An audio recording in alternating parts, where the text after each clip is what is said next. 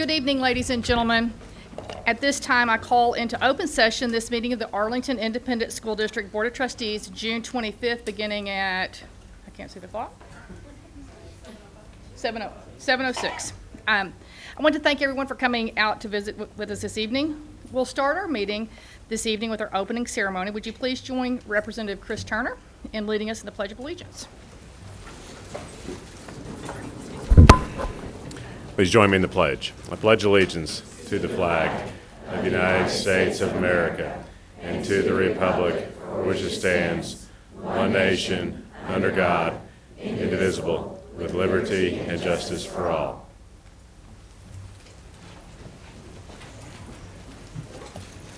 Thank you. If you would please silence all your cell phones and electronic devices and things that make noises to avoid disruptions to those around you, and join me in a moment of silence.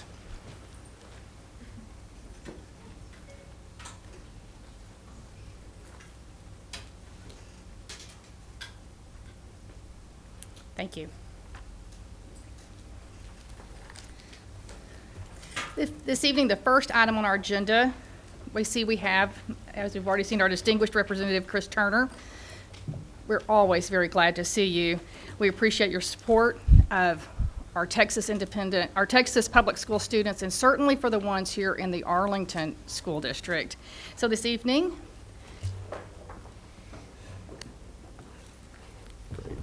Well, thank you, President Sullins, Dr. Cavazos, and members of the board. It's great to be with you this evening. This is kind of bringing back flashbacks. I feel like I'm laying out a bill in a committee in the House. It's great to be home, and it's great to be back in Arlington.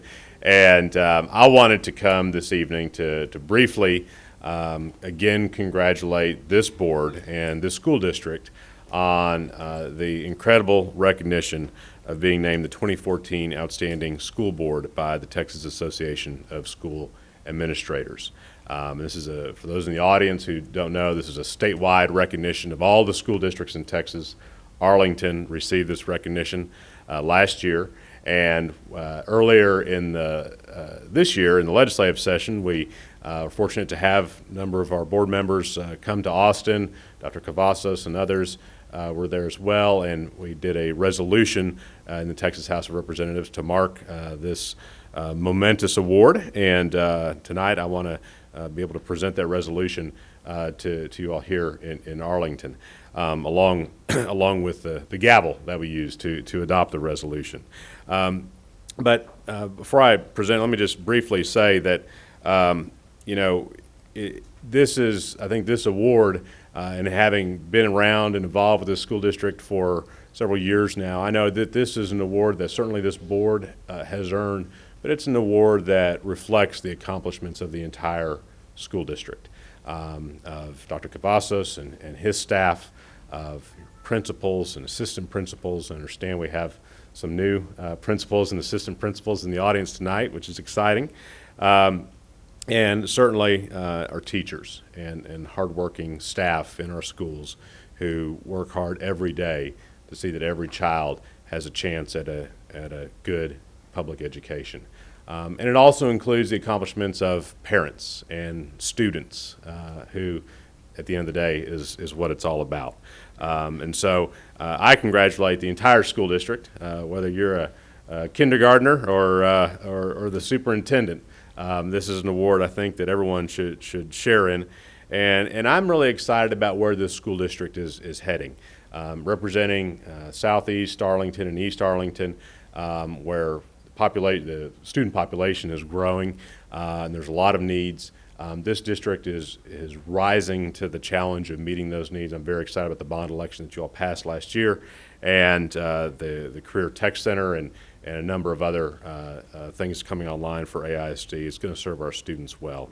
And finally, just on personal, let me say I'm very proud to be able to represent this school district in Austin. And when I hear people in Austin or elsewhere, talk about public education and say, well, our schools are failing or public education isn't the answer. I tell them you need to come to Arlington, and you need to come to an Arlington school or an Arlington classroom, because there you will see with the power that public education brings to changing a child's life and putting him or her on the path to success. And that's because of the leadership of this board and your great team here at AISD. So I congratulate you, and let me present this resolution. I know you guys have heard this before, but not everyone in the audience has. So this is House Resolution 111 from the 84th Legislature.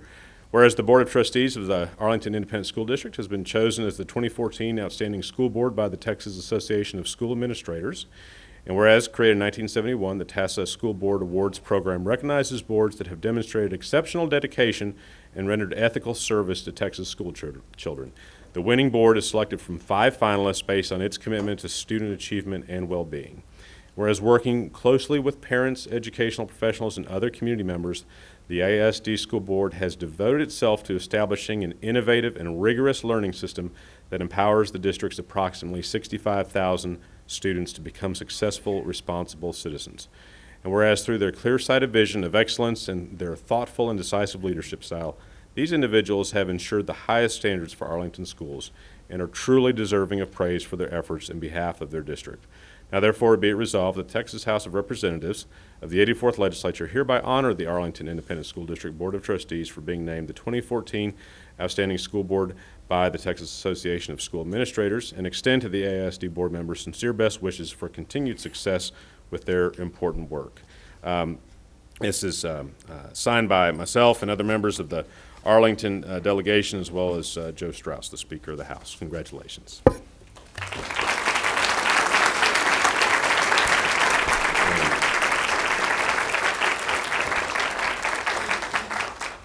Thank you so much, Representative Turner, and I want to thank you especially for recognizing the people who also truly deserve praise as all of this comes together from our classrooms, our teachers, our students, our faculty, our leadership team, because it takes the entire team for this school district to serve students exceptionally well.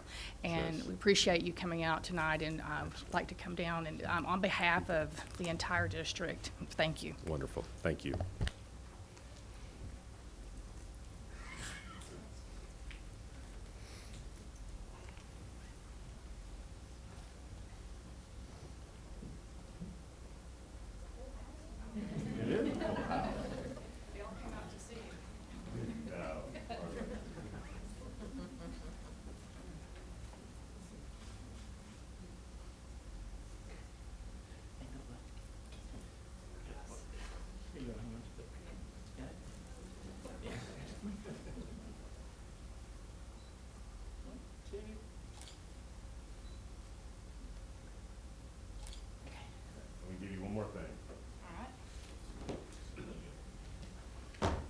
This is the, you can use this too.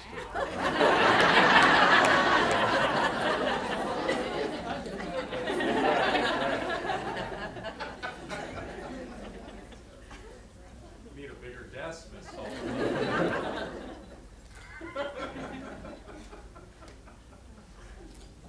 Can one person carry it? Thank you very much. We appreciate it, and for all that you do for Texas Public Schools. Thank you. Thank you.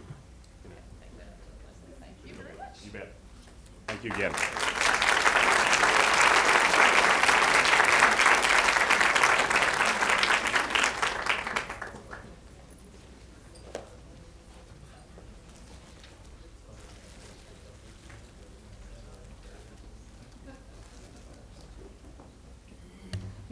No, Dr. Rush, I am not.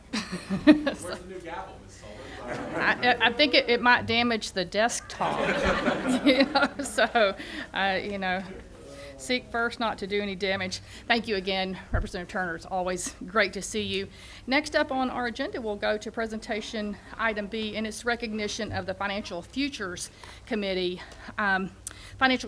Futures Committee make recommendations for the budget as appropriate, including additions and deletions. The budget we'll be reviewing later this evening. Ms. Powell. Thank you, President Sullins, board members, Dr. Cavazos. For more than 20 years now, this community has engaged in the budget preparation process for the school district through a committee, and today it's called the Financial Futures Committee.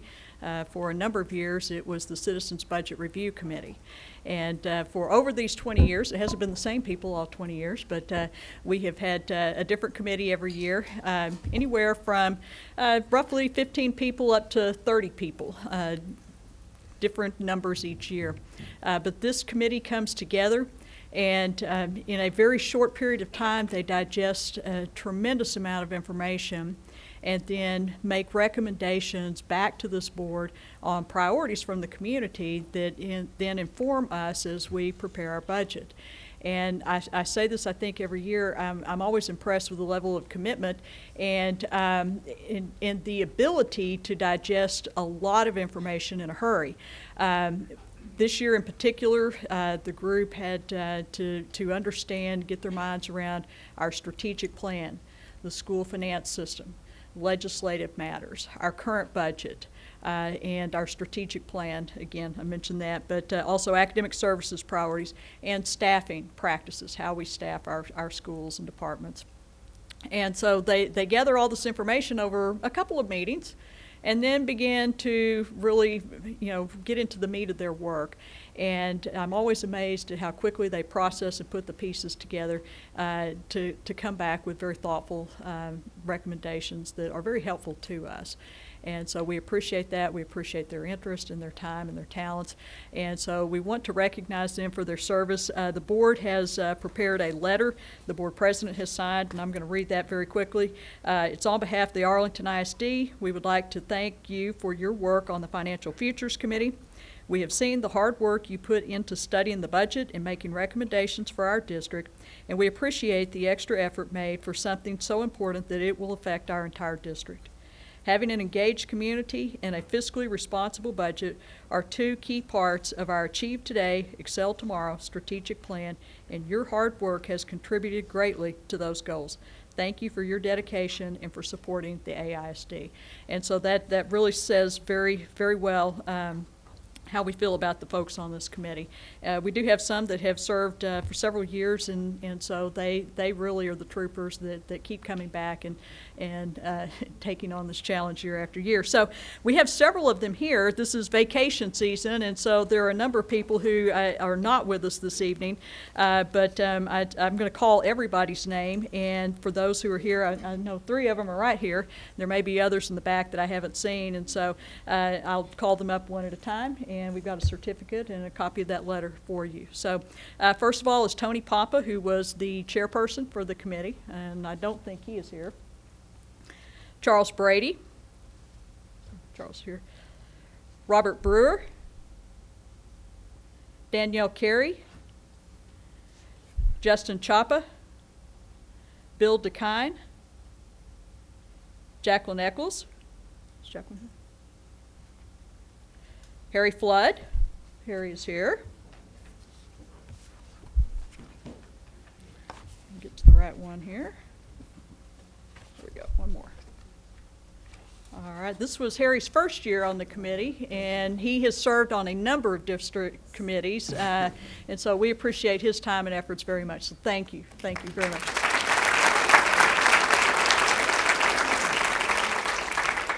Then we have Demi Garland, who I don't think is here. Jeff Harris.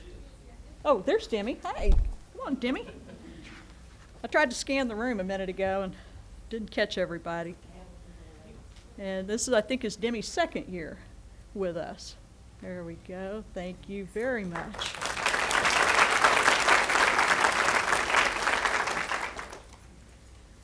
Shannon Hanrahan. She here? Okay. Jeff Harris. Giles Hawkins. Nick Heiser. Gara Hill. Mark Kamla is one of our principals. Jeff Levy is here.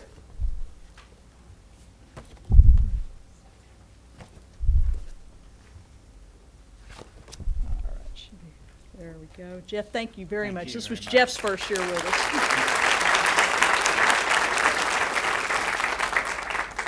Mindy Marshall. Ann Mason. Greg Meyer, Claire Miller, Quasi Satcher, and David Wilbanks is with us. And David is a repeat customer. There you go. Thanks, David. We appreciate it, as always. All right. Thank you very much. And again, they provide a tremendous service year after year. They made recommendations that we'll touch on in a few minutes as we adopt the budget, but there are several of their recommendations are reflected in this year's budget. So thank you all very much. Thank you, Ms. Powell. Ms. Mays. Ms. Mays, you served as on this committee this year. I know you wanted to make a few comments. Yes, please. Will all of our members please stand up one more time?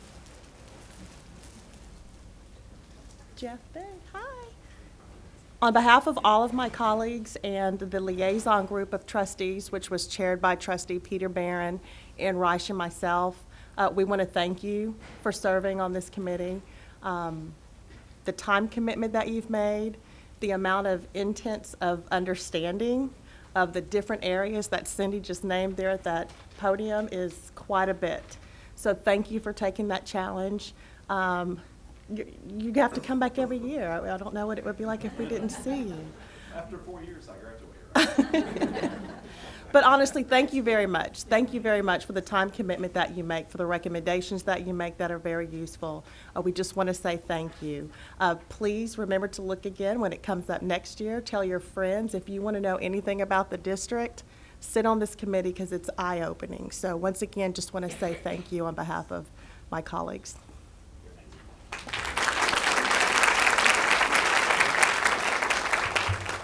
Thank you very much, team, and imagine after all the many, many hours you've already donated to the district to be here in the summer this evening, we really appreciate you being here, but certainly understand that others are out of town, so thank you. Look forward to working with you again and again.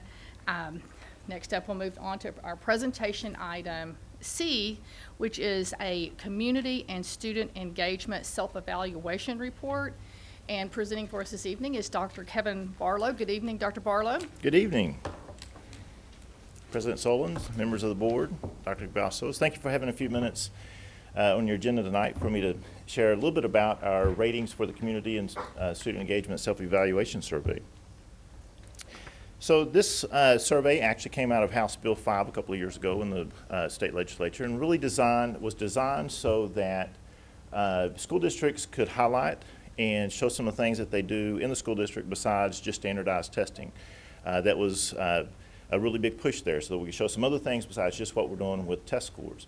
And probably as you may have kept up with accountability conversations during this past legislature, we may see more of this, and we'll probably see some morphing and evolving of that whole process. But so what I'm going to do is I've got one slide here with just a couple of details, and then I'll go into the results. Not a whole lot of slides, just a few numbers, and we'll have a little bit of conversation. So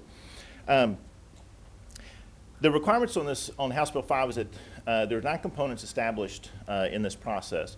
And the criteria and the evaluation and ratings are set by district, by the district. The district can use a variety of processes. Most of them use some sort of district-wide committee, which my understanding was done a couple of years ago with this process. And we just kept that the same as we did last year, so that it would be a little bit standardized as we move from one year to the next, and we can talk about comparing from one year to the next. So ratings are applied very similar to what we used to see under the old accountability system: exemplary, recognized, acceptable, unacceptable. We do have some campuses that might fall in a non-applicable category, like our pre-K center and some of our alternative campuses and so forth. All campuses within the same school level have the same criteria for self-evaluation. So basically, what most districts do, and we did this, where you set up some sort of criteria that you would kind of measure yourself against, and then you would use that same criteria amongst any of the campuses that fit that same grade span. Must have documentation supporting the ratings. Results reported to the board, ratings and compliance status posted to the district website. And then ultimately, in August, it'll be, or fall, it'll be posted on the TEA website. Okay, so let's just take a minute here and look at some of our results. The categories there, the first category is fine arts, and again, you have exemplary, recognized, acceptable, and unacceptable. Had a few campuses there in the non-applicable. Again, that would be like the pre-K and the some of the alternative campuses. I'm not going to spend a lot of time going through the distribution of all the campuses. What I'm going to kind of focus on is the district, and so you'll see the very bottom line there is the district level. And so in this case, fine arts, the district, we rated ourselves as an exemplary. So fine arts would be, we would look at things like plays, concerts, all those fine arts activities, how many activities were on the campuses, how many people attended, that sort of thing. Wellness and physical education, again, district had an exemplary category or exemplary rating. You can see the distribution there with most of the campuses being in the exemplary area. No unacceptables on any of these. Then we move on to community and parent engagement, and so that would be like your parent nights, the art shows and so forth that would bring your parents into the school district or into the campus. There we rated ourselves as a recognized, didn't have quite as many activities and quite as many parents attend that we would like, and so that would be a goal or a target maybe as we move forward to just have more involvement there.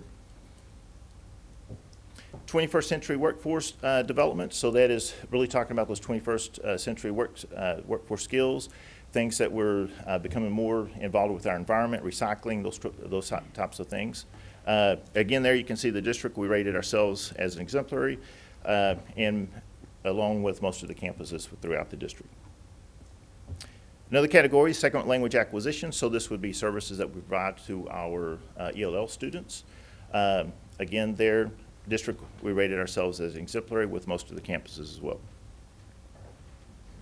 And digital learning environment, so access to those digital devices. How many do we have? Do we have those one-to-one ratios with students and so forth? Again, exemplary for the district and most of the campuses. And dropout prevention strategy. So there, what are we doing within the campuses, especially the high schools, with respect to dropout prevention strategies, keeping students in school, making sure that they graduate and so forth. And again, most of the campuses and the district there at the exemplary level. Educational programs for gifted and talented. So part of our requirements are self-met or self-established criteria there would be like your AP dual enrollment, any GT programming on the campuses, the number of students that participated in those activities and so forth.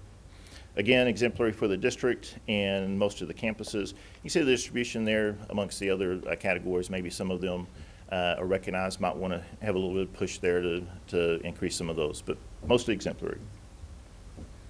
And then the last category there is compliance and policy reporting, which is basically did we fill out our district improvement plan and our continuous improvement plan on all the campuses.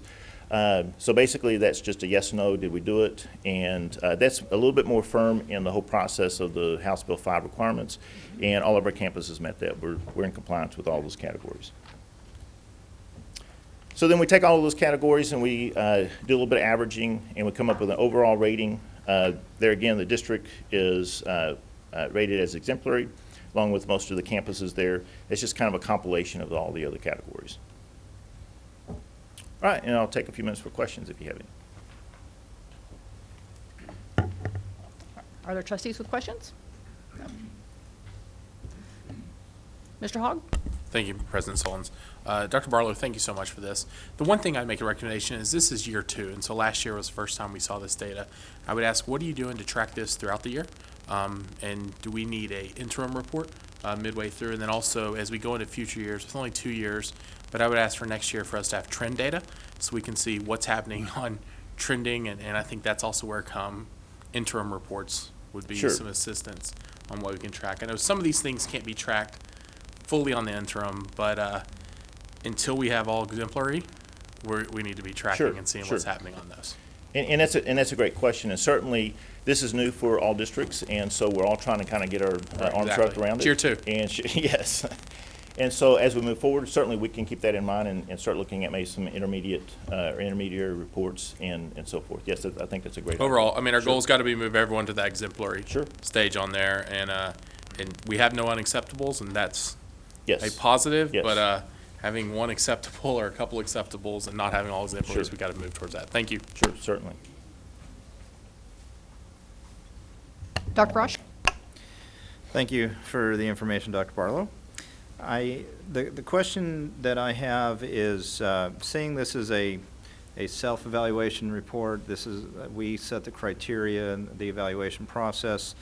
have we or TEA or anybody looked at the comparisons between districts as far as, are we using similar criteria? How robust is one district versus Certainly. another, and that type of thing? Certainly, that's a great question. And that's some of the conversations as I'll talk to other colleagues in other districts, and I go to the assessment conference and so forth, and try to stay in tune to what's happening throughout the state. I think everybody has that same question is, okay, this is really good data, and it's really a process or mechanism for districts to highlight some of the really nice things that they're doing. But you're exactly right. With that lack of standardization, it's a little bit difficult to compare ourselves to other districts, because every district designs their own criteria. So you could have a district that literally, design very simple criteria to meet, and they could be exemplary in all categories. Right. So yes, that's a question throughout the state: is how do we actually benchmark, or maybe not benchmark, but compare ourselves to other districts and have meaning with that? Yes. So is there any plan or guidance at this point from the TEA on where that may go into the future? I would say, my guess would be is that conversation is not happening, just because the whole idea with House Bill 5 was to give the district total control over how they evaluated themselves.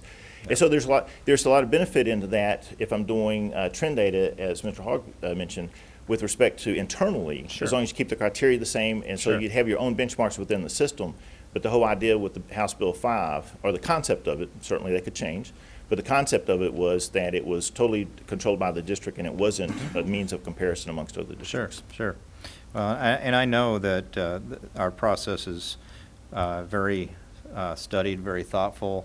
It's as unbiased as you can be internally, and it's fair. And I'm always thinking about maybe there's other districts that would give themselves a few gimmies, and I don't. We don't do that, but I would not want to be in a situation with a comparison district where their self-evaluation comes out significantly better because Sure. maybe they have weaker standards Sure. than what we have, because we have high expectations and high standards, and yet we still have these great results. So, Sure.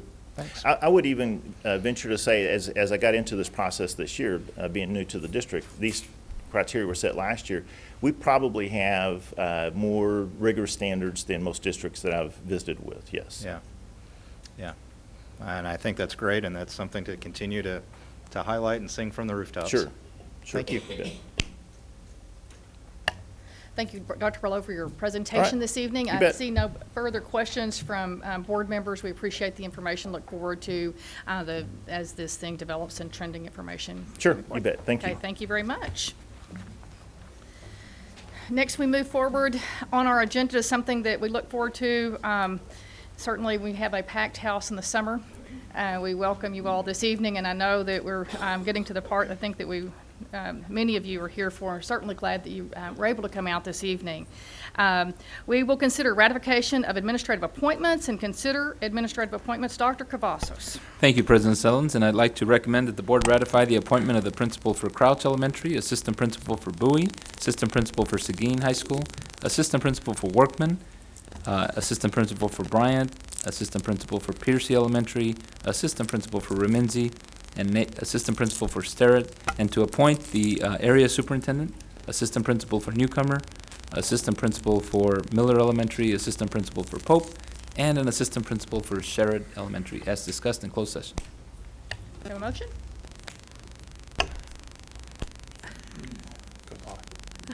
Thank you, President Sullins. I move that the Board of Trustees approve appointments, items from both A and B, the ratification and the administrative appointments as recommended in executive session. Second. I have a motion by Ms. Walton and a second by Mr. Hogg. Is there discussion? Ms. Walton, your light is on. Did you have discussion? Okay, You gotta clear it, Jamie. there we go. Thank you. I have a motion by Ms. Walton, a second by Mr. Hogg. And no discussion, please vote.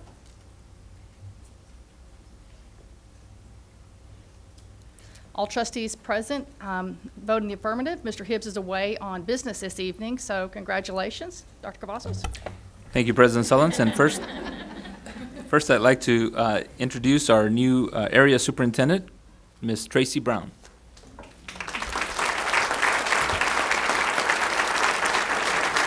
Tracy attended Texas Women's University in Denton to receive her Bachelor of Science, Texas A&M University Commerce for her Master of Science.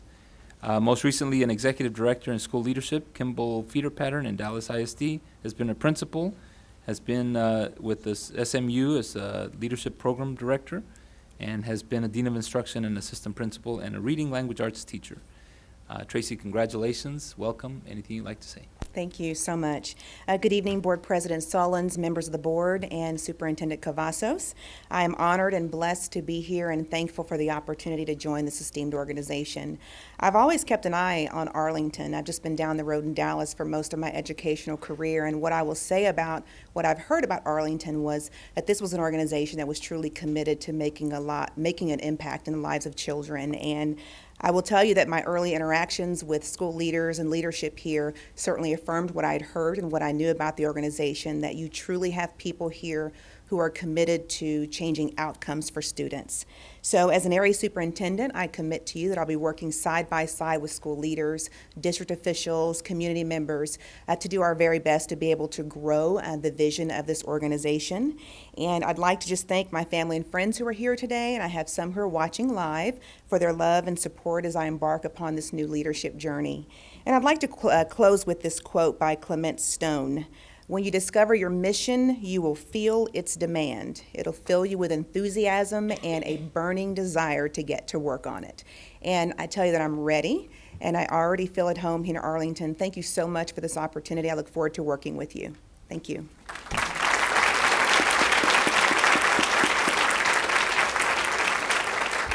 Next, I'd like to introduce the principal for Crouch Elementary, Ms. Delise Hardy.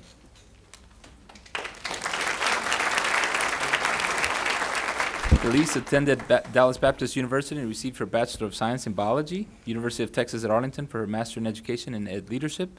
Most recently, a principal at Bowie Elementary in Grand Prairie, has been an assistant principal, has been a math and science strategist, a bilingual dual language teacher, and a tutor and a reading specialist. Delise, welcome. Congratulations. Anything you'd like to say? Yes. Thank you, Dr. Cavazos, President Sullins, and esteemed members of the board. Thank you so much for the opportunity to join Arlington ISD, a district well known for its level of excellence and community, a premier school district with a global perspective. I am so honored to be joining the amazing staff at Crouch Elementary. I'm excited about the great things that we will accomplish. We will come together to engage all of our students in relevant, innovative, and rigorous learning experiences so that they can all reach their maximum learning potential. We will give them the one thing that can never be taken away, the greatest opportunity they will have, an excellent education. I greatly believe in this staff and in our students. I personally commit to leading with empowerment, passion, and integrity to continue the great work already started as we build strong relationships and work towards high levels of excellence at Crouch. I also look forward to working with such inspirational leaders here. I have already had the pleasure of collaborating with Dr. Hobrick and Matt Brown, which have been instrumental during this transition. I look forward to working again with Dr. Wirtz, who has been a mentor for many years back. I look forward to working with the many other great leaders that contribute to the inspired vision and strategic plan as spearheaded by Dr. Cavazos here in Arlington ISD. I'd like to take the opportunity to thank two special men with me tonight, my father, who instilled the importance of education at a very young age, and my husband, who without I couldn't do everything that I do, and they're here and I thank them. To the staff at Crouch, I want to say thank you for all the work that you continue to do for our students, and how excited I am to be serving alongside you in the most important work that we do, the work of kids. Thank you.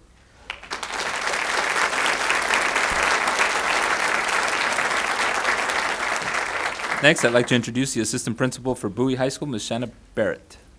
Ms. Barrett attended the University of Oklahoma to receive her Bachelor of Science in Science Education, UT Arlington for her Master of Education in Ed Administration. Most recently, a science coach for Fort Worth ISD, a chemistry teacher before that, has also taught science at different school districts and different campuses. Ms. Barrett, congratulations, welcome. Anything you'd like to say? Thank you so much to President Sullins and to the members of the school board and Dr. Cavazos. I just want to say thank you. I feel extremely blessed to have this opportunity. I just want to take the time out to thank my family and to also thank Mr. Manley, my new principal.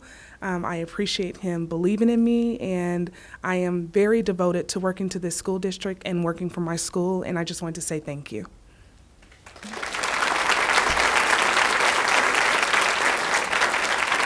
Next, I'd like to introduce the new assistant principal for Seguin High School, Ms. Rosa Darca.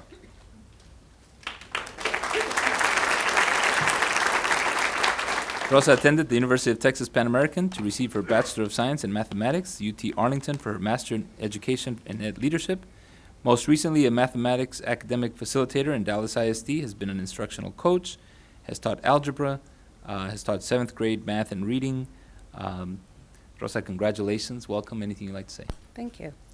Yes, President Solons, distinguished board members, and Dr. Cavazos, I would like to thank you for extending the invitation to be part of the Arlington Independent School District. I also want to thank my new principal, Mr. Nix, and his staff for giving me the opportunity to be able to serve the students, the staff, and the community at Seguin High School.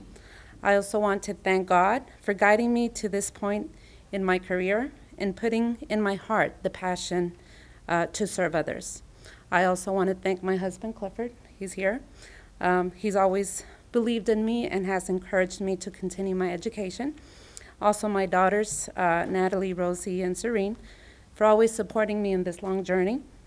I also want to thank my mom, my brothers, my sisters, for my family back in Dallas ISD, my coworkers, and of course, my church family. I am committed to giving my best and look forward for the opportunity. Thank you.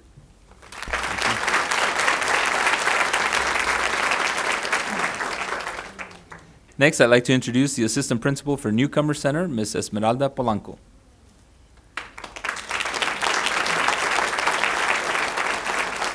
Esmeralda attended the University of Texas in Brownsville and received her Bachelor of Arts in English, Lamar University for Master of Education in Administration. Most recently, an academic specialist in Irving ISD, has been an intervention specialist, a reading and math intervention teacher, a bilingual teacher for the 5th and the 4th grade. Esmeralda, welcome. Thank you. Thank you, Dr. Cavazos, members of the board, President Solons, for this opportunity. I want to take this opportunity to thank God, first of all, for his perfect timing and also the serendipitous journey that brought me to Arlington ISD. The more that I learn about it, the more I am thankful and grateful to be here. Also, my parents for instilling in me the value of an education and also the work ethic to make it mean something. My brother Osvaldo for always setting an example and paving the way for me to be here.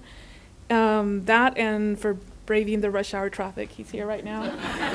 The rush hour traffic from across the Metroplex to be able to be here. And finally, my new principal, Christy Strybosch, for envisioning this coming school year, all the challenges that are to come and all the unknowns, and choosing me to be a part of her team. Thank you.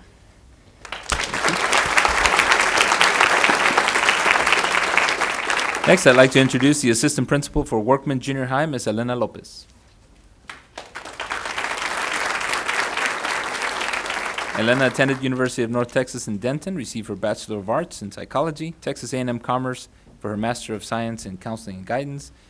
Most recently, an Assistant Principal at Ferguson Junior High, so she's just moving down the road. Assistant Principal at Crow, and has been a counselor and an elementary teacher. Elena, welcome.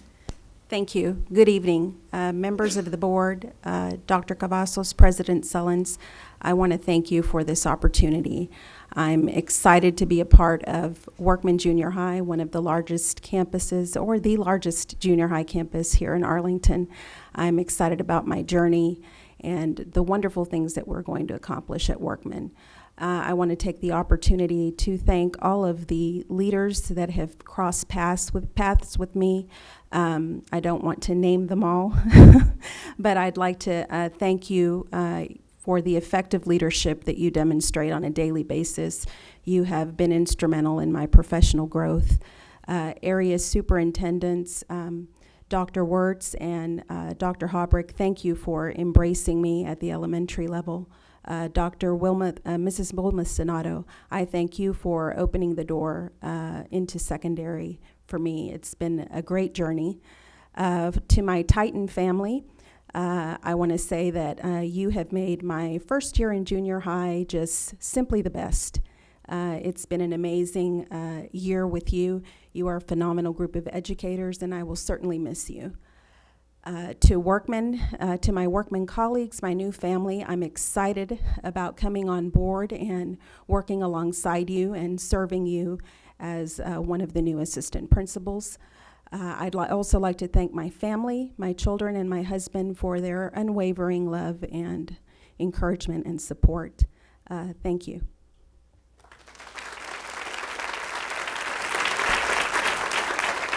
Next, I'd like to introduce the assistant principal for Bryant Elementary, Ms. Taffy Loving.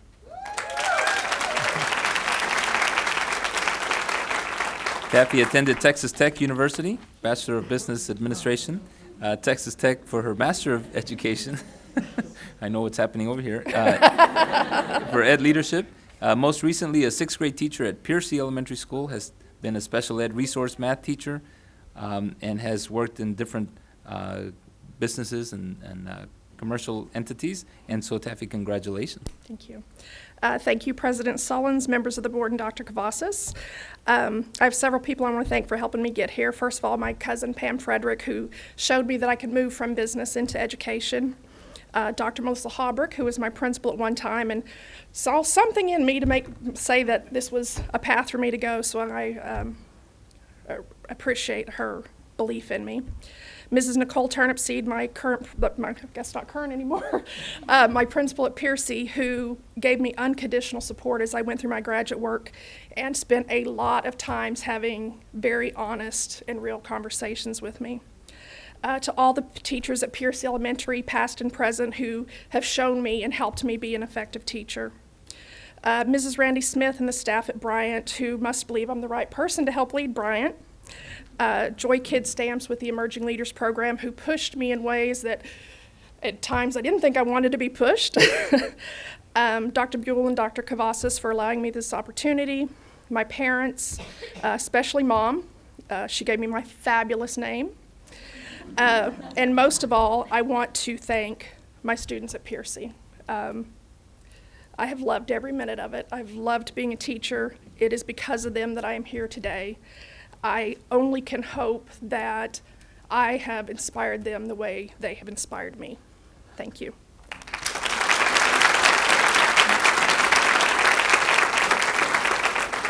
Next, I'd like to introduce the new assistant principal for Miller Elementary, Ms. Karen Tufts, and she's not able to attend tonight, so we will introduce her at a future board meeting. She attended the University of Texas at Arlington, Bachelor of Arts in Interdisciplinary Studies, and University of Texas at Arlington for Master in Education and Leadership. Most recently, a math academic specialist, and a 6th and 7th grade math teacher and a 5th grade math teacher in Irving, and has taught 5th grade math and science in Killeen. Again, we'll introduce her in August. Next, we move on to the assistant principal for Piercy Elementary School, Ms. Cody Venduzzi.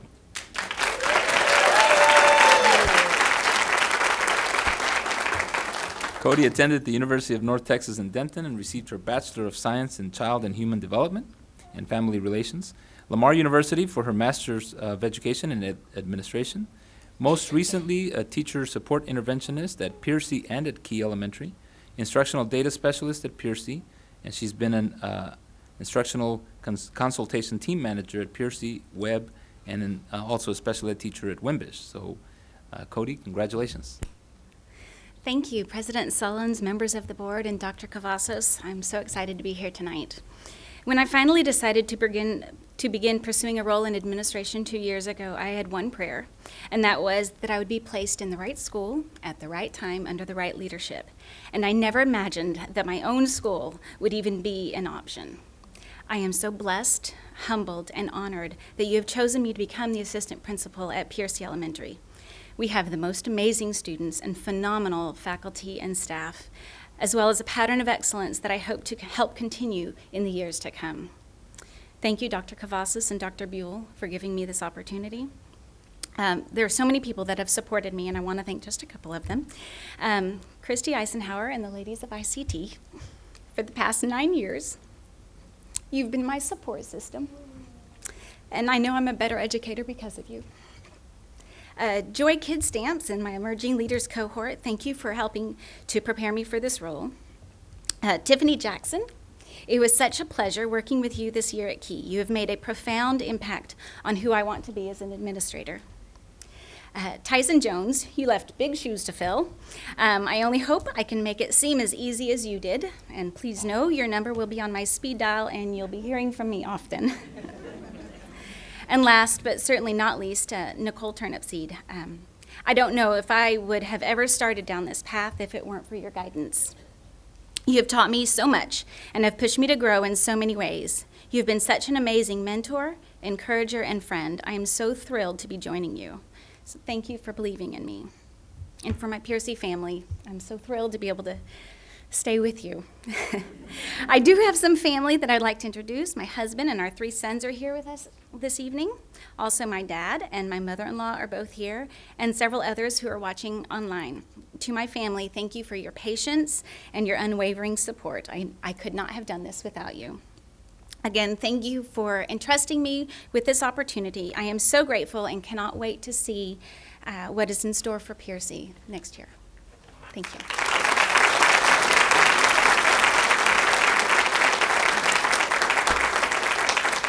Next, I'd like to introduce the Assistant Principal for Pope Elementary, Ms. Lilivette Hamner.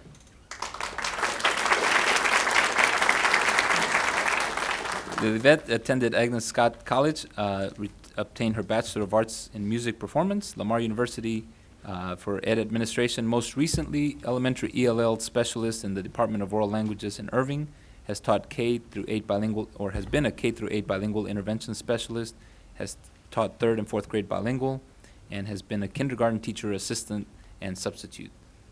Lilivette, congratulations. Thank you, President Sullins, Dr. Cavazos, and members of the board, for this opportunity to serve as assistant principal at Pope Elementary. Also, special thanks to Ms. Kilgore and the staff at Pope. It was so great to see some of their faces here and not sitting across the table asking me questions. I'd also like to thank my husband. Without him, I probably wouldn't be standing here with all his support. He's actually a product of Arlington ISD, went through Ditto, Young, and Martin, and he's a pretty good guy, so I think I'm in a great place. I'd also like to thank my son Lucas for his patience, especially this last few weeks, and for his opinions that he likes to share. I'm excited to be near him as he transitions from Duff to Bailey next year. I'd also like to thank my mom, Arminda Morales, who gets to be here tonight, for her encouragement and her advice, even when I didn't want to hear some of the advice. And my in-laws, who are some of my biggest cheerleaders and I know are watching in Iowa, Deborah and Steve Hamner. And lastly, thank all of the family, friends, and mentors that I've had throughout the years. They've helped me to grow and learn. I hope to continue to grow and learn here as an instructional leader, serving and supporting the students, parents, staff, and at Pope Elementary. I look forward to it. Thank you. Thank you.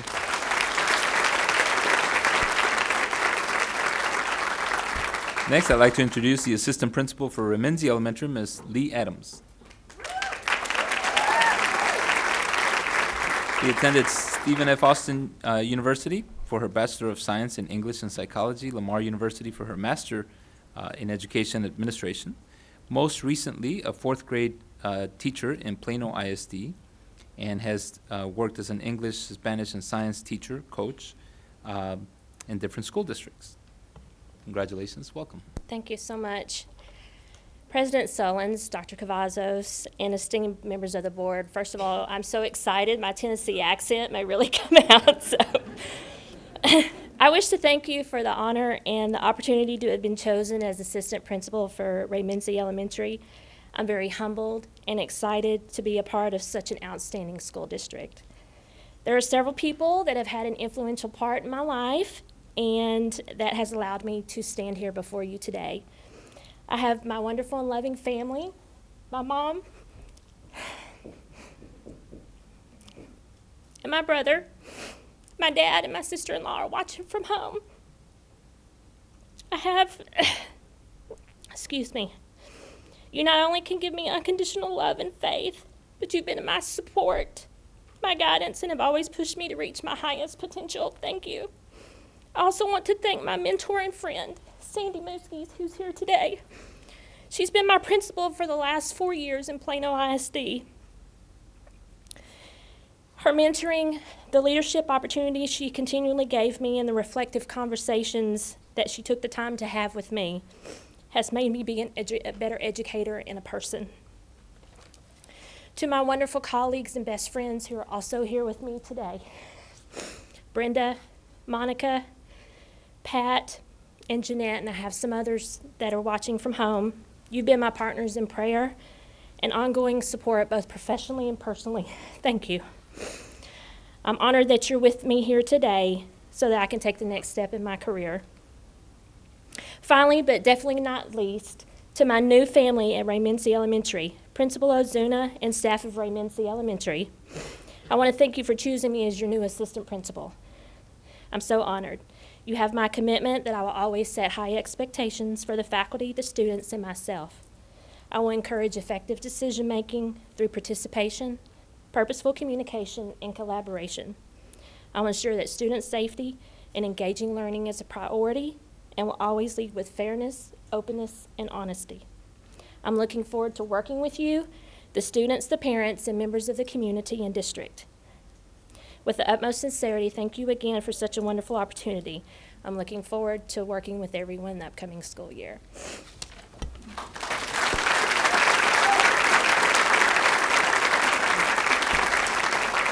Next, I'd like to introduce the assistant principal for Sherrod Elementary School, Ms. Joylina Waits. Jolina attended Texas A&M University in College Station. Giggle. I always pause for that, just for that. So, received her Bachelor of Science in Journalism and English, University of North Texas in Denton for her Master of Education in Ed Administration. Most recently, the instructional coach and RTI facilitator at Berry Elementary School. Has taught third grade English Language Arts and second grade. So, Jolina, congratulations. Hi. Thank you. Good evening, President Sullins, members of the board, Dr. Cavazos, Dr. Hobbrick for seeing my growth and believing in second chances, Principal Sherrod, Mrs. Moore, for this amazing opportunity, Joy Kid Stamps, the Director of Emerging Leaders, for pushing me, guiding me, and nurturing my growth as a leader, and preparing me for the task ahead. My colleagues at my former campus at Berry, including Mr. Beaver and Mrs. Gonzalez, my family for always standing behind me, encouraging me, and making it seem normal when I chose to color outside the lines. My friends for all their support, and my faith for allowing me to know that every test that I've been through has been a testimony to inspire and uplift others. I am profoundly honored to serve the community, parents, students, and staff as assistant principal at Sherrod Elementary. When speaking with Dr. Cavazos earlier this week, I recounted one of my favorite quotes by Mark Twain. The two most important days in your life are the day you were born and the day you find out why. The day I found out why I was born was when I finally stopped running from being an educator, embraced it because it was in my blood and it was something I was born to do. I am excited to be a Sherrod Shark, and I can't wait to meet the rest of the Sherrod staff so that we can help ignite the fire with students to help them figure out why they were born and how we can nurture them to fulfill their purpose. Thank you.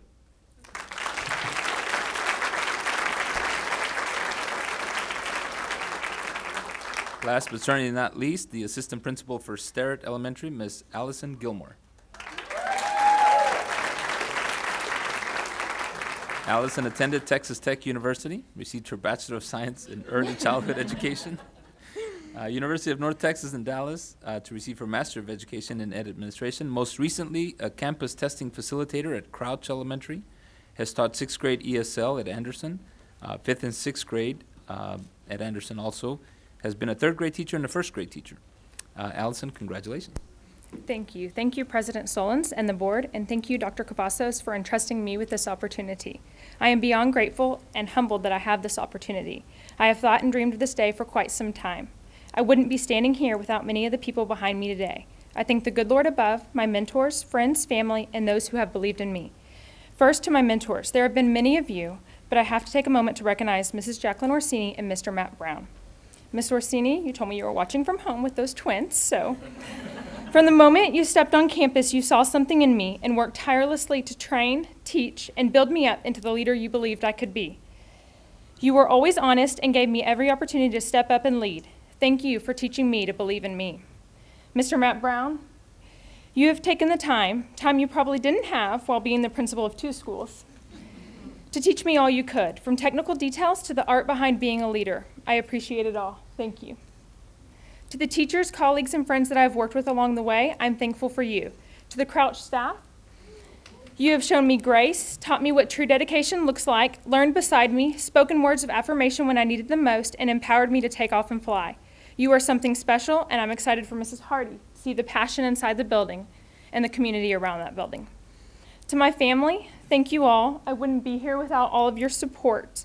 My husband, Justin, you are my biggest cheerleader, and even while running your own business, you make sure to have that balance between home and work. You've also always encouraged me in my career and helped me in any way that I can. Caroline and Carter, my children, you are my why. I love you both, and I hope to make you proud each and every day. It was really fun to come home and tell my soon-to-be second grader that I was going to be an assistant principal. Her eyes got really big and said, "You're going to be an assistant principal?" To my parents, Max and Susan Spencer, you've taught me throughout your own career as teachers here in Arlington ISD that education is noble, rewarding, and a worthwhile profession. You both had impeccable work ethic and believed in what you did. You modeled utmost professionalism and made sure to give all you had to your students, and then came home and did the same for Mark, Andrea, and me. Thank you for your example, love, and care. I love you both. To the rest of my family, Granny, my mother-in-law, Johnette, they're here as well. I couldn't balance this life without you. They're always helping me in some way or another. Thank you for your love, support, and help day in and day out. Same to you, Andrea. Love you. Finally, Sterrett, I've heard all the great things. Thank you, Mr. Wofford, for believing in me and giving me this opportunity. It is obvious that you and Miss Evans are tremendous leaders, and I'm thankful to be a part of your team. I look forward to meeting each and every one of the teachers, as well as the community and students. I'm excited to get to work. Thank you.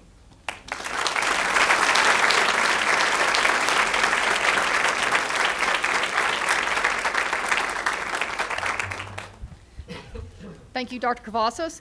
And as is our custom, we ask the appointees follow Mr. Kale to the lobby for receiving lines so that we can welcome and meet you. And if you would please, audience would please let the board go first. We'd appreciate that so we could take a very brief break so we can get back to work in about 15 minutes we need the battery back there. Yeah, about 15 minutes. Thank you.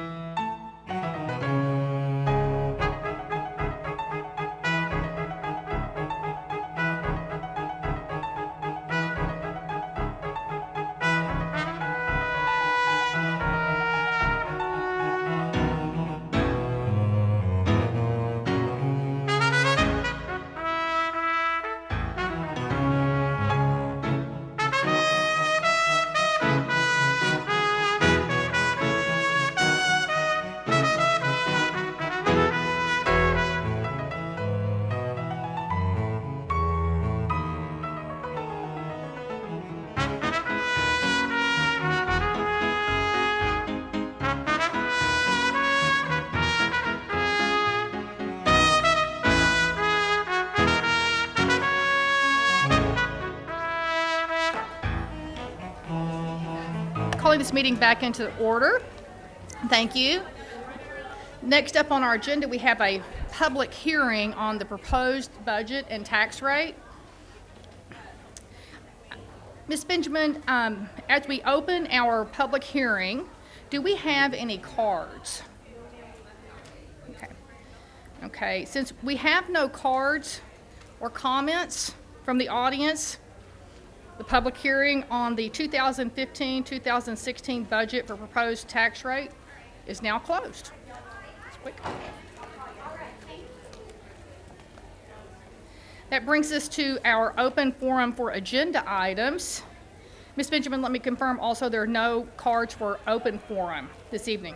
The next up is our action item A, which is the adoption of the 2015-2016 fiscal year budget. Dr. Cavazos? Thank you, President Sullins. And as you're aware, we've been working on the budget and brought it to several board meetings, and it's now ready for its final presentation.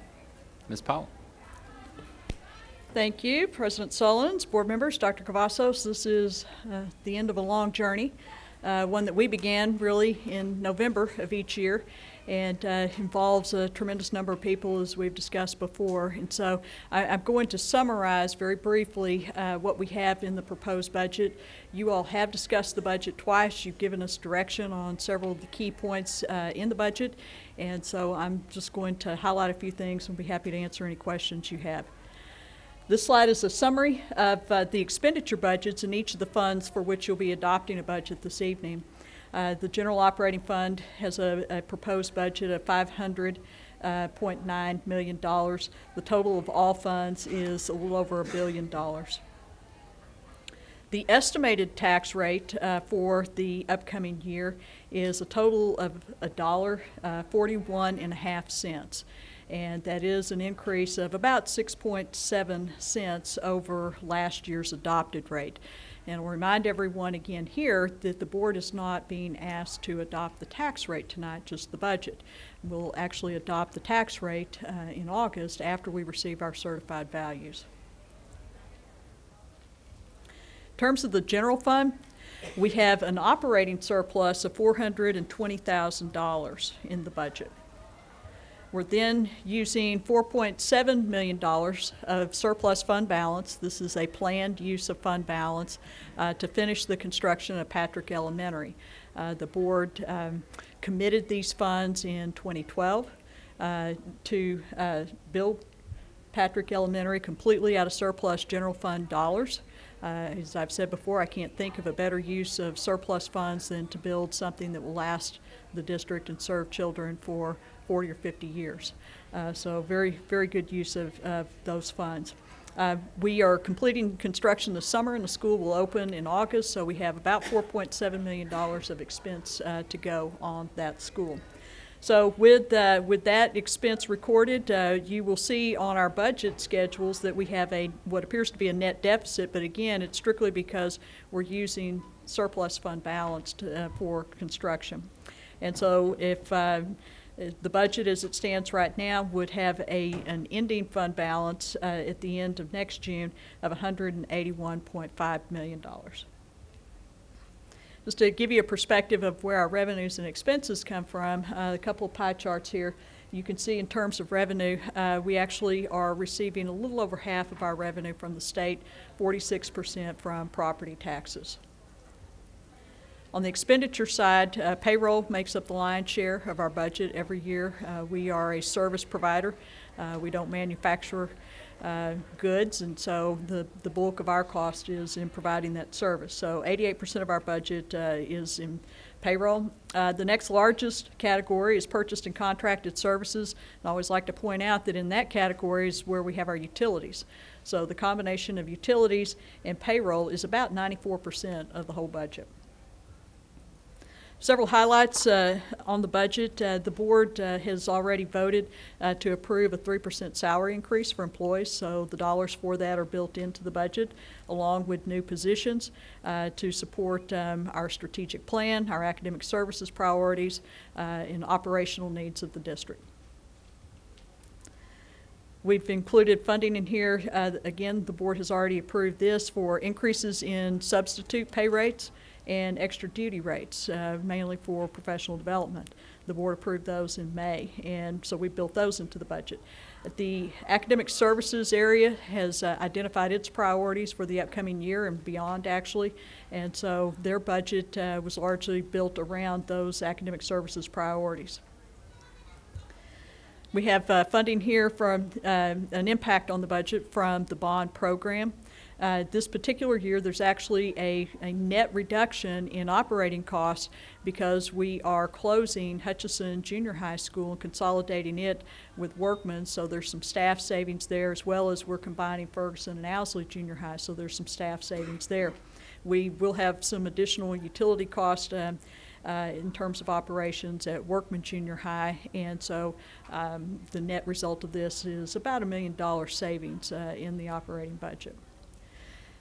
Each of the last 3 years, we've had funds included in the budget for our strategic plan. The first year we brought it as a budget amendment, and then last year and for the 14-15 year, we included the dollars in the original budget, but there were funds there for the initiatives that we were focused on in each of those years that related to our strategic plan.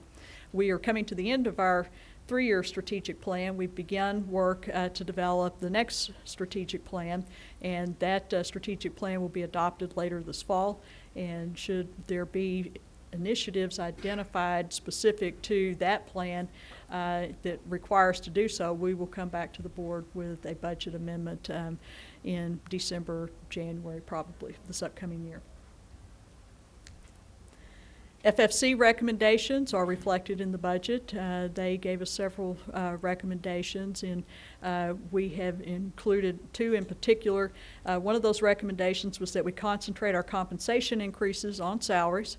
And so we have done that in the budget. The compensation increases entirely in the area of base salaries. Then they also made a recommendation that we increase security staffing at our high schools to meet the unique needs of each of our high schools. And so based on a review of each of our high schools, we've added 8 officers here to meet those needs. This slide shows a look at our fund balance, and we project that at the end of next year that we will have a total fund balance that amounts to over 4 months of operating expense. And again, remind everybody that credit rating agencies like to see that districts have 2 months worth of operating expenses in their fund balance. So we have very healthy fund balance. Multi-year budget forecast is something that we work on each year, and we are doing so now. This is a tool we use that helps inform our upcoming budgeting process.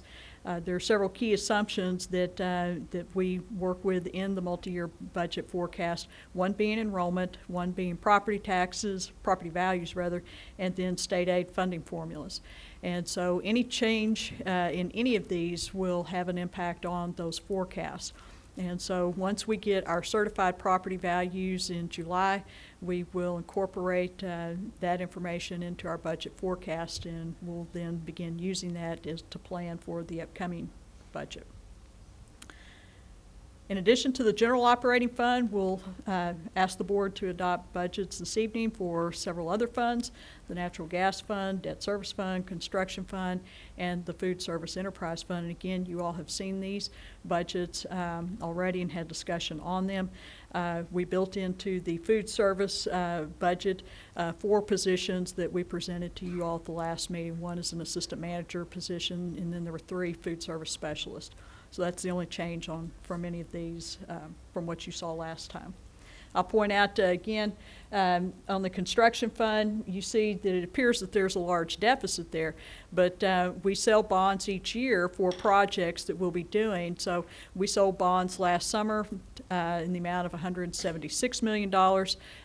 Those funds, a lot of that work is now taking place in this upcoming year, and so we're simply drawing those dollars that we sold last year in terms of a bond sale.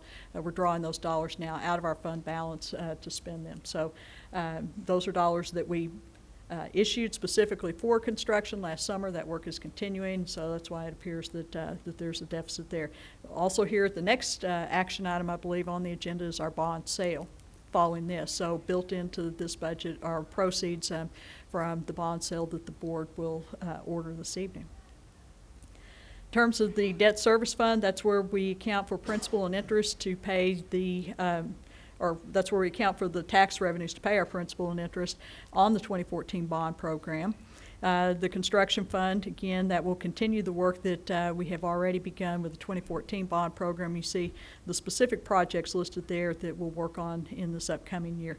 There's a tremendous amount of construction now that's going to begin in the next couple of months. We spent the last year doing the design work and selecting architects and construction management firms and going through the design process, and now we are moving into the construction phase. In addition to construction, we will also have purchases of technology and fine arts instruments and uniforms, and then also vehicles, both buses and white fleet vehicles.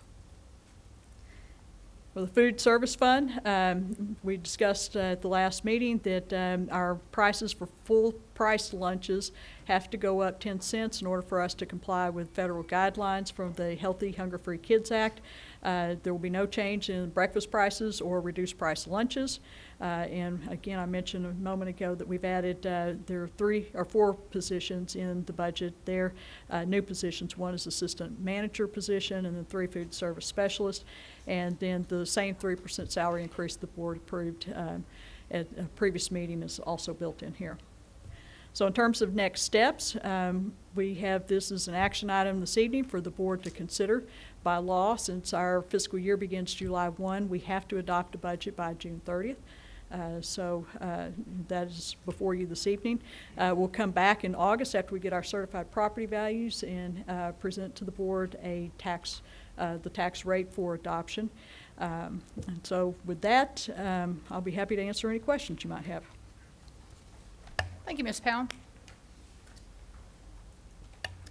Are there trustees with questions this evening? I know we've reviewed these materials many times over and appreciate the work and the level of detail that goes into putting together a budget of this magnitude, and the time that staff has spent with us already has been tremendous, but just checking to see if there's any other questions, or other than that, maybe someone would like to make a motion.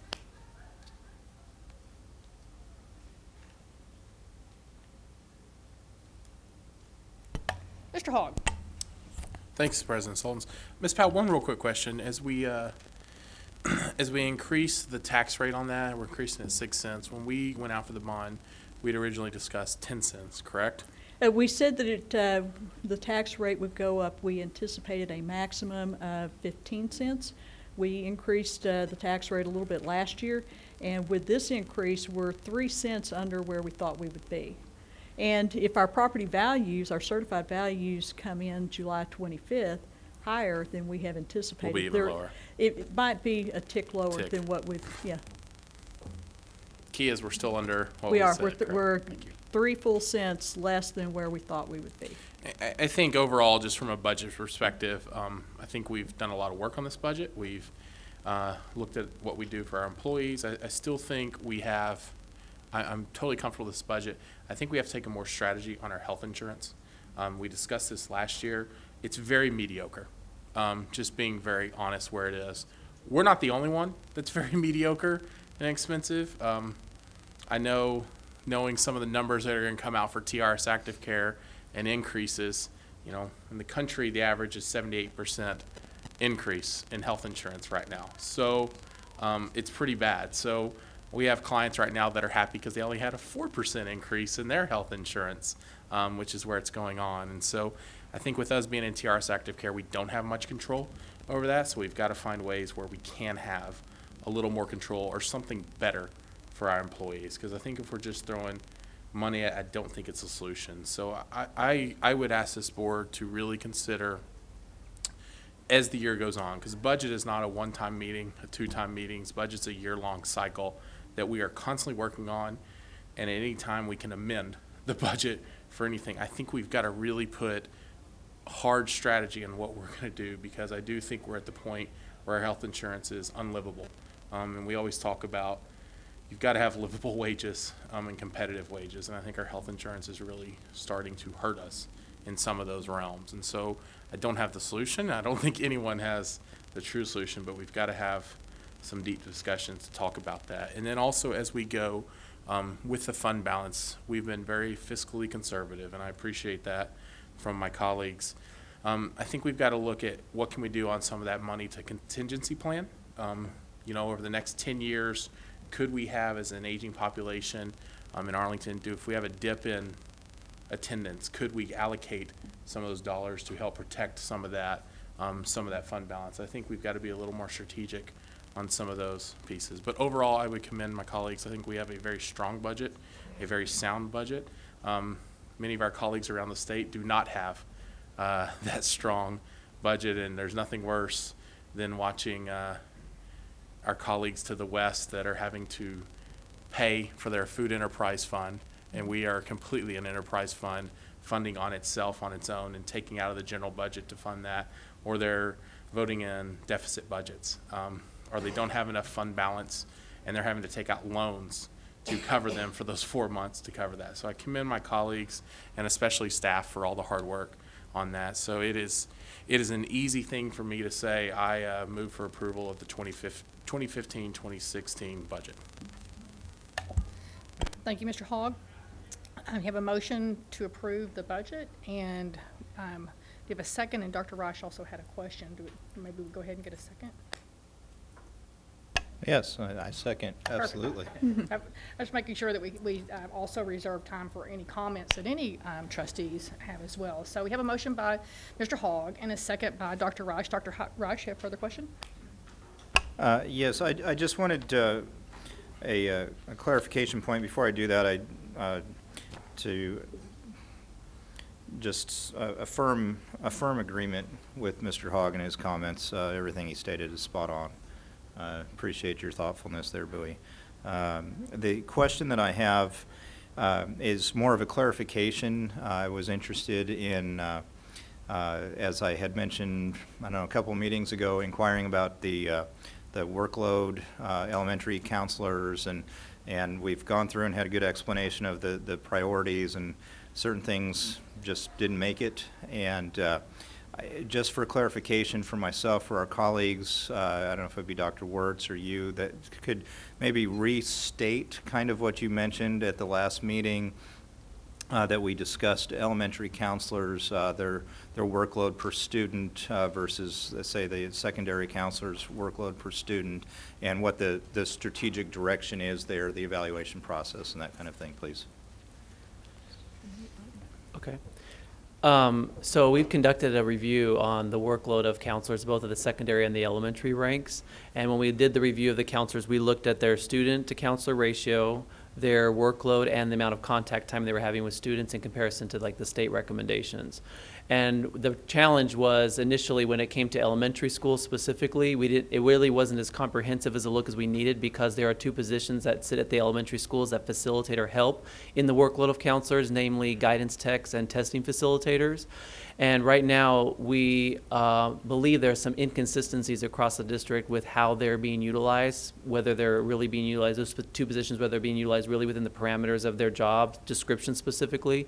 And so this year, we're going to be doing some review of those two specific positions and providing some training to campus leadership with regards to how those positions are designed and intended to be used to help facilitate some relief on the part of the counselor so they can spend more time, more contact time with students to do guidance, and then conduct another review once we know that's being done effectively to determine whether we need to in fact recommend an additional staffing units at some schools for counselors.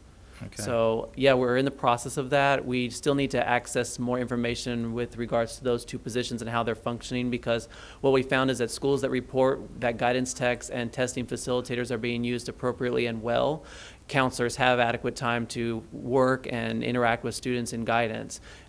In situations where that's not the case, that's a challenge for counselors to do.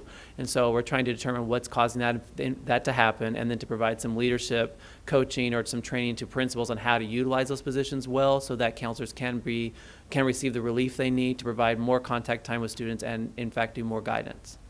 Okay, so after evaluation and I guess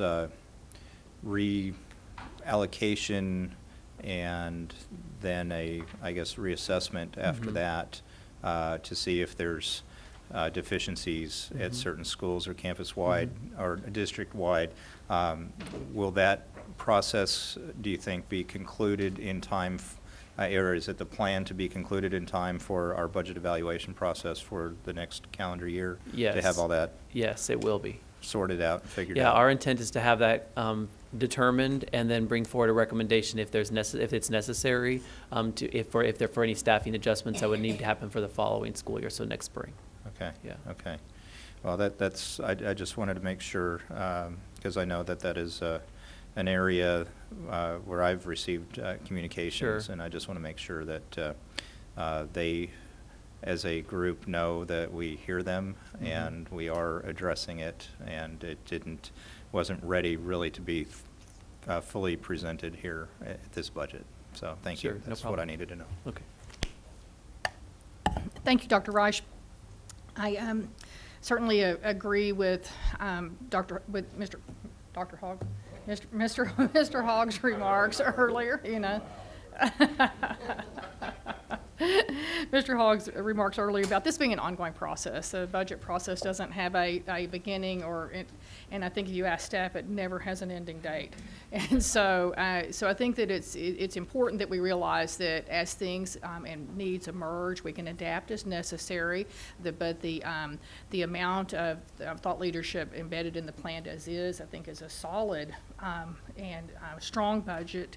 And I agree with you also, Dr. Reich, on these emerging needs, particularly in counseling and other areas. And we will know the strategic plan investments may be coming up in the fall, so we have plenty of other times to address these things as well. I'm also very interested in what could be done for health insurance. It's a problem, as you said, just not just facing our district, but the state and nation. And while we understand that it is a very important need, it's one that takes some serious thought leadership and discussion. So I appreciate your comments on that as well. As you know, as I mentioned earlier this evening, Mr. Hibbs could not be here. He's away on a business trip, but he did leave a statement about this budget before he voted because he wanted to share his thoughts. So I'd like to read that. It says, from John Hibbs, says, "I'm sorry to have missed tonight's meeting due to business travel. Much work has gone into the development of the 2015-16 budget. I applaud and congratulate my fellow trustees and the administration for developing a fiscally sound budget that provides funding for our students to excel and our employees to be compensated fairly."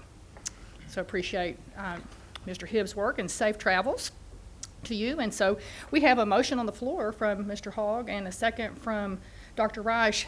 I don't see any more lights for other questions or comments. So please vote.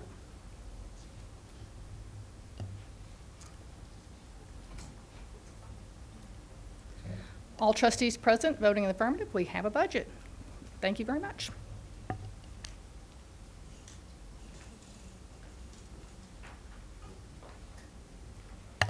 There we go. Congratulations, finance team. I know you've done a wonderful job, but now we'll move to the next agenda item, which is still in your department. It's to consider all matters incident and related to the issuance and sale of the Arlington Independent School District's Unlimited Tax School Building Bonds, Series 2015. Dr. Cavazos. Thank you, President Sullins, and ask Cindy Powell and perhaps introduce our guest regarding the bond sale. I will. Thank you, President Sullins, board members, Dr. Cavazos. Tonight we are presenting for your consideration an order to sell the second series of bonds that were authorized by our voters in May 2014. In May of 2014, the voters approved a proposition in the amount of $663 million. We sold $176 million of that authorization last summer, and tonight we are presenting for your consideration a bond order in the amount of $233.3 million of that authorization. So we have with us this evening from First Southwest, Eric Maha, and also from our bond counsel, McCall, Parkhurst, and Horton, we have Dan Culver. And so I'm going to ask Eric Maha to come forward and make a couple of brief statements to describe the interest rates we've gotten on this bond sale and several details about it. Great. Good evening, Mr. Maha. Welcome. Good evening, President Sullins, Dr. Cavazos, members of the board. Eric Maha, First Southwest, and as Ms. Powell pointed out, we have some information here. You should have a packet. We put together information from yesterday's bond pricing. Before getting into the actual numbers and some of the figures from yesterday's bond pricing, wanted to point out one item on the cover, and it was also shown in the budget presentation, that the district was affirmed prior to the bond sale by Standard & Poor's at a AA rating. The rating by Moody's, AA1, was also affirmed. So very highly rated. And if you follow bond ratings, these both are one notch below the highest rating for a Texas school district. And to put that into perspective, there are currently 8 districts throughout the state that are AAA rated by Moody's. So there's currently 8 districts in front of Arlington. And then from S&P, there are currently 15 districts that are at the highest rating for S&P. So in all, a very good underlying credit rating for the district. You should be commended. The bonds also sold with the permanent school fund guarantee. With the permanent school fund guarantee, the bonds traded at AAA rated levels. So behind the cover, we just have a snapshot of the preliminary official statement. Yesterday, the pricing did occur. There were 6 underwriters in total. The leader of the underwriting syndicate was Raymond James. I know representatives from the district actually came to our offices yesterday to observe pricing. About 9 o'clock, the underwriters went to the market and solicited orders on the bonds. We had very good order flow, and a lot of places for all the maturities, we were oversubscribed, meaning more buyers than there were bonds. So in that case, we were able to lower some of the yields on the bonds during the pricing throughout the morning. So very good demand for the bonds yesterday, and I think as we touch on some of the interest rate figures, you'll see that a very good interest rate also. Behind tab 1, wanted to point out a few items here. This is what we called our sources and uses. In total, the district will receive $233,255,000 on July 21st. And you can notice there's $220 million in principal that's being sold, in addition to the bond premium that will cover the cost and supply the district with the $233 million.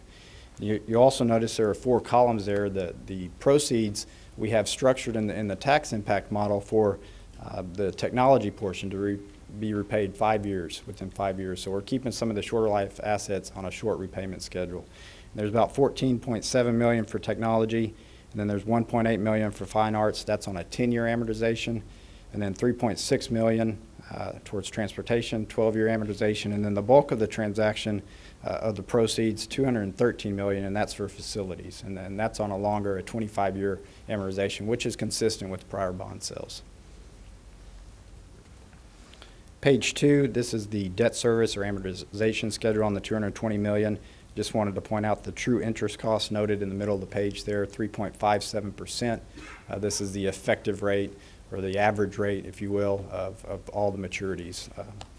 And we did go back and do a comparison exactly 1 year to the day the district sold bonds last year, and the rate at that time was at 3.69% when we went back and looked. So compared to last year, slightly better in terms of total interest rate. And both transactions were structured very similar with the short repayment and so on, so a little better than last year. Page 3 is more of the detailed information on the pricing yesterday. The yields range from 0.21% up to 3.86%. The bonds will be eligible to be redeemed February 15, 2025, which is a 10-year call feature, which is somewhat standard in the municipal market these days. Behind tab 2, I mentioned the interest rates. Just to give a historical perspective, we are still at all-time lows in terms of interest rates. June of 13, we saw a march up. We've seen some improvement. January of this year, more or less at all-time lows in our market. We've inched up since then, and I think just depending on who you track or which economists you listen to, I think the idea of higher interest rates in the future are coming at some point in time. So we were pleased to get in the market and lock in these rates for the future.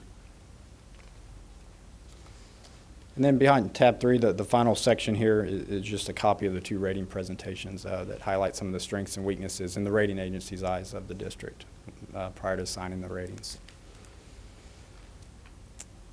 With that, I know Mr. Dan Culver is available if there's any questions on the legal side or the actual order itself, but I'll be happy to answer any questions on the financials. Thank you, Mr. Maha. Are there trustees with questions? Mr. Hogg? Thank you, Ms. Solons. Actually, I have a question for Mr. Culver. Mr. Culver, everything on this bond meets what we approved for issuance through our vote by the public, correct? This is the official legal response. That is correct. We actually track the language in the bond order that tracks back to the bond election. Perfect, thank you. And Ms. Powell, how much of the, and you may have said this earlier, I know we talked about it in the earlier session, how much of the bond will be issued after this? $409 million of the total $663 million authorization. And what's the timeline frame of when we expect to issue potentially the rest if we need all the rest? We will have a bond sale each of the next 3 years for the projects that we'll let contracts for in that upcoming 12 months. And the reason of spanning it out is so we don't issue bond money way too far in advance than what we needed, correct? That's good strategy. Ms. Solons, unless there's anything else, I have a motion I'd love to make. That'd be great. Mr. Hogg? Perfect, thank you. I move to approve the adoption of an order authorizing the issuance and sale of the Arlington Independent School District Unlimited Tax School Building Bond Series 2015 and approving all other matters pertaining thereto. Can you tell that's a lawyer, right, on that? Because I don't say thereto very much. Thereto. Yeah. Mr. Hogg. I have a motion by Mr. Hogg. Do I have a second? I will second that, Chairman Sullins. Thank you. I have a motion by Mr. Hogg and a second by Ms. Walton. I don't see any other buttons, so please vote.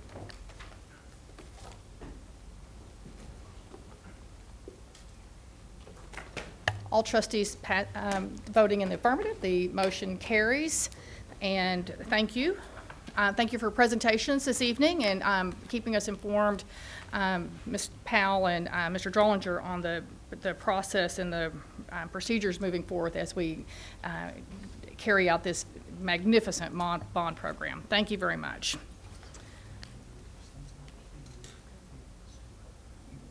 Okay. Next up on our agenda, I believe, is consent. Am I following right? Okay. Are there any items to be withdrawn from the consent agenda this evening?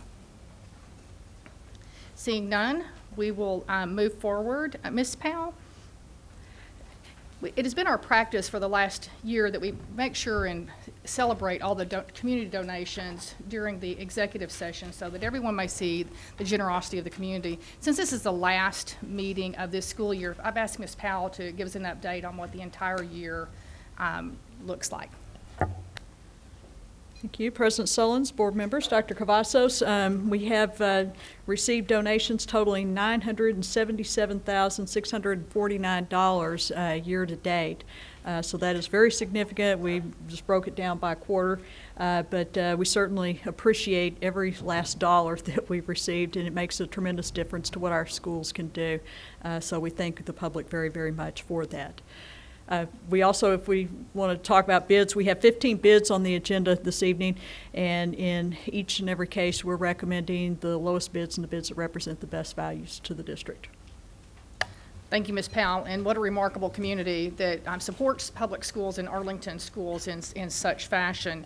And so we didn't have anything to remove from the agenda. Is there a motion to accept the consent agenda this evening? I move that the Board of Trustees approve the consent agenda items as presented. A motion by Mrs. Mays. Is there a second? I'll second. Second by Ms. Hudson. A motion by Mrs. Mays and a second by Mrs. Hudson. I don't see any further buttons, so please vote.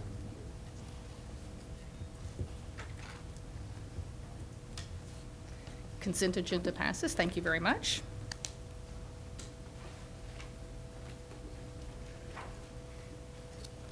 Moving right along this evening. Next, we are up to our discussion items. We have discussion item A this evening, the Studer Group report on the 2014-2015 results of Parent Satisfaction Survey, Employee Engagement Survey, and District Services Survey. Dr. Cavazos? Thank you, President Sullins. And at this time, Studer representatives, Robin will give a presentation regarding our results. And I think it's important to note that this is one tool that we use to obtain feedback from not only our employees, but our community, our parents.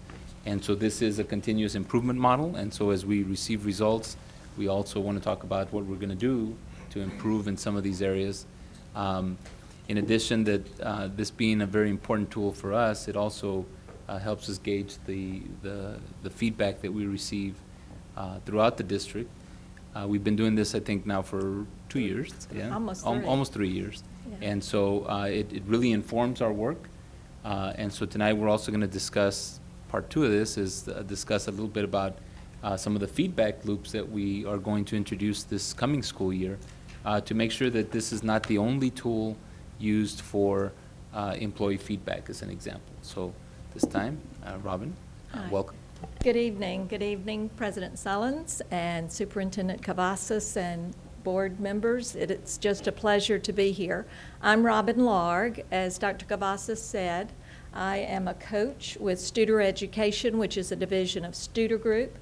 I have been working with Studer Education about 5 years now. It's really been an exciting adventure. We have about 20 partners across the United States, and we really consider the work we do a partnership. And I think as you see the presentation this evening, district staff is going to be a part of this presentation with follow-up and recommendations and where do we go from here. So it really is the strength of that partnership.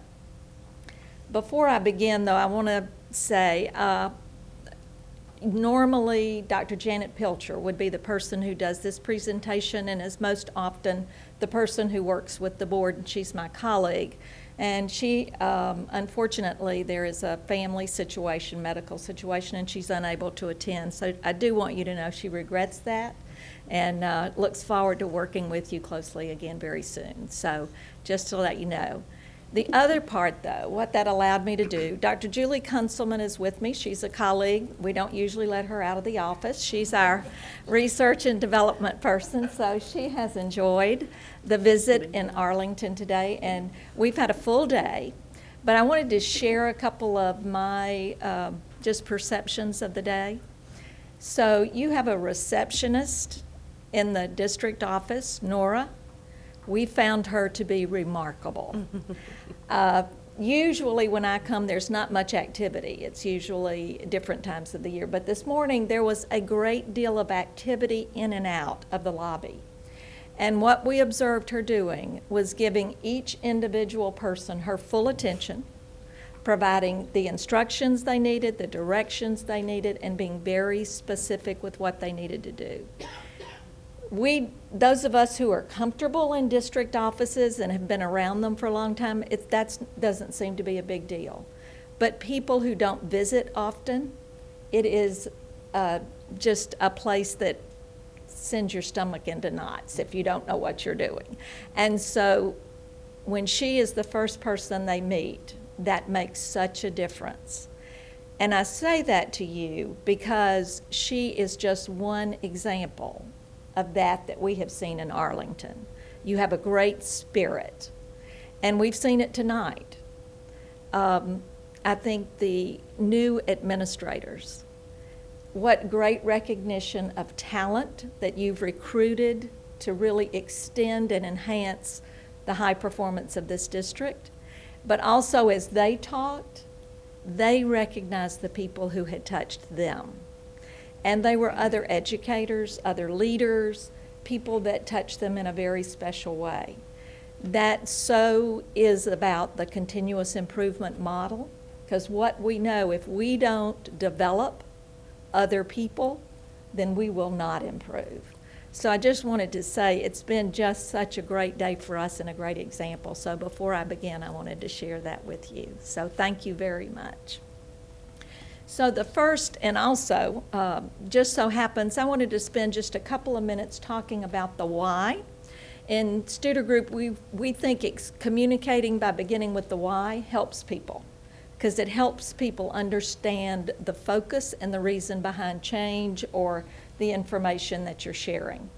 So I know you're going through a strategic planning process and doing that bridge over to something that's a little newer, trying to really review and reflect on what your accomplishments are and what you need to extend and continue. So I thought this was interesting, and especially in light of my perceptions of the day. Inspired learners, effective leaders, and engaged community. And you have seen all of that this evening, and that's pretty amazing. I hope I don't mess this up. Also, when we're talking about the why, we think you have to go back to the values that you really believe in and the principles that guide you. So from your strategic plan, these were the things you said. We have a commitment to a clear and focused vision. That's going to set our path, set our direction. We believe you must have effective leaders and effective teachers. And I wanted to share with you, Robert Marzano has done great research on how important the classroom teacher is to student performance. The Wallace Foundation has done equally as much research and says the second most important variable is that high-performing leader, because the teacher cannot continue to be high-performing without a high-performing leader. So those values are very critical to this whole idea of moving to a high-performing organization. School environment is a part of that, whether we're talking about safety, the positiveness of learning, the ability to take risk in learning. It's that good environment for learning. And then the belief that every student can succeed. And that is so important. And you have to really think about what that means and what that means for your organization. And I know that's part of your discussions as you continue. So in Studer Group, to guide our work, just like your beliefs, we have what we call the 9 principles. All of our work attaches to these principles, and they're really key. And the first one is the most important: commit to excellence. And we ask each of our partners to make that commitment before we start that journey together. Arlington Independent School District, when we first developed this partnership, that vision was we will be a premier school district. That is a commitment to excellence. We continue to hear that, and that continues to be the effort. Such a great commitment. And then what we're going to talk about tonight, Dr. Barlow has already talked about, is measuring the important things. What's important to us, what's tied to our values. A culture of service, and you've heard that tonight. Great leaders. We'll talk a little bit about focusing on employee satisfaction, or what we call employee engagement. This idea of continuous improvement is founded on individual accountability. And for us, what that means is you can count on me. It's not a punishment, but it's an affirmation that I'm ready, I know what I'm going to do, and I'm going to give you my best every day. And then aligning those behaviors to values, which is really what we're talking about. Communication, which you've already talked about at all levels, and that's horizontal and vertical throughout the organization. And then what you've done this evening so well is recognize and reward success. And that is critical. I read an article today about employee engagement. If you've been reading the research,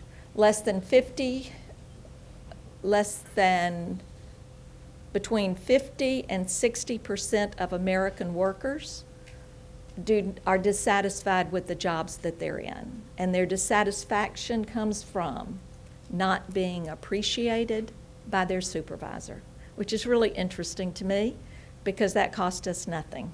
It's not like health insurance or other benefits. So those 9 principles are what guide our work, and I just thought that might be helpful as we move ahead because the process is founded in continuous improvement. And in order to do that, we have what we call an execution flywheel. And so first we gather information about where we are so that we can set challenging and achievable goals, create action plans to get there, and validate that we're all giving our best to those action plans for moving forward. So that's our execution flywheel. The center is really important. We don't believe in pockets of excellence, but we're looking for all schools, all departments to be excellent. And I think that's your statement in the premier school district. That's the same thing. So that's our focus as we move forward. So just a little background on the survey processes. As President Sullins said, we do a parent satisfaction survey, we do an employee engagement survey, and we do the district support services survey. The student education group administers the survey, analyzes the data, and provides a results report to the district. So the anonymity of the participants is really protected. Then the second part of the survey process, though, is all leaders in the district are expected to roll out the results of the surveys to the people that they supervise. And the rollout has three functions. One is to celebrate wins, always. What are we doing well? What do we need to celebrate? Little wins and big wins. That's what we say. The second is really to create a continuous dialogue and ask for input from the people we work with. Give them an opportunity to have some engagement in the workforce and in the work they do. And then always create that plan for improvement and then move ahead. So that's our survey process. I want to share with you first the parent results. And so you can see from this, excuse me, I'm sorry, I'm getting very old and can't see. From this, we've done the parent survey 3 years. The participation rate has been fairly steady, about a little over 7,000. And then you can see the overall district mean, and it is at a fairly high level, and I'll show you what that means. And this is on a 5-point scale. The survey is on a 5-point scale. So there are 17 items on the parent survey. This shows you the item mean over time as well as the district mean over time. The important thing to note, I think, is the highest ranked item is number 4. My family is treated with respect at this school. And in spring of 2013, we responded to an RFP about surveys. And we were in a committee, and Dr. Cavazos was part of that committee to hear the presentations by the folks applying. And Dr. Cavazos' question at that time was, does it have anything to do with parents being treated well? And this is that question. And I think you should all be very pleased at that outcome. For it to be a 4.5, that's extremely high. The other one I think to note is the first one, which my child's learning is a priority at this school, and that's a 4.49. Again, very, very high. So certainly lots to celebrate and be excited about and move forward using. So when we look at the responses by category, as I said, it's a 5-point scale from strongly agree to strongly disagree. And in Arlington, you have an 85% response rate in strongly agree and agree by your parents. And it's just such a positive for you, and I think you should celebrate that as well. And this is really not a comparison, but our partners kind of like to see where they fall with everybody else that's in that same part of the process. So these are 7 districts plus AISD in the 3rd administration of the parent survey. And you can see that you fall in that upper portion of those districts. Please stop me if you have a question. I do not mind at all. So that's the parent survey. Each of the surveys has an item list and mean, and then also has 3 open-ended questions that provide some written comments by individuals that really give context to the means within the survey. So that's also a part of the results report. The second survey I want to share with you, survey results, is the employee engagement. And the employee engagement, the survey definition that we use is the extent to which a leader provides and supports a workplace environment to help employees perform at their highest level. In other words, create that great place to work. That's what we're after. There are 15 items in all. The first 10 are really aligned very directly to this definition.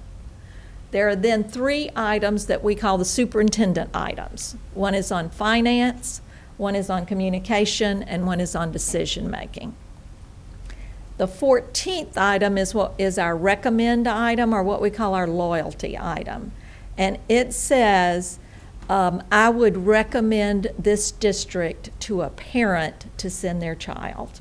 So it's really about how loyal you are to the district. And then the 15th item was developed by the Arlington Committee when we first began in the spring of 2013. And it has to do with the workings of an administrative team within a school. And so those are the 15 items. So we began in March 2013, and then through the last administration in April 2015. And you can see that the participation rate has fluctuated a little bit, but really not a great deal. And the overall district mean has declined somewhat. So again, these are the items, and then the district mean.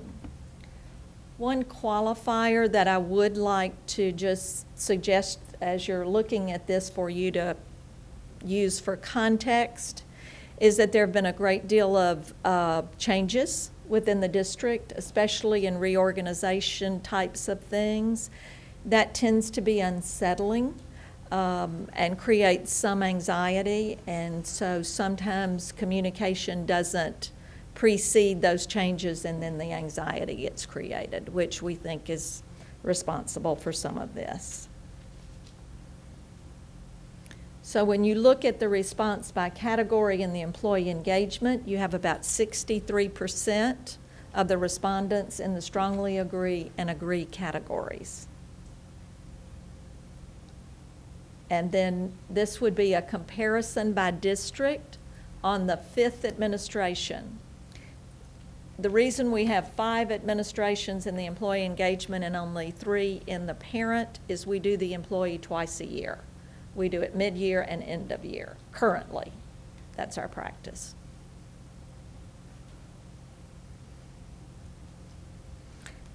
And then the third survey is the district services survey. This is the one the folks over there at that table really love. This survey is the participants or the respondents are all campus leaders, so principals and assistant principals. And they are asked to assess the quality of the service they receive from each district department. And we have done this survey every 45 days or 3 times a year within the district with the idea of consistently and constantly improving service. So this is the breakdown of participation. We break it down by principal and assistant principal as well as total. And that's over the 5 administrations. There are 5 characteristics of quality that we look at. Accessibility, can you reach a real live person? You can have to use an electronic device, but you still get to a real person. Accuracy, do you get what you ask for, or was a substitute communicated to you before it was delivered? And then attitude, obviously, is service with a smile. And as we tell everybody, you can see a smile over the telephone as well. And then operations is that day-to-day efficiency. When you are involved with a particular department, do you feel that they can effectively deal with whatever the issue is and that they are very organized and deliberate about their work? And then timeliness is, do I get what I ask for in the time that was promised? And so that's the question on timeliness. You can see from the district mean overall that it's just been kind of steady. That's kind of where it's been. And within other partner districts that are in their 7th administration. This would be where AISD would fall.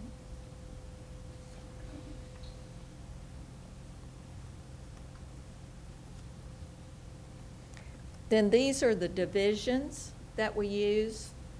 And if you look on the May mean, we did see 2 really important increases in particular divisions.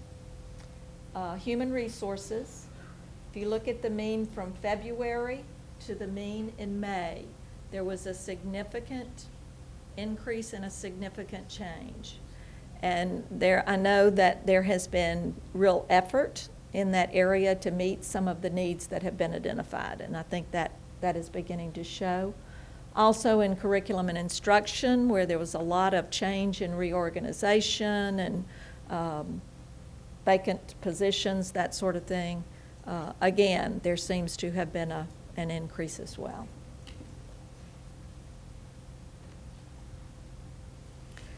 So normally what we do, and this is totally subjective, and so I'm the subjective person that did this. I'm going to explain to you why. But normally we would do a scorecard, what we call a scorecard, and we would do a red, green, and yellow. Green means that you hit your goal and you made progress. Yellow means you might have improved a little, but not really, didn't hit your goal, or you just kind of stayed the same. And then red, obviously, is a decline. So for parent, we would say to you when we look at that 4.33 that really is a high score. That's a good score. We'd like to see it go higher, and I know Dr. Cavazos would as well, but it's a good score. And it says such great things for your district. And I hope you have the opportunity to read some of the comments that are in the parent survey. They are wonderful. And especially those that recognize teachers and administrators, custodians, nurses, front office staff.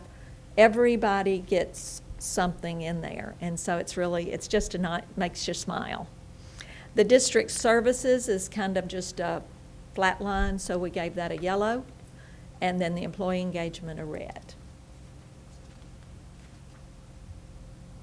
So here are our recommendations for moving forward. For all surveys, but especially employee engagement and district services, all leaders must follow the survey rollout process, and we're going to have to figure out some way of assuring that that's occurring, and we've talked about that. We'd also recommend that district department leaders round in schools, round with school leaders, round with people in schools, and really get a feel for what the need is on the campuses. I will commend your technology person who took that on this year and has really done a great job with that, with his folks, and it's made a big difference in their work. And then I think it's working with all leaders to understand how everybody's work impacts the district. And everybody's voice impacts the district. So it's really collectively looking at that and how do we come together and work well together doing that. Questions? Thank you, Dr. Large, for You're joining welcome. us this evening and presenting this information, and I'm sure trustees with questions.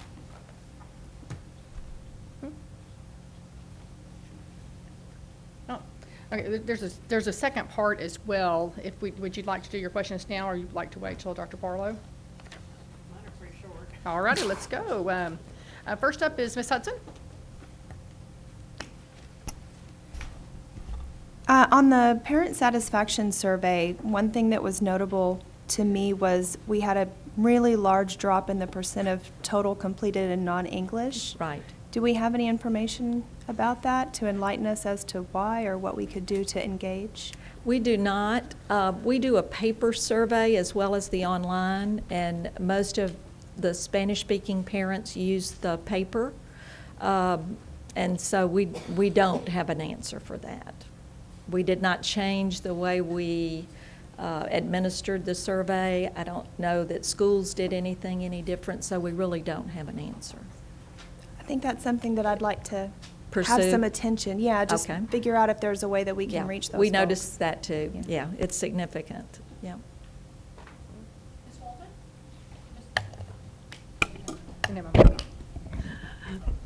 Thank you, Ms. Sullins. The comparison to the 7 other districts, that's used 3 times on each of the different parts of Right. the survey. Does District 1 always correspond to the same district? It's all the way through, so Right. it doesn't, okay. I We didn't did try think to it do would- that. We did try to do that. I just wanted that clarification. Yeah. And then, yeah, and what made me think about it was that one of the districts was kind of overall kind of low, and then it jumped up all of a sudden on their employee satisfaction survey. I was like, okay, that's a little, Yeah. that must be a story there. It is.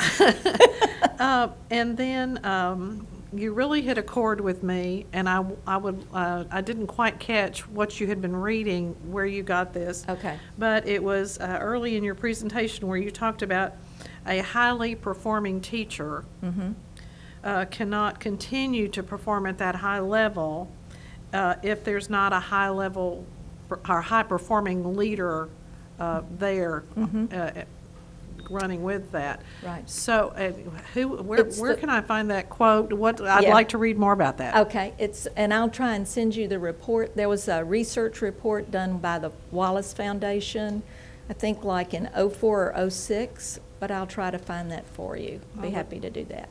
I would love to see that. Thank you. You're welcome. Okay, thank you, Dr. Lorch. If we could do the, Dr. Rush. Thank you. I was just waiting for everybody else.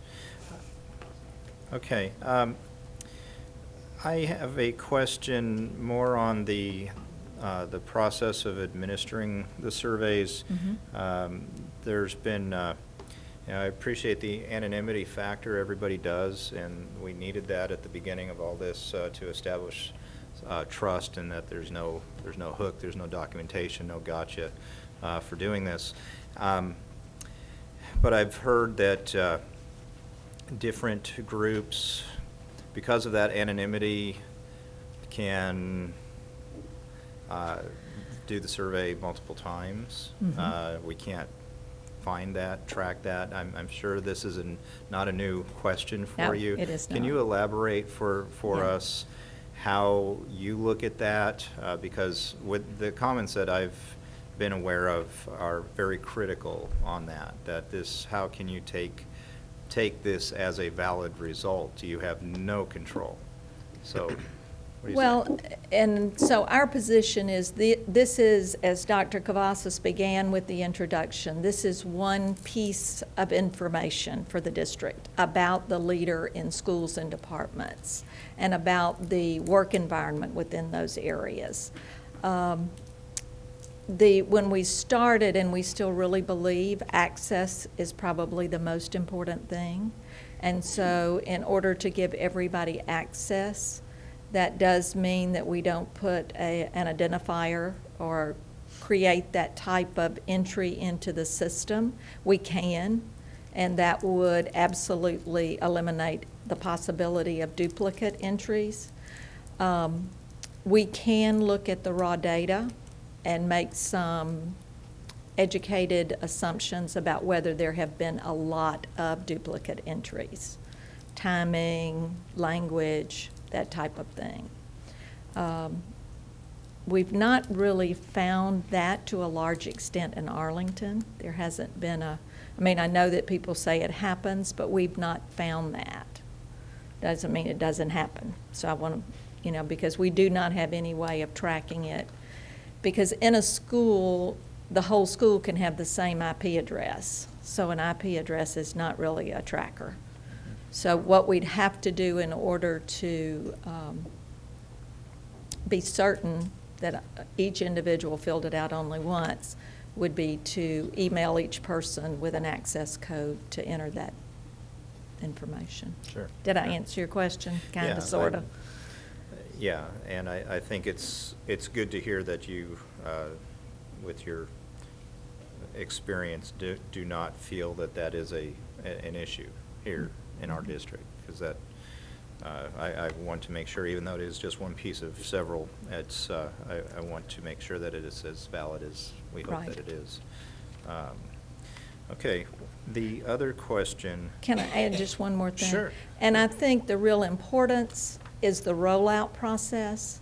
So even if someone has gone in and maybe entered 5 different responses, it's gaining that additional input from other folks on the staff that might expose that person and those ideas as not being part of the true picture.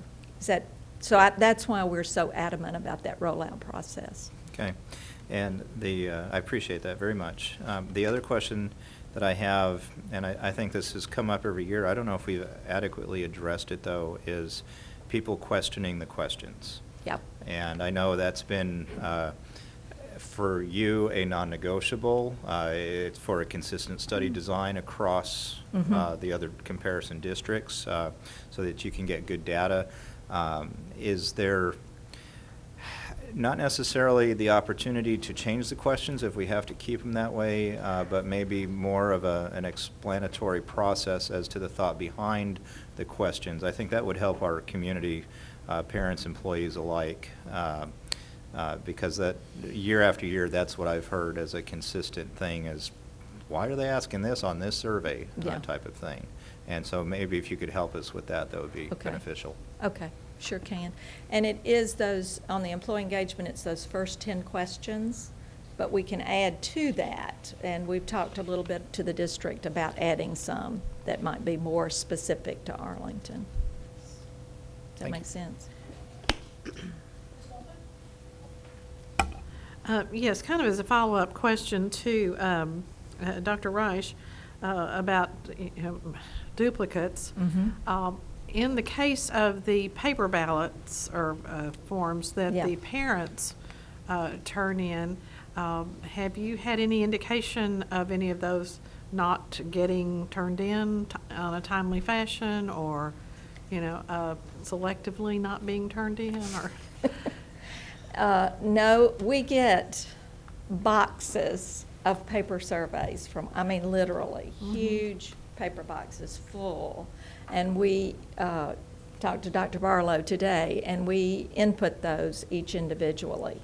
So, and we keep them. Julie is in charge of all that, and if you saw her office right now, there are boxes of paper surveys from our partners in there. We keep them until we're absolutely certain that everything is accurate.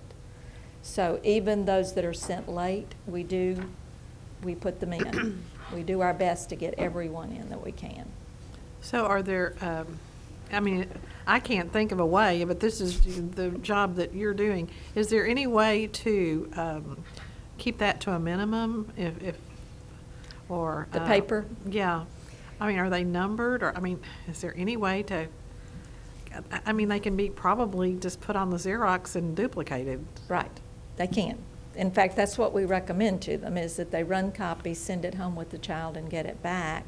We've not ever had a question about the parent survey, the percentage of responses or that sort of thing. We've not ever had a question about that. It tends to be around the employee engagement survey. Thank you. You're welcome.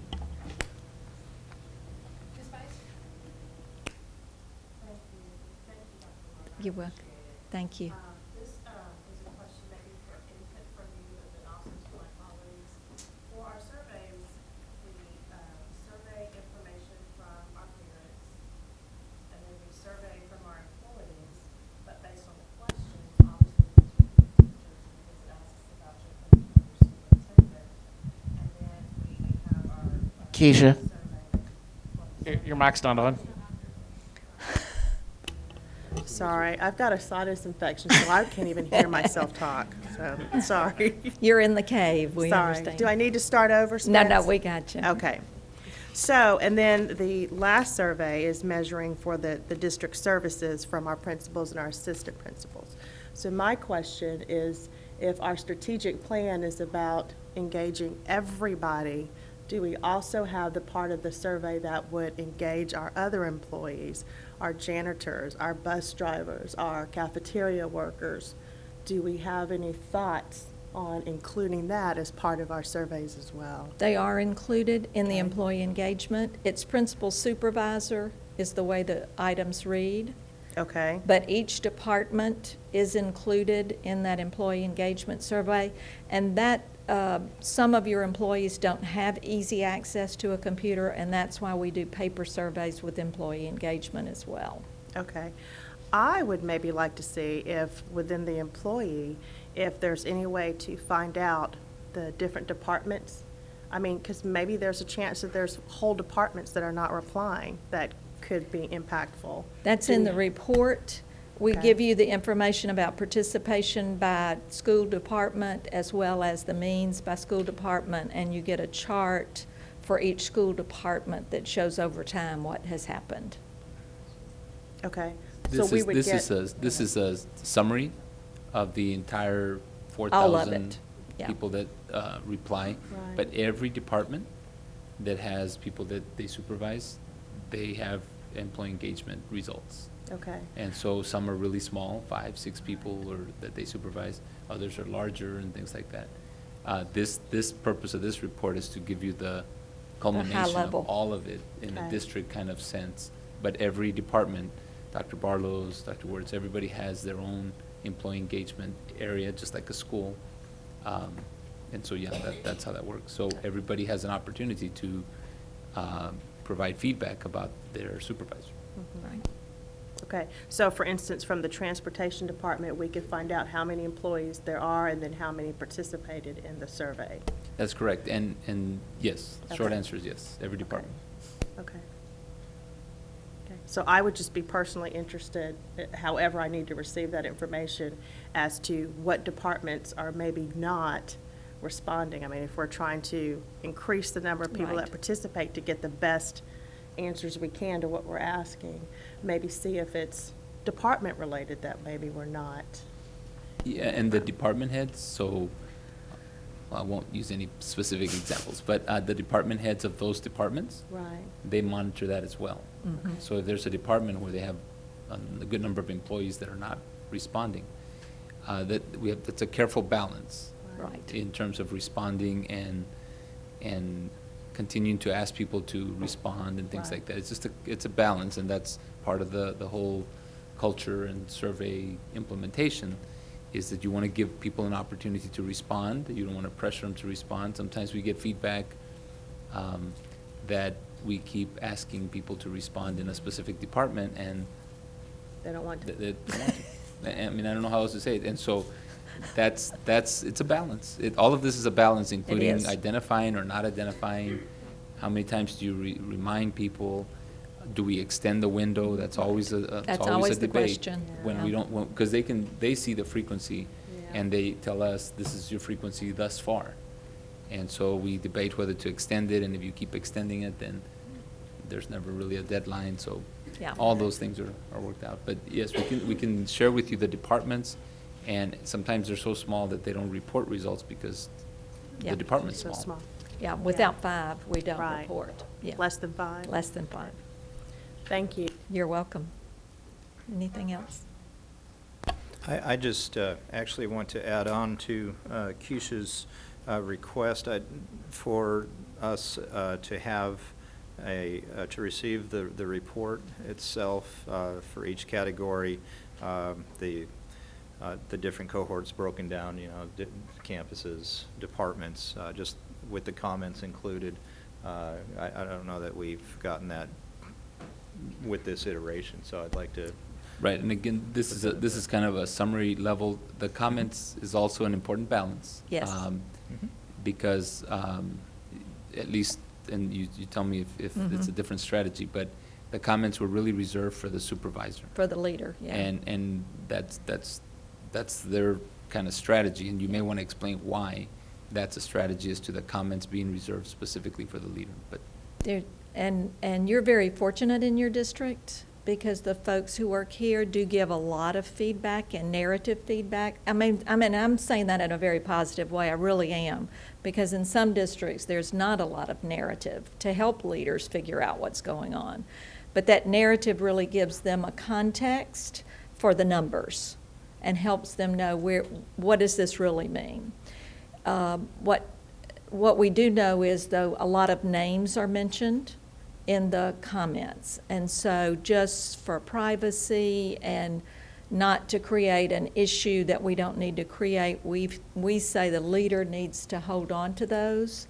If they want to use them, we talk about developing themes and sharing those themes with their folks.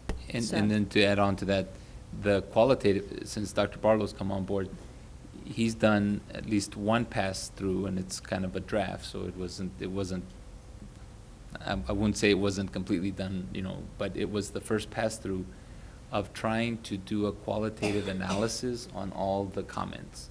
And if you've ever been involved in any qualitative analysis, right, Dr. Barlow, you have 400 pages of comments when you amass them all, and then you try to code them and find themes. And so he's done the first draft from the previous survey just as a kind of a test.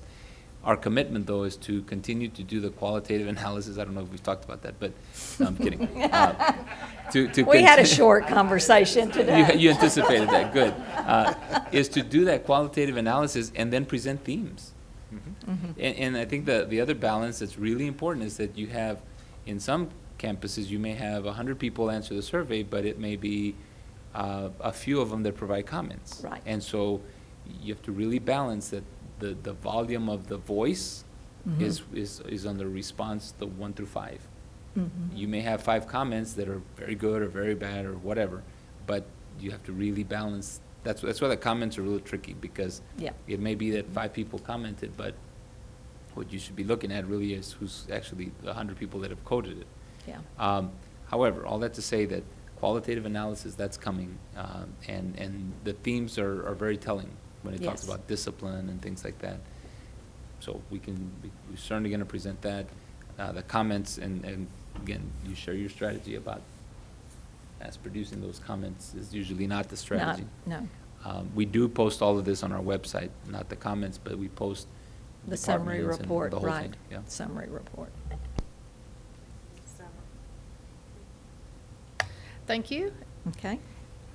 I don't see any more light, so I'm always glad to see that we spend some time going through this. This is tremendously important work, and Dr. Cavasso said at the beginning, and I hear you say often, it's not so much getting the information in, it's informing what we do going forward, and that's why it's so very powerful. I know we have a kind of a second part of this presentation this evening with Dr. Barlow. So. Yes, thank you, and good evening again. The conversation is great because this leads right into the next couple of slides here, so the segue was fabulous. What we wanted to do is to share just a couple of slides with you on a couple of research techniques that we use as we try to understand our data. Of course, we can collect a lot of data, a variety of venues, forums. We have test data, we have survey data. We saw earlier the House Bill 5 data, but collecting the data is only the first step, and trying to understand our data and actually set goals and take action on that data, that's the part that actually is useful about the data and making it meaningful. So we wanted to share just a couple of techniques as we move forward in a variety of research initiatives that we have, not just with our surveys, but so we'll go through a couple of slides here and see if I can make a little bit of sense of some things. One of the questions that I get quite often in a variety of forums is about goal setting, and how do I know about my sample size and the sampling techniques, and what does it mean statistically significant, and all those types of things, because we hear that a lot of times when we either read research articles, or even in the news. A lot of times you'll hear, even in presidential surveys, a plus or minus 3% margin of error, that sort of thing. So we've got a couple of slides here I wanted to use as a demonstration, I'm hoping you can read the numbers up there. If you can't, I think there's 25 little men up there, and each of them have a number like between 0 and 10, like a 6 and a 7 and a 3 and so forth. And so part of what we're trying to do when we understand our data is we know that, especially since we're talking about surveys, but especially in survey data, we know that we can very rarely survey our whole population. That's what we're really trying to understand is, what does the population think? What is the population saying? We get that with, say, census data, every 10 years, but we don't get that very often besides census data. So what we do is we have to take some sort of sample, but then we have to understand what that sample is telling us. So the example that we have here is we have 3 little men coming out of this population, and you can see that those numbers on those 3 men are 3, 4, and 5. I'm hoping you can see that. So let's say that was that could be test scores, it could be survey data, it could be any numbers. What it represents at this point doesn't matter. But in this case, I pulled those 3 men out, and that sample was a 4. And so if I focus on that 4, then I'm trying to understand that, or I'm making meaning about my population that, well, the average is 4 for the population, or for the whole set of people. But maybe I don't pull those 3. Maybe I still have the same people, but I pull these 3 guys. And the average there is 6. So the next time I sample, maybe nothing's changed. Maybe I am just pulling 3 different people, and I get a different number. So how do I make meaning of that? How do I understand that? And maybe I have another sample here, these 3 guys, and the sample is 7. The average of that sample is 7. And so again, depending on the sample that I pick, I may get different numbers. And again, I want to understand something about my population or everybody in my set of data, and how do I do that? So one way to look at that is, one more step here. So when I bring all the men together, the 25 people, is that the true mean of this population is 5.2. Well, notice none of the samples even gave me 5.2. So if I'm trying to understand something about my full set of people, that could be everybody in the school district or everybody in the state of Texas or whatever my population is. If I'm trying to understand something about that, then in this case, the true mean was not represented in any of the samples. And so how do I make sense of that? So we've got this little slide here that I've got my samples there at the bottom. I've got the 4, 6, and 7. Those were the 3 that I just pulled out of that population. And so we know that with any one of those samples, we could have gotten 4, 6, or 7, or a variety of other numbers. But what I'm really interested in is at what point do, I'm going to use this slide over here as the projection, but at what point do I really call a number change? So let's say that I'm surveying or I'm testing or I'm collecting data. It doesn't matter what data they are. But let's say that I collect data at time point 1, and I collect data at time point 2, and I collect data at time point 3. How do I know that I'm having real change from one point to the next and account for some of those issues with the different samples that I may pull? So one way we do this is we come up with a way to set these boundaries here, or these bands, where I say, well, if I go past this point, so if I was to sample something, let's say in round 2 or round 5 or round 10, and I came up with a number over here that was a 9 or a 9 or an 8, or something that went past this band, and there's the ways that we figure that out, what this line should be, then I say, well, yeah, I've made some real change there from point 1 to point 2. Or what if I went down? What if I went down to, say, a 3 or a 2 or 1 or 0 or something in this area? Then I would say that, well, maybe I've decreased because I've gone across this line right here. Actually, I think I have a couple more. Yeah, so the actual average in this particular set of data was 5.2. Notice all my samples are around that, but none of them are 5.2. So I could have pulled another sample out, and I could have gotten 5.3. How do I know that that was an improvement or not an improvement? I could have pulled another sample out and gotten 3.5. How do I know that that was an improvement or not an improvement? So it all comes down to this interval here, figuring out where this interval is to really say, well, if I go past this line, I've decreased. If I go to the right of this line, then I've increased. And so that's where all that sampling comes in, coming up with those bands to really figure out, how do I know that I've increased or I've decreased?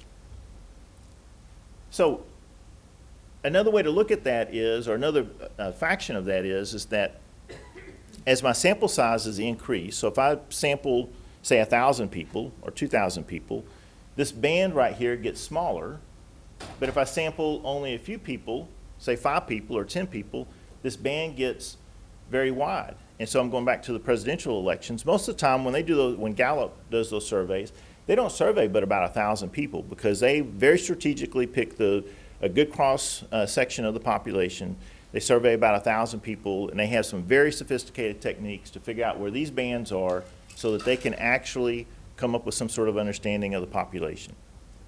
So the general gist of this slide, without going into much more detail, is that what we're trying to do when we either do surveying or testing or any sort of collection of data is, if I want to know something about improvement of my population from time 1 to time 2, is where do I draw these lines and how do I understand that?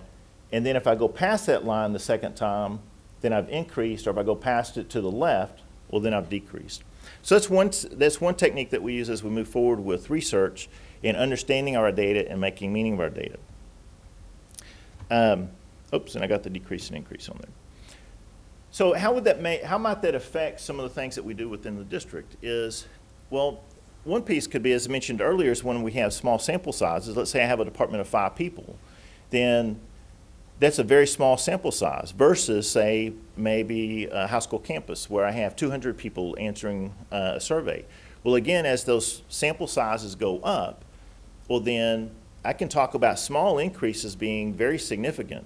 As those sample sizes go down, then I need a much larger increase in order to really talk about whether that's a true increase or a decrease. And so how does that affect our data or our interpretation of our data within our district? Well, some of the things that we may do as we look at our data is roll it up to a level where we have a large enough sample size where we can actually interpret it more meaningfully. So one example might be with some of our survey data about our district services is that we look at our departments and our campuses, we collect that data, but we aggregate that up to maybe the direct reports to the superintendent so that we have a large sample size there, and we can really make some meaning of that data because we have a lot of people responding. That doesn't mean that we don't look at the data either in the departments, the individual data of the departments or the campuses. It doesn't mean that we don't look at that, but maybe we set the targets based on for those larger sample sizes at the direct report levels. So we aggregate that up, even aggregate that up to the superintendent level, the district level. And then as we interpret that data and make meaning of it, then we roll that continuous improvement out, back down to the direct reports level, and then back down to the campuses. And then one last piece here, as mentioned earlier, qualitative research is another tool that we use in our research initiatives. And as mentioned earlier, we did one piece on the survey data mentioned earlier. And the qualitative piece is much larger project. I kind of look at the quantitative research versus the qualitative research, as quantitative research a lot of times tells me what's happening. So I survey people, I get responses back, I get percentages and averages and so forth. That kind of tells me what's happening in the population. But then the qualitative research gives me a lot richer data on maybe why that's happening.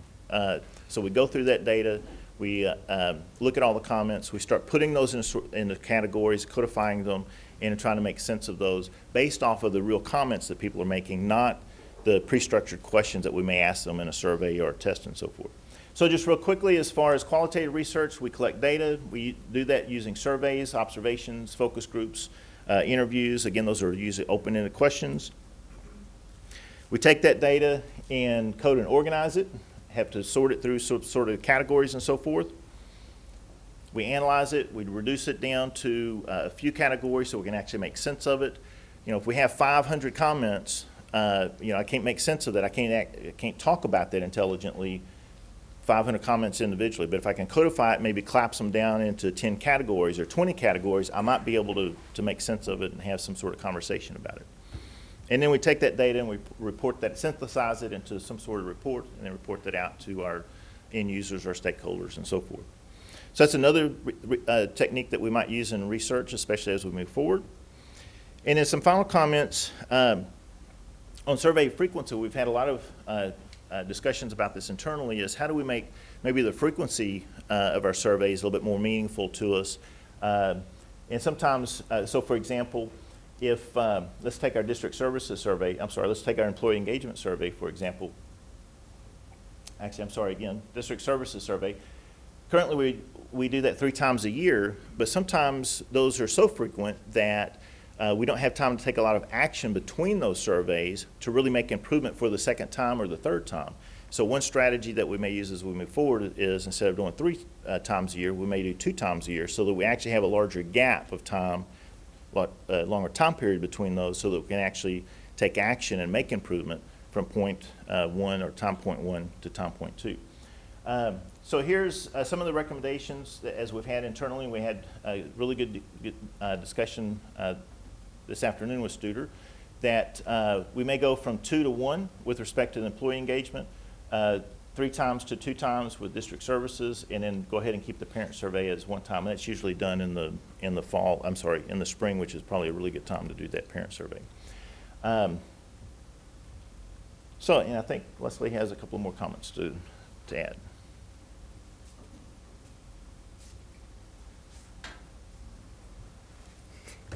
As Dr. Cavazos mentioned, surveys are just one part of our feedback. We're going to be implementing some new pieces this year, in addition to things that we already have had in place. And so these are some of the things that we'll be doing in addition to surveying to get that feedback, maybe in between surveys where we're lowering the frequency on those, or just to get more qualitative feedback that we can learn that why.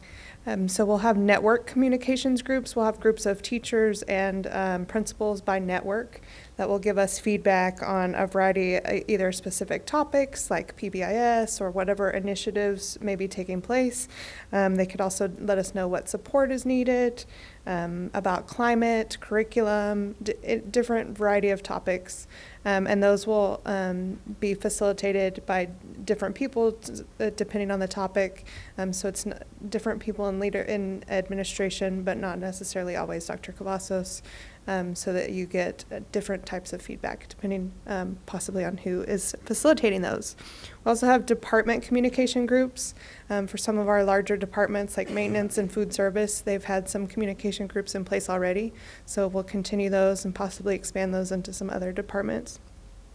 We'll conduct student focus groups. We have student surveys, which we'll hear results about probably in August, but some student focus groups to get that dialogue with our students. And then some brief questionnaires at any kind of large event that we have in the district. So where we have a large gathering of parents, students, or employees, we'll try to have a brief, 2 to 3 questionnaire to just get some general feedback about a specific topic.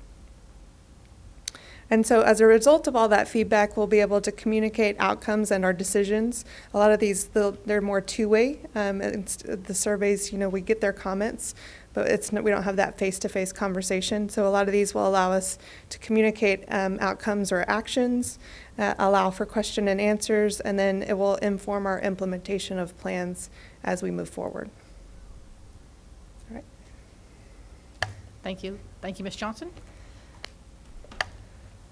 We have some more information. Ms. Hudson.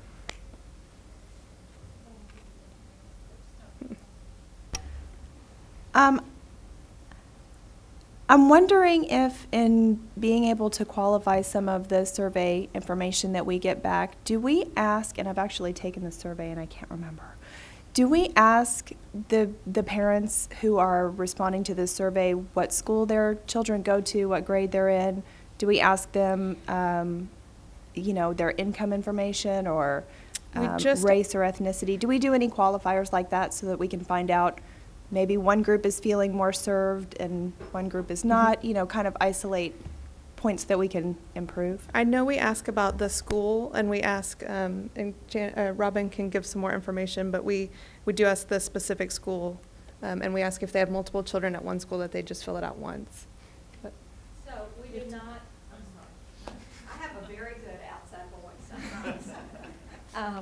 We do not ask any kind of demographic information from parents, just that they identify the school their child attends and that they complete a survey on each school only once, but if they, if they have multiple children in the same school. But if they have children in 2 or 3 schools, then to fill out a survey on each of the schools. Was there a reasoning as to why we don't ask that information?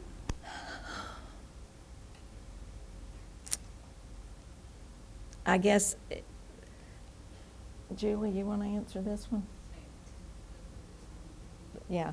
The focus really is improvement, and it's not about categorizing the information as it comes in, but it's about looking at all of the information from the respondents and really making sense of what are the areas where we need to improve. I mean, and that's really the focus. Okay, thank you. Other questions? Dr. Rush? Thank you, President Solons. I guess while you're there, I'll ask you, I didn't know if this would be for you or Dr. Barlow, on the thought of decreasing the frequency, is that in line with your other districts? Or are we looking at breaking away from that and not being able to analyze the nice graphs that we've been presented? We'll still analyze and we'll still compare by the number of administrations. So when you decrease to 2 from district service, and we talked about that, and we are in agreement that that plan may work better. One of the reasons for going to 1 employee engagement is to get the results back before the end of school so that leaders can share that data during that same school year, which we think that's a valid argument and a real need.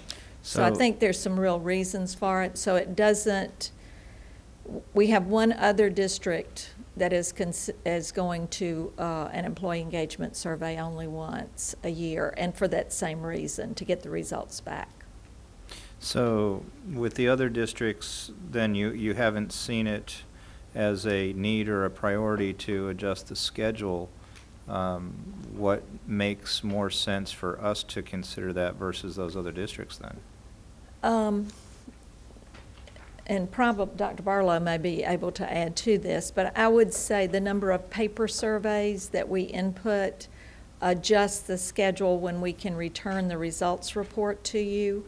And so it's part of that just whole cycle of making that work for the employee engagement.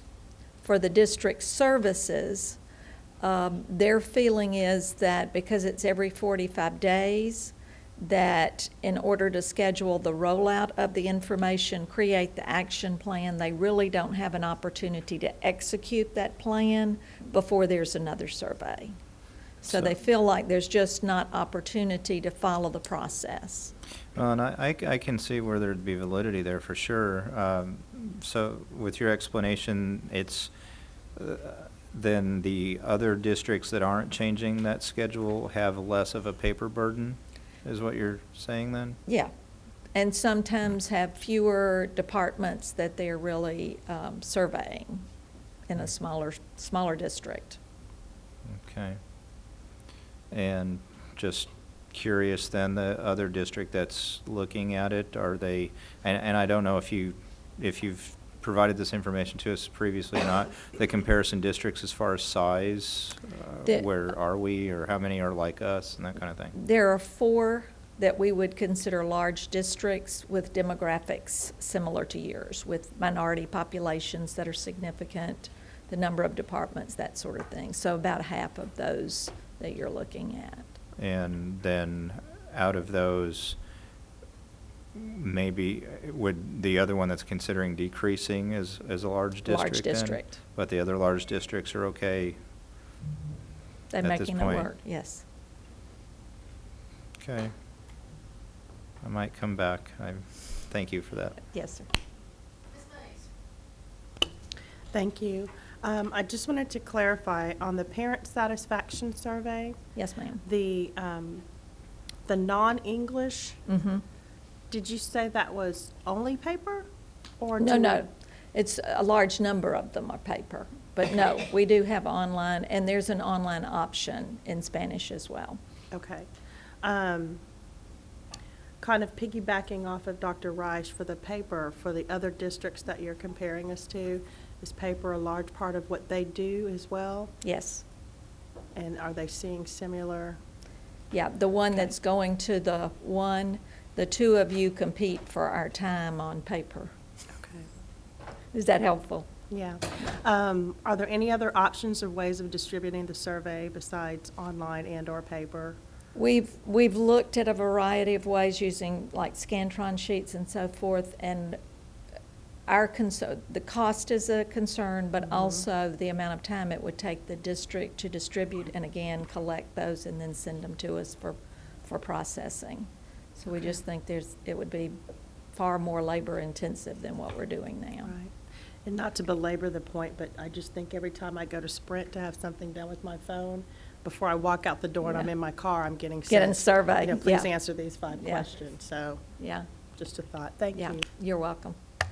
Thank you, Mrs. Mace.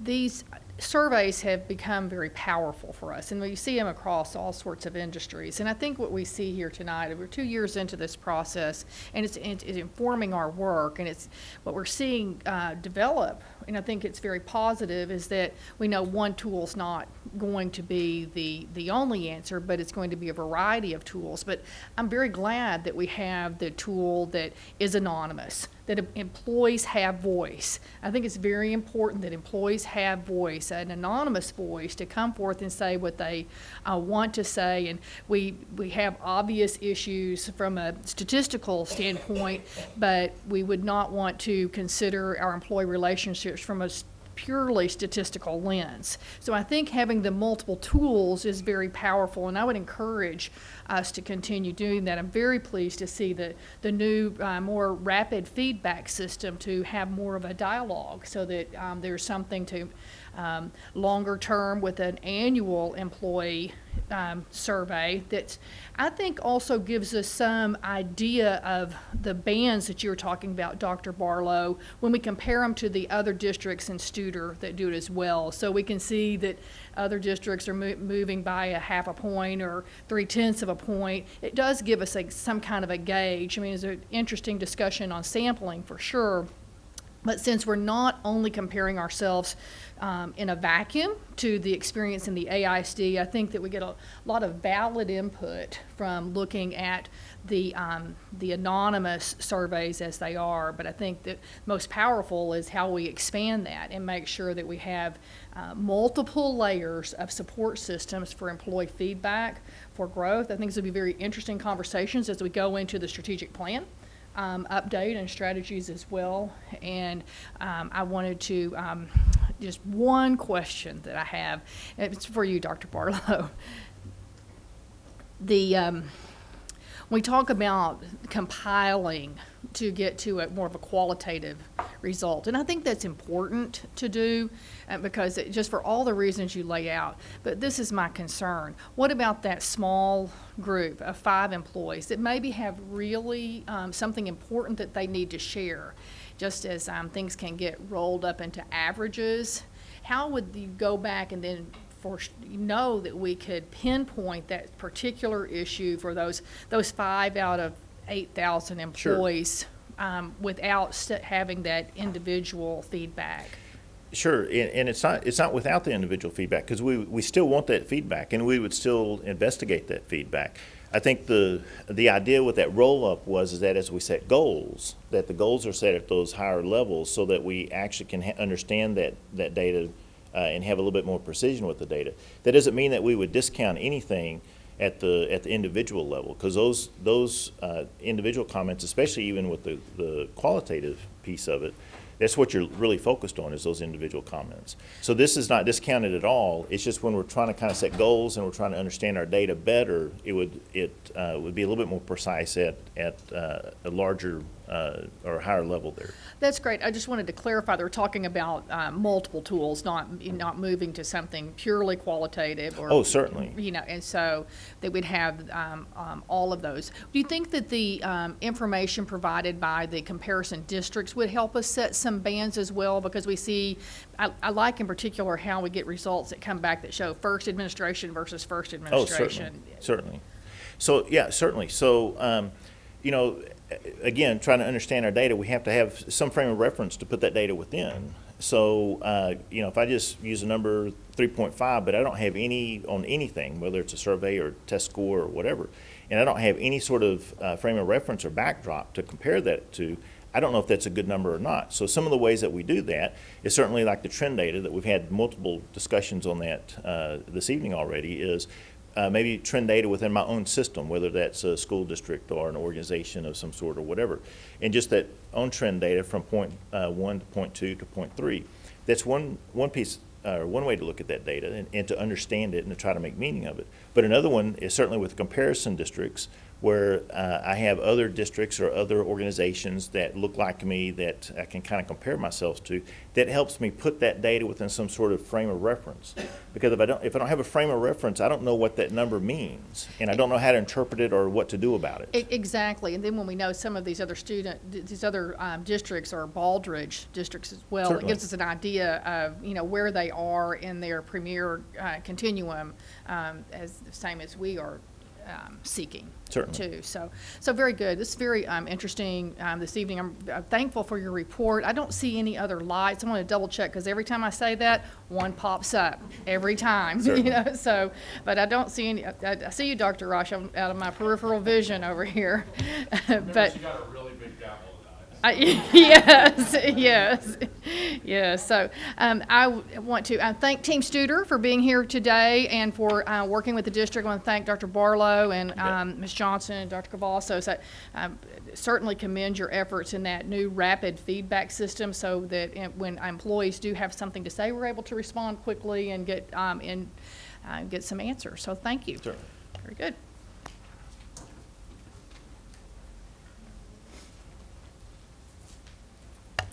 All right, and so we would move now to our final discussion item of the evening, which is the bond program update. Dr. Cavazos. Thank you, President Sullins, and we're providing a bond update, and Ms. Powell will bring David and Carrie Ann up and talk about our fine arts planning and our athletic complex planning. Good evening again, President Sullins, board members, Dr. Cavazos. For tonight's bond program update, we're going to focus on the work that we've recently completed in developing educational specifications for 2 of the major construction projects in the bond program, our Fine Arts Center and Athletics Complex. That work was facilitated by the consulting firm DeYoung Richter, and we have 2 of their consultants here this evening. Each one is going to give a different one of these reports, but very quickly give some background, especially for our 2 new board members. We all know that out of the Achieve Today, Excel Tomorrow strategic plan, we had a number of objectives. One of those in particular, the one highlighted in red, is very pertinent to the projects that we're going to discuss this evening. 100% of our students will be actively involved in extracurricular and co-curricular activities. And so as we work through from objectives into goals, there are 3 goals in particular to which these projects relate and support. One of those goals is that we be a high-performing, technology-rich school district with leading-edge learning experiences that promote engagement, creativity, critical thinking, and achievement. Second, that we will prepare our graduates to excel in higher ed or the career of their choice. And thirdly, that we will be the leader in the educational marketplace by providing world-class facilities. One of the strategies that we use to carry out or to meet that objective and those goals is that we started with a facility assessment.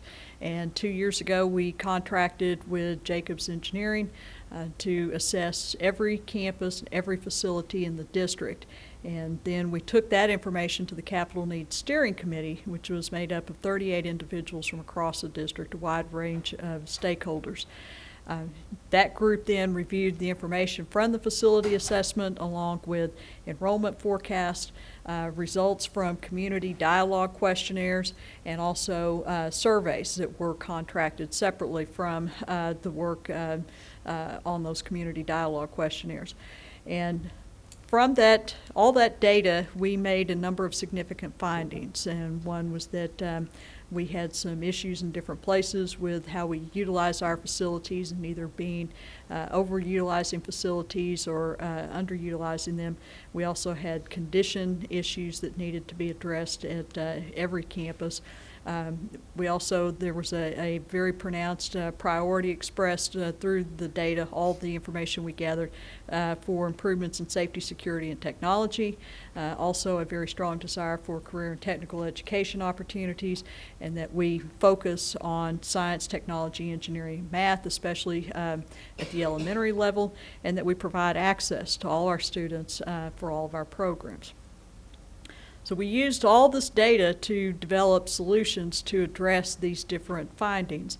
And two of the projects that came out of that package or out of that discussion were the Fine Arts Center and the Athletics Complex. So those were included in the facilities piece of our bond program. We also had a section for fine arts that was specifically about the instruments and the uniforms, not facilities. And we also had a component of the bond program for safety, security, and technology, and a component for transportation. So as far as the Fine Arts Center goes, what was included in the bond program is $32 million to construct a district-wide fine arts center that would include a 2,500-seat performance hall, classroom spaces, including spaces for virtual learning, an instrument repair facility that would allow our career tech students to take courses there and learn how to repair instruments, and ultimately challenge for an industry certification. The location of this particular facility has not yet been determined. It is, we do plan to open this in fall of 2018. For the athletics complex, that will include a natatorium, as well as spaces for wrestling and gymnastics. And again, the location has yet to be named for this particular facility, and this project is scheduled to open in fall of 2019. We have a budget of $25 million for this particular project. So we have worked during the spring on developing the educational specifications for these two projects, and that work ran simultaneously. So they'll share with you in a moment the schedules and the work that was performed, but we had two separate committees of individuals who worked on this these EdSpec projects, and so they'll explain what an EdSpec is and the timeline and the process for how we've gotten there. So with that, I'm going to start first with the Fine Arts Center presentation, and that will be made by Carrie Ann Wolf.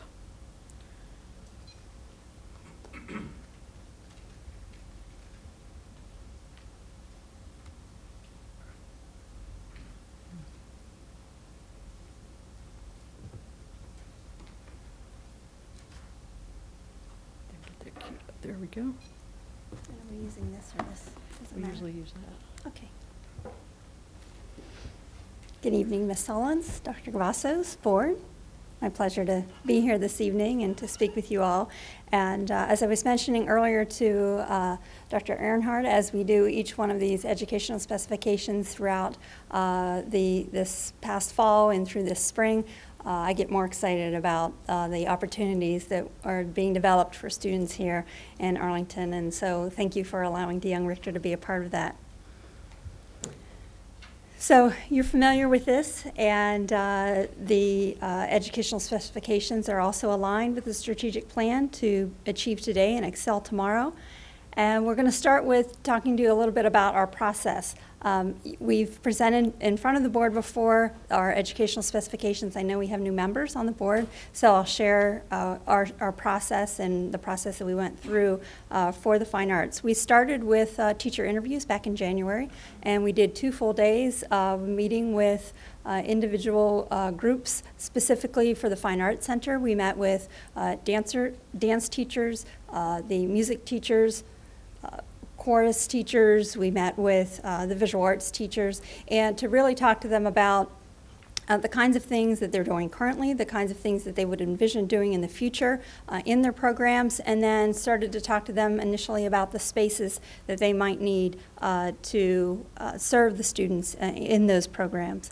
We used the information that we gathered in those teacher interviews to move into a first planning lab. We had a 2-day planning lab at the end of April, courtesy of some weather that pushed that back a few weeks.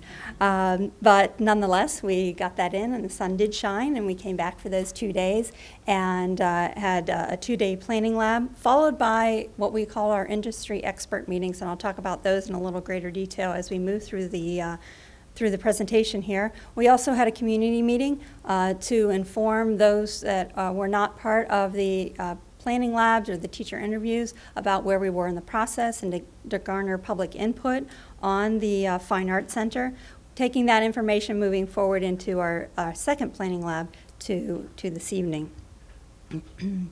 So as you are familiar that an EdSpec typically follows a facility master plan, and as you know, facility master plan seeks to identify the facility needs for an entire district, and we can think of an EdSpec as being specifically for one facility, a facility master plan for one unique facility.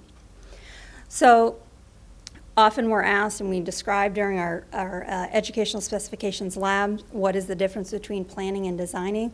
Some of you may or may not know that I am actually a teacher by degree. I taught in public schools for 10 years. I've been with DeYoung Richter for 12 years. So I'm not an architect at all. In fact, we approach this from the programming side, from the curriculum side, and you do not want me to design your building, but I can talk curriculum all day long. So we do that. We talk about how the program will function, what the vision for the program might be, and then the educational specifications are really the communication then to the architect. It will be the first really document that the architect receives to then move the schematic design forward. So some of you are familiar with that process. You've gone through the educational specifications process with us before. The architect will then move our document into schematic design. The educational specification, the report will ultimately contain what the program is, a compilation of space, simply a listing of spaces, the types, the quantities, some adjacency concepts, and we'll show you some examples of that tonight for the Fine Arts Center, and also specific space requirements for each of the spaces and the types of spaces that are included in the facility. So the specification will align with the strategic plan. Again, keeping in mind that we are here for the students and we're focusing on the learner throughout all of the processes, and that any of the facilities that we develop focus on the entire student, academically, physically, socially, and culturally. These are some examples of the things that you'll find in the educational specifications report, the capacity information, the support spaces that are there, the broad base, what I call non-programmatic issues, things like safety and security, technology, some of the physical characteristics, and as I mentioned previously, some relationships of spaces. So this just describes, again, the staff interviews. I'll skip over that, talked about that a little bit. During our first planning lab, we started with some vision and conversation. We had some overarching conversations around things like what are some challenges, what are some opportunities that you see for the fine arts programs, and what are some tools that we might use to overcome those. Talk about those results in just a moment. We also asked some questions around what is the vision for students while they're at the center, and then also as a result of the education they receive at the Fine Arts Center. There's some conversation about potential use of the new Fine Arts Center during non-traditional times, not just what you might think of as a traditional school day, maybe a 7 a.m. to 3 p.m., but might there be opportunity for the use of this facility at other times? And we had that conversation throughout our first lab, and I'll show you the results of those conversations. And then we also talked about how we might have cross-curricular collaborations, not only within the programs that are at the Fine Arts Center, but how might we collaborate the fine arts with the core academics and other programs back at the home campuses as well. So when we asked the overarching question at the very beginning of our first planning lab as a beginning of our visioning sessions, we asked about what are some potential challenges that we see for fine arts and for the Fine Arts Center. And these were some of the main ideas that came up through those conversations. In the report that you ultimately receive on this, you'll have a full fleshing out of all of the ideas that were shared out, but some concerns around accessibility to the facility and potential scheduling of the facility. I actually like scheduling, and I said that that sounded like a fun job for me, but they all thought I was a little crazy when I mentioned that. But community involvement in the facility, storage space, potential transportation, and these were some of the topics that were brought up, and as we moved through the conversations, we actually found some potential solutions to some of those, as well as we worked through the types of spaces that would be there and the conversations around non-traditional times and collaborations. What were some opportunities, potential opportunities for the curriculum, for the center itself?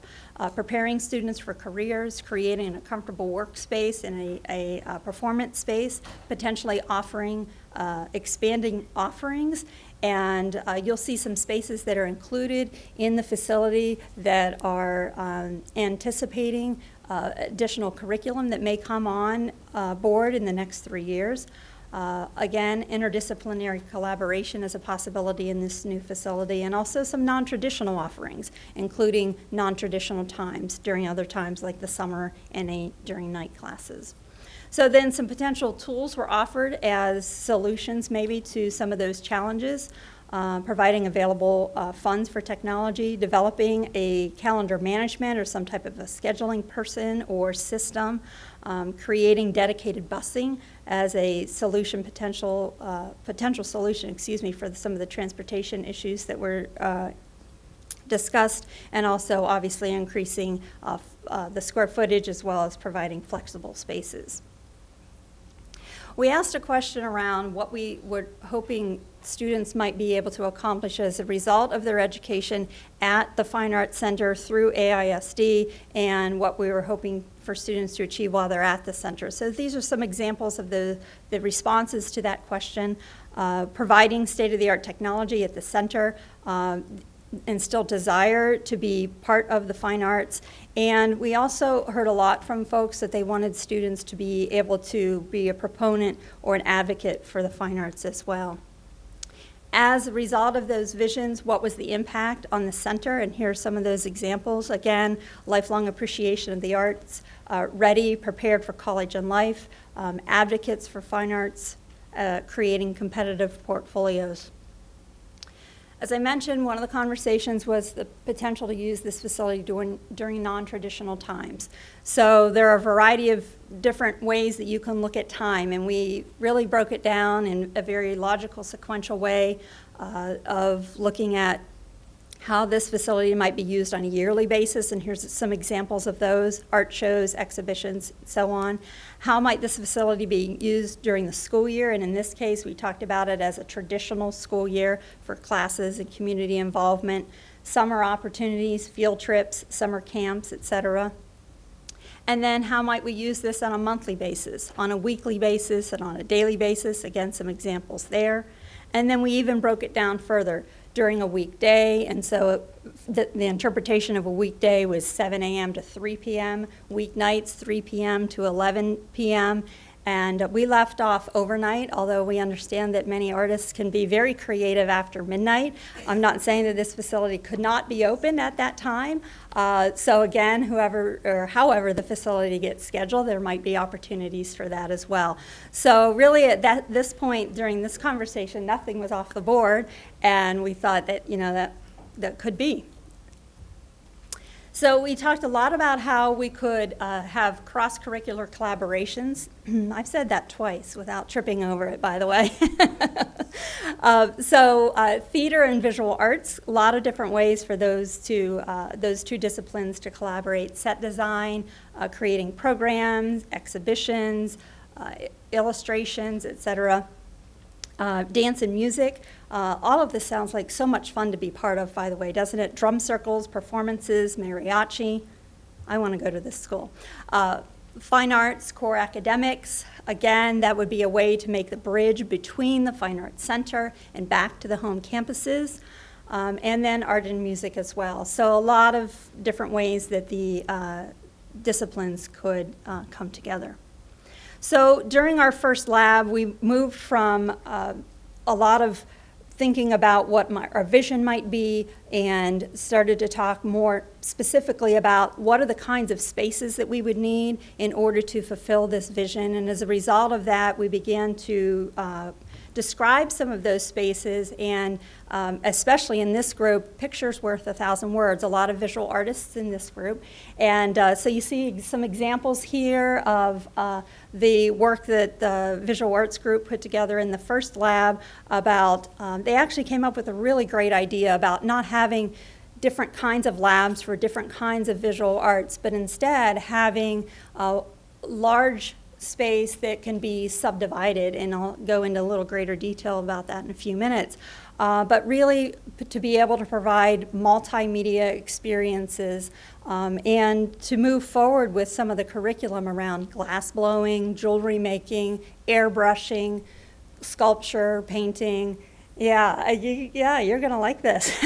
So they wanted a space that at any given time you might be able to move a wall in here or there to subdivide the space, but they didn't want to be limited to one particular space was only for example, 3D work, that kind of thing. There was also something, and you'll see this in the draft illustration later, that they would like access to an outdoor space. Outdoor space for two reasons. One, to produce as in a studio, and another space where they could actually present, like a gallery type space. So the thinking is that obviously the facility will have a gallery, and I'll talk about more about that in a moment, but to also provide some outdoor space to display as well. So, and providing the appropriate outdoor facilities for that, furnishings, the kind of equipment that they would need to keep it secure, and so on. So I'll show you how that kind of plays out in the illustration.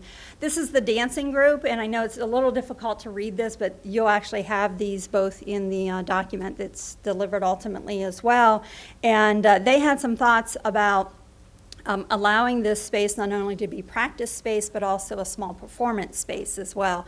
Allowing one side to be mirrors where you could pull a black curtain and have some temporary seating where you could have a small group in to have a small performance, so that it's not always necessary to take a large group to, for example, the concert hall or to the theater, and in fact you could perform directly in the dance studios as well. And then this particular group was actually, there's some music spaces at the top. I know that one's a little difficult to see with the pencil drawing there, but we'll get to that when we get to the draft illustration. So as a result of our first lab, we came up with a draft compilation of space. We came up with a draft illustration, and then we took some time, about a month in between, to pull that information together and took that information out to a community meeting, and on that same day, May 4th, we also met with this list of folks. Some of them actually came in and spoke to us directly, us meaning Dr. Earnhardt, myself, Cindy Powell, and a few others in the room, and to get their really best thinking, best practices, what state-of-the-art facilities might be around dance studios, visual arts spaces, music spaces. And one of the questions that I asked of them through these meetings was, when you walk into this Fine Arts Center when it opens in the fall of 18, you'll know Arlington Schools has done this right when you see fill in the blank. And so they gave us a lot of information. They filled in a lot of those blanks with a lot of wonderful ideas. Some of the things that we had already talked about, which was really heartening for us, that we had already thought about having gallery space that was manned by students, for example, and a lot of other things that aren't coming to me right now, but nonetheless, we had some of those thoughts as well. And so it was important, and actually some of them came to Planning Lab 2 as well. So it was good for them to talk directly to the teachers and for us to get their input there. too. So we're very grateful for them to give us their time and to share their expertise for this facility. These are the 4 questions we asked at the community meeting as a result of our work to date.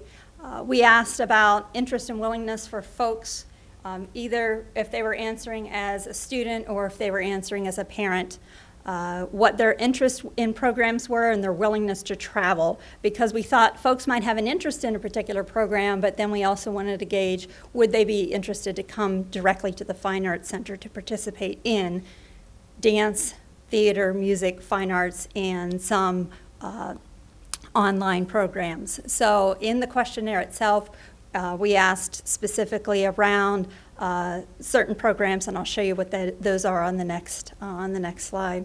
We also asked, again, during Lab 1, we talked about non-traditional time use. We wanted to get the community's feedback on non-traditional times. You'll see those results. We also asked what would it be like to be the most innovative, engaging, and front-running fine arts center, and we have some input on that as well as some other academic and facility issues. So these were the programs that we asked about.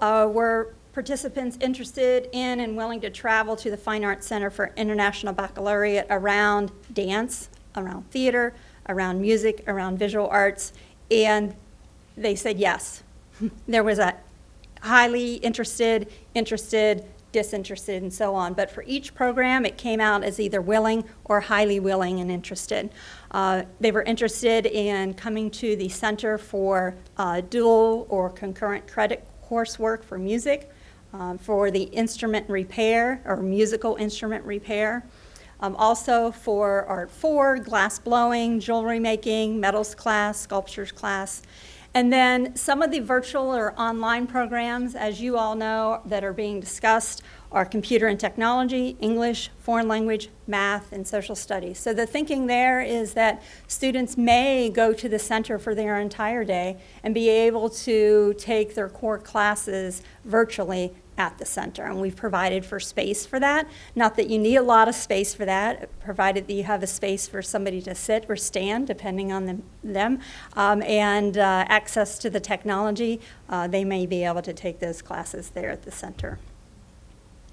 We also asked what are some other suggestions regarding other programs that might be offered. Here are some examples of those, of some of those: piano tuning, recording studio, and welding as art, photography, graphic design, animation. Some of those programs, as you know, are offered at the CTE Center, so they might come at it from a more technical standpoint, and so there's still some discussion around how we may incorporate some of those at the Fine Arts Center from a more artistic versus a technical standpoint. There were also some questions. I think some of you attended the program, or the community meeting around including curriculum that for those students that are non-performance based.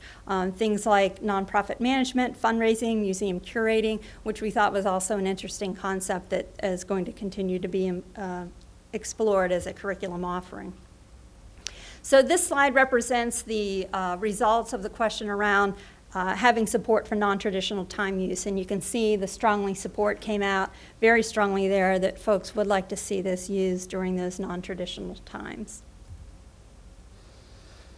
So we asked what it would look like for all programs at the Fine Arts Center to be most innovative in the country, most engaging programs, and be a front runner. So here's some examples of what folks are looking for when they're looking for an innovative fine arts program. To be a high quality level, for students to be prepared for a career in the arts, the ability for the facility to flex with new trends, community involvement, engaged, qualified teachers, and among some others.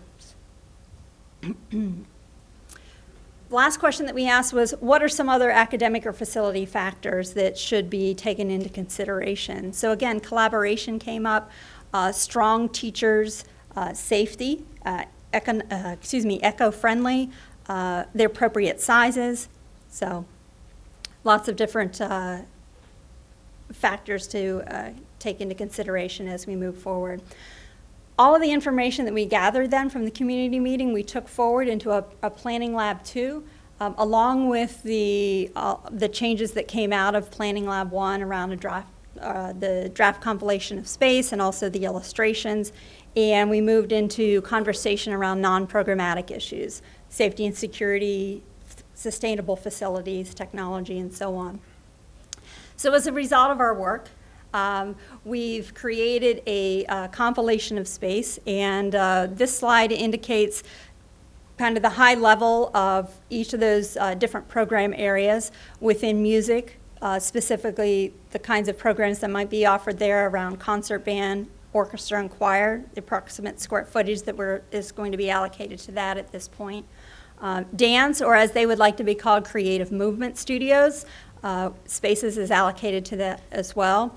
A small theater, and we'll look at that specifically in just a moment. Visual arts, and then of course some administrative and common spaces.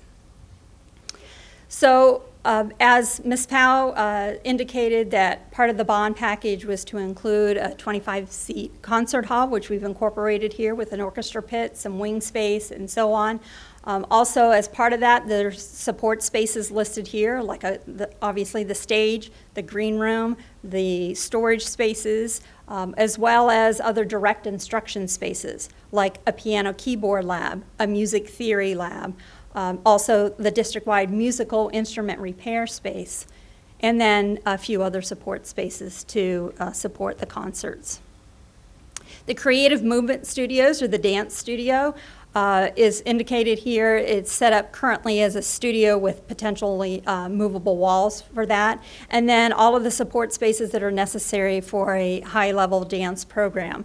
Locker and changing room for both male and female, media room, storage space, and then they also like the idea of having access to an outdoor space, potentially an outdoor amphitheater, which you won't see included in the square footage, obviously, because that's an outdoor space and it gets constructed in a different way than an indoor space might. So we also included a smaller theater. There was discussion around the concert hall being primarily for musical performances, and this theater would be primarily in use for the one-act plays from each of the high schools.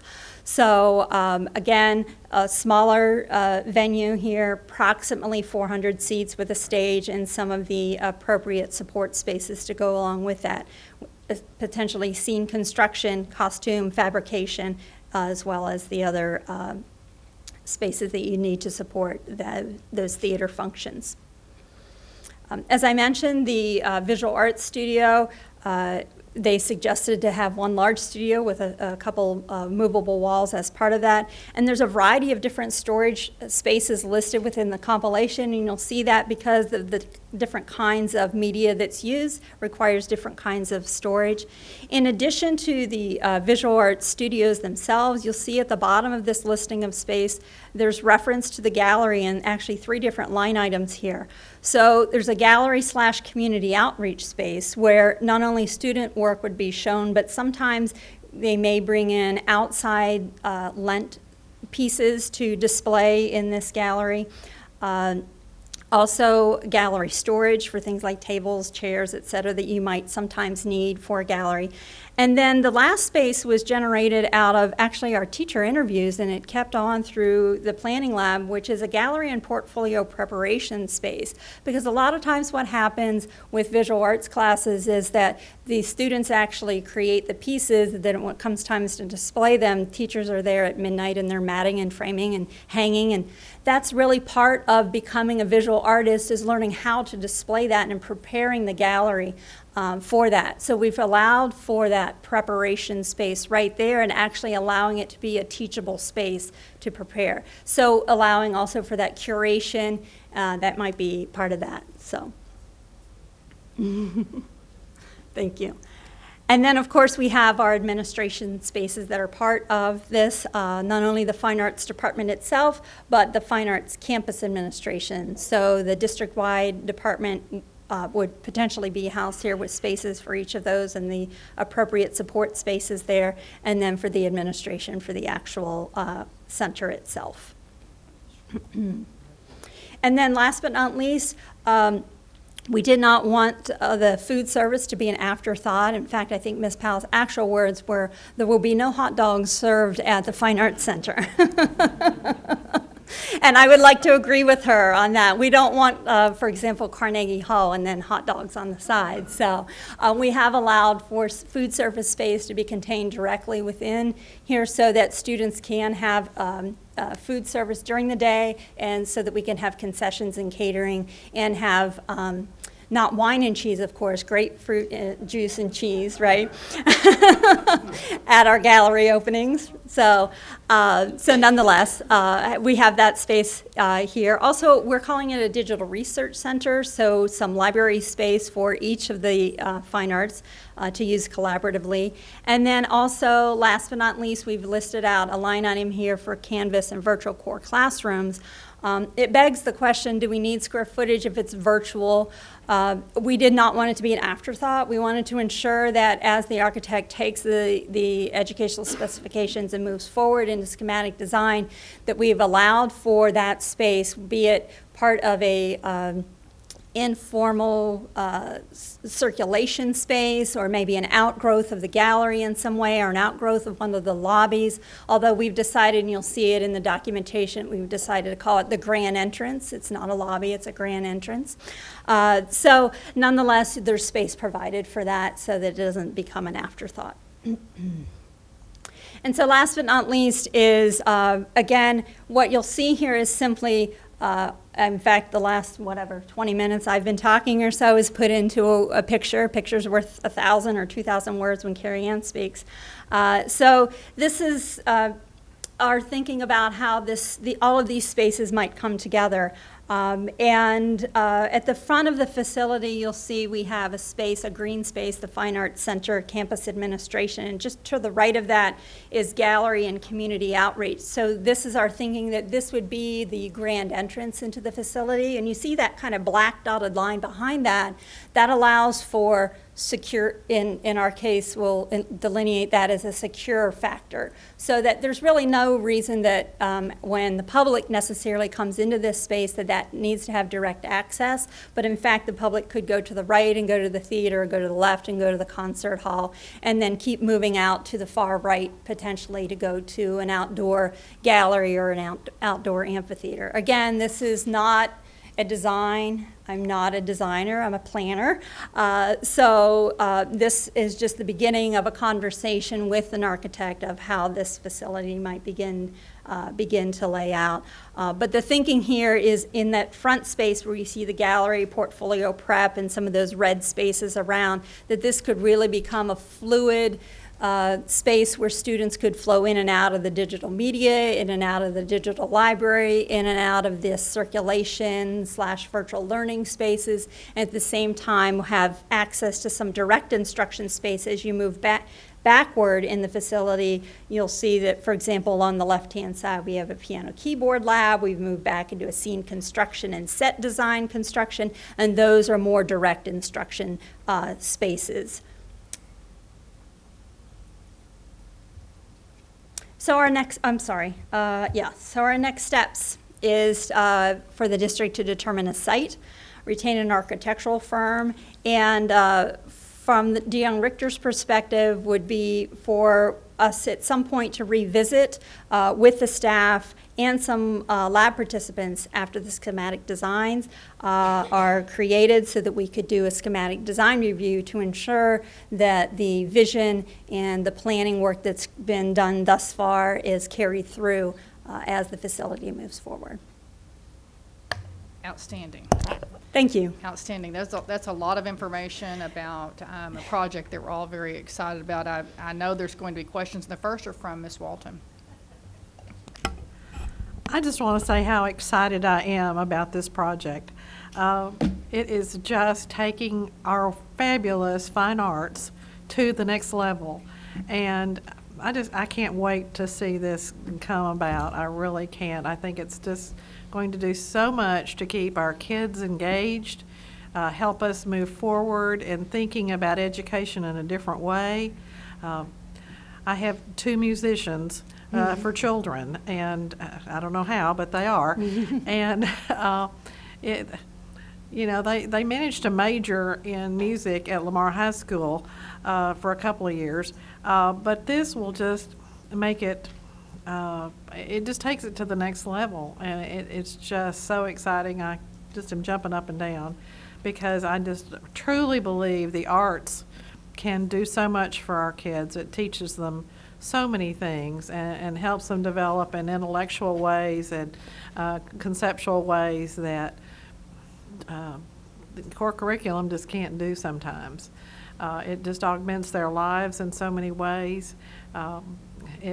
It's just going to take us to the next level, and that is so exciting.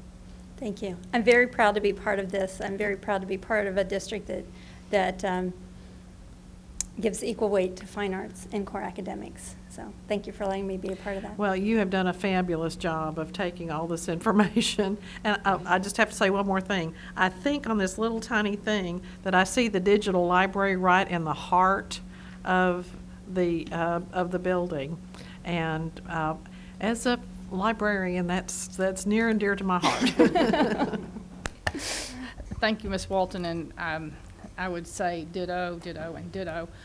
This is a exciting project. I do have a question. Yeah. And it may be for either you or Jeremy, Dr. Earnhardt. Congratulations, Dr. Earnhardt. About small productions.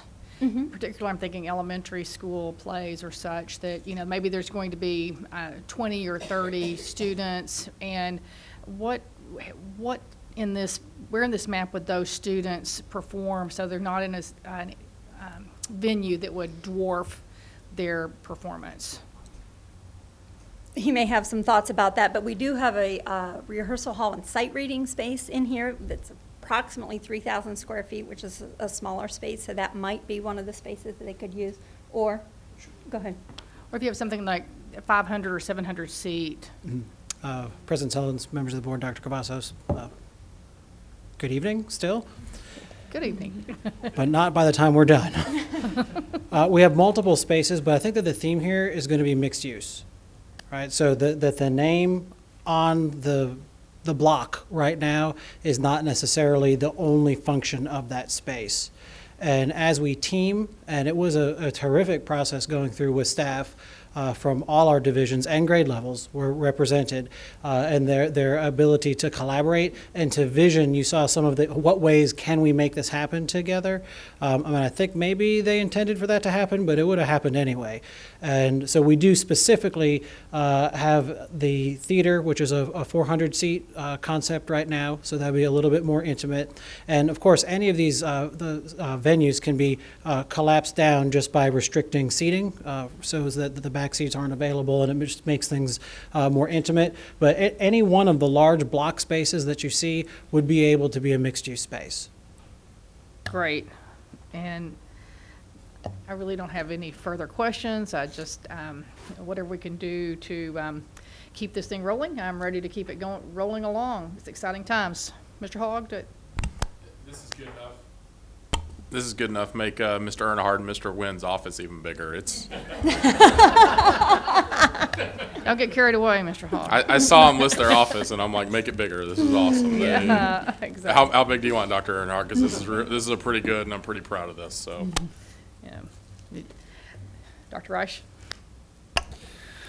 Echo everybody's comments. It's great. The one question that I would have, was there consideration given to dinner theater type things, seating, round tables, in combination with any, whether it's a theater area or some other area, or maybe hallway space where it would be two separate times, dinner and then move into the theater?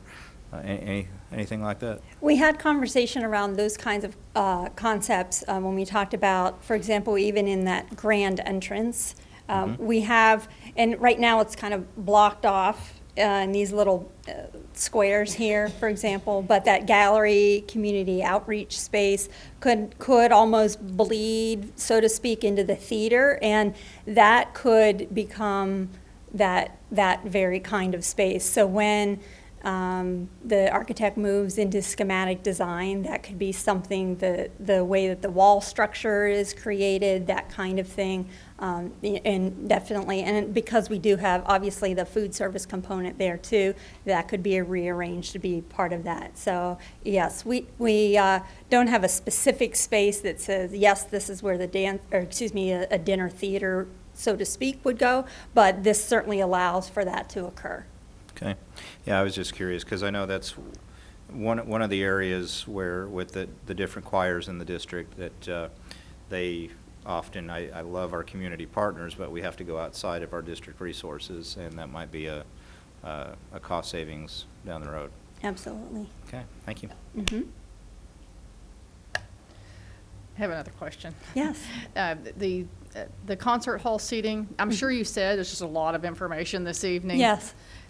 How many seats in the concert hall? 2,500. I thought it was 2,500 for that. I was just wondering if that was a 400 was a subset, the theater go ahead. only, right?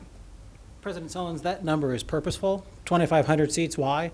That is half of one of our grade levels, so that enrichment concerts would be able to be produced at this facility in 2 shows. It's also just about half of our professional teaching staff, so that if Dr. Cavazos wished to do convocation, as long as he was going to say exactly the same thing 2 times, we could do that in the morning and then in the afternoon. And, you know, to sum up, where some fine arts centers are built for graduations, this one is built for students in the community. And the mixed use that I was referencing a few minutes ago really speaks to that. And we thank you for your guidance through the strategic plan to be able to actualize a facility like this that is going to be able for generations to come be pliable and flexible, so that some courses which have yet to be invented will be able to be housed here for our children and grandchildren. Outstanding, and it's a center for learning. And we talked early on about so many centers, and they're wonderful, and I'm certainly glad that they're available that are to view educational outcomes. But this is a center truly for art learning, and Ms. Walton said it earlier, it moves us to the next level. I think it might move us several levels in terms of access to art in our community, and I thank you for your presentation this evening. I don't see any other buttons, but I know everyone is anxious for you guys to just go get it rolling. Yeah. No, they do it every time. It's hazing, I think. Ms. Walton. In my excitement, I forgot to point out TASB's magazine that we just got today. I want to show, make you all aware that the lead article in here is entitled "The Importance of Art." So y'all might want to read it. It's really timely with what we're discussing tonight. Thank you. Ms. Powell? For the second presentation this evening, David Sturts will visit with us about the work on the athletics complex.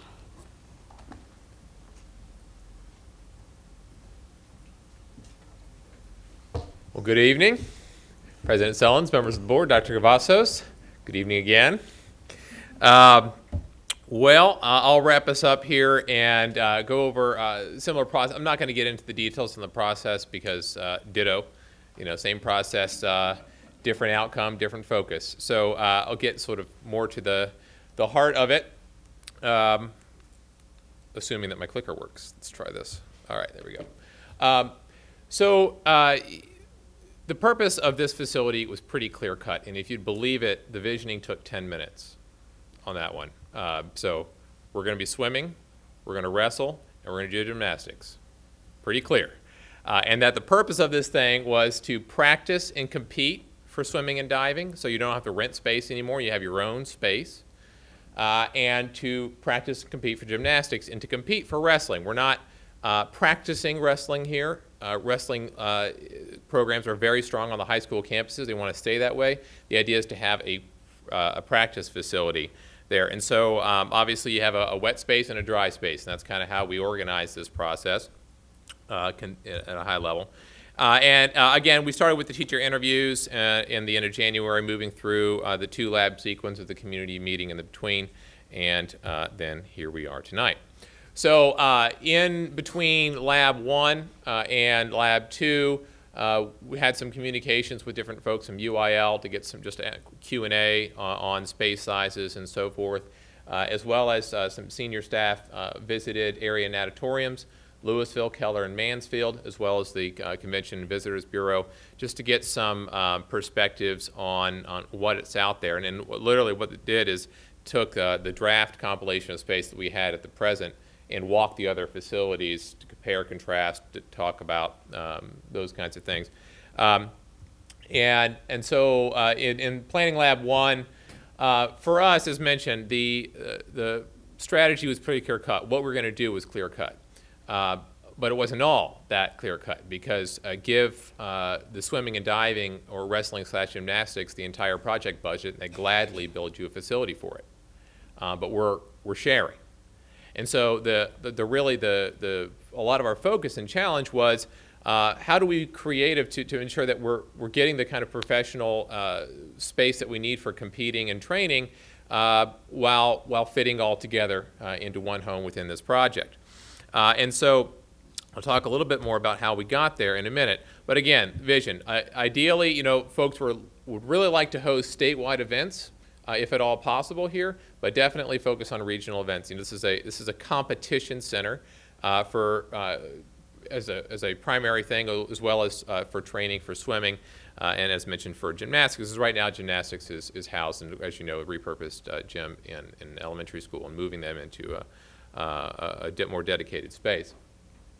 And so in addition to that, the clear-cut vision there, we went into, okay, we went right into the space requirements and the compilation of space. So as we develop a compilation of space based on the teacher interviews, folks went through, identified, what they saw as needs within the facility, pairing those lists of needs up with the drawings, and we got right into in that first meeting those adjacency models based upon the compilation of space, which we thus finalized in the second meeting, which we were able to complete in just one day to look at the adjacencies and space requirements.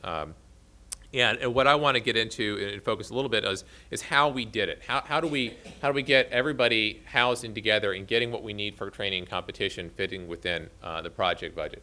And it has to do with, in part, adjacencies. Because one of the things that I learned from swimming and diving is that pool deck is large. That is a large space that sits dormant when it's not in use. And you can't really do much else on there. Gymnastics isn't going to practice on the pool deck. I mean, that could be entertaining, but it's not going to be good for practice. And so the idea was, what opportunities might we have for that need? And in looking at it, one of the things that we conceived of is that multi-purpose center and the natatorium will never host major events at the same time. You simply won't have the parking for it. So when one is full for an event, the other one won't be. So that multi-purpose center, is there a way that could be a dry deck when not in use, if an adjacency and the design solution was able to facilitate that? An interesting idea. So we chased it and determined that, conceptually, it's a possibility. You can have the kind of flooring, the Rollins floor, that you chunk up in blocks and take it out, and then you have a concrete below, and that can service for the swimmers, and then you put it back when they're done. Because it's going to be not an everyday occurrence, a competition-based occurrence. It's a possibility there. So again, that adjacency is a strategy to really maximize the utility of all of the spaces there. You would have to, of course, solve that with some view panels to make sure that there was clear sight lines between those spaces, because the swimmers need to be moving and going, and then you have audio-visual cues and those kinds of things. But it's a design challenge that we're putting forth to the architects, to say, let's see if we can make the maximum utility of this space. And so with the adjacent model, you see what we originally came up with in the first concept was more of an H shape, with the administration and the training room in the center, natatorium and multipurpose center on either side. But as we pulled back and looked at it, if we can pull that multipurpose room and gym close together, that creates that adjacency between the pool and the multipurpose center that could facilitate our strategy as far as the deck there. And insofar as we could, spaces that we could put out of the natatorium multi-purpose center into a central administration complex that would service both centers well, so much the better for multiple reasons. One is that you had quick access by both the major parts of the building, the natatorium and the multi-purpose center, but it's a lot less expensive to build an admin than it is to build a pool. And so it helps with project budget. And here you see just a zoom in of the athletic complex. And the idea that you see that these grade spaces here, when you look at Rockwall, Mansfield, you look at all the area natatoriums and multi-purpose centers, the bleacher space is filled underneath. It's utilized space. It's not just empty.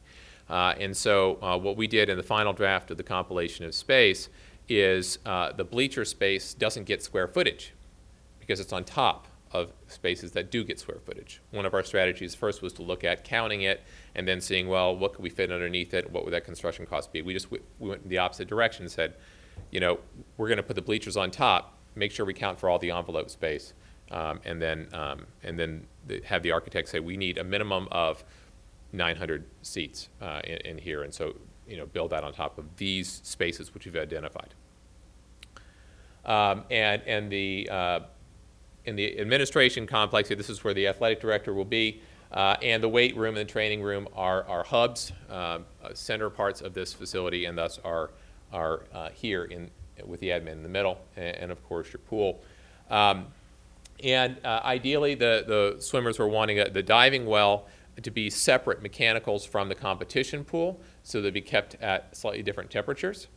And also that the competition pool, when it's created, the 50-meter pool and the diving well, all surfaces training space. You can bisect that 50-meter pool and then have, it's 8 lanes, and then you get the additional 16 that way, and then the diving well, also you can get 6 lanes in that, and all of it's used, so your entire swimming program can fit in here with room to grow, is the idea.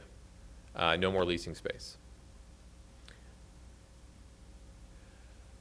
So again, the flexible use of the multi-purpose center for volleyball and basketball was another thought. Flexible. And actually, I have to give credit to your AD on this one in the teacher interviews.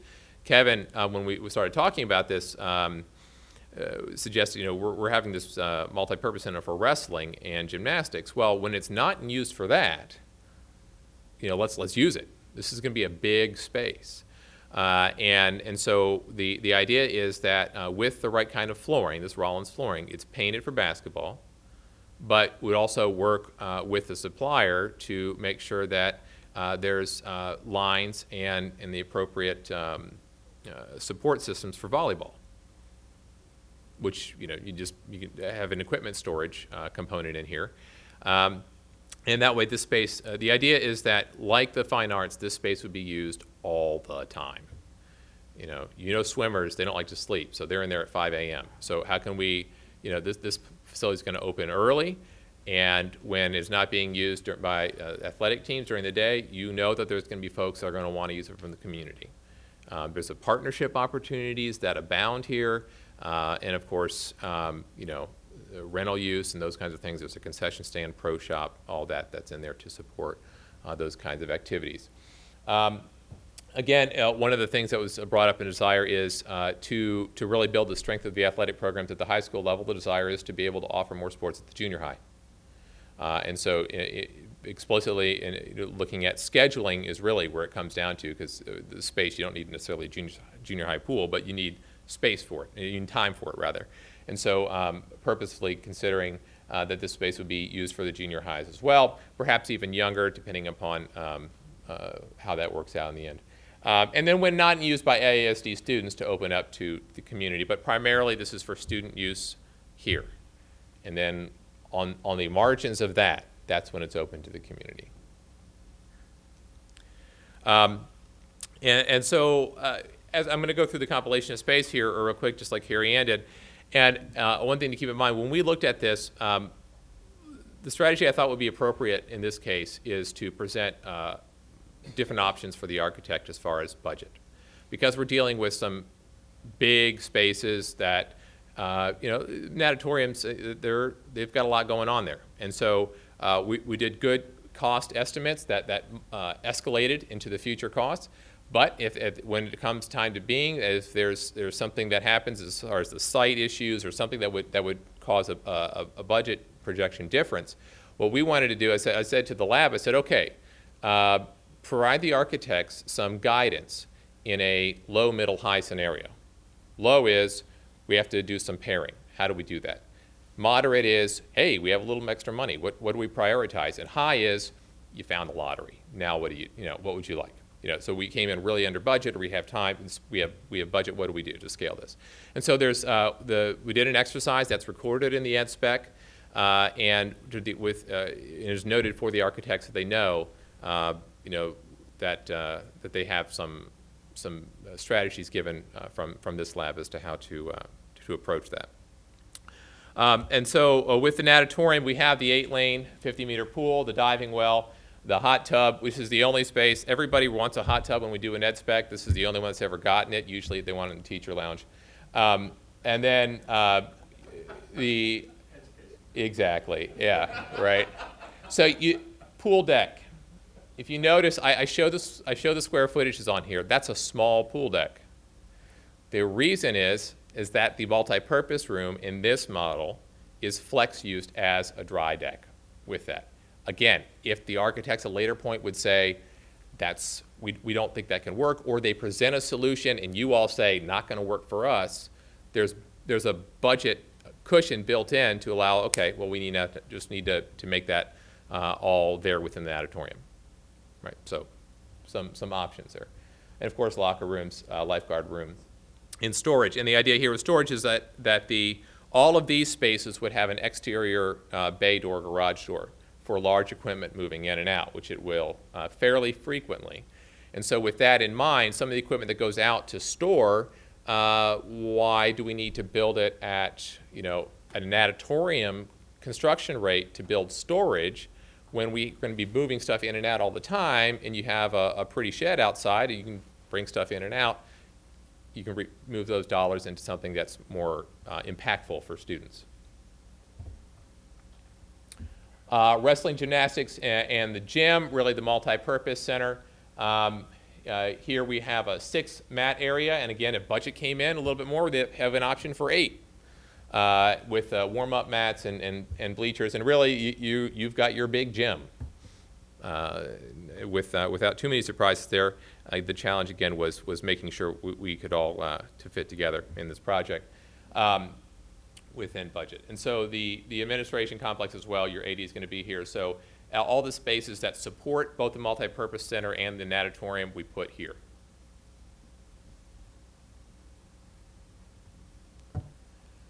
Questionnaire, these are, the blue are summary statements of what folks were saying there. And that's, what, when considering the use for competition swimming and wrestling, what are some important functions, and parking. If we're going to have a competition space, we need to be able to seat and park the people who want to come, and so that's going to be an important consideration in site selection. And then that focus on students first within AISD, and then pushing down those offerings to junior high. That's a theme from day one. We want to build the strength of our programs, and you do that early. And you can do that early when you have the space, and then you need to schedule the time. And so as a member of the public, folks really interested, of course, in the natatorium and swimming. And that's going to be prime real estate that will always be in motion for sure. And then with the multi-purpose gym, there's many opportunities here.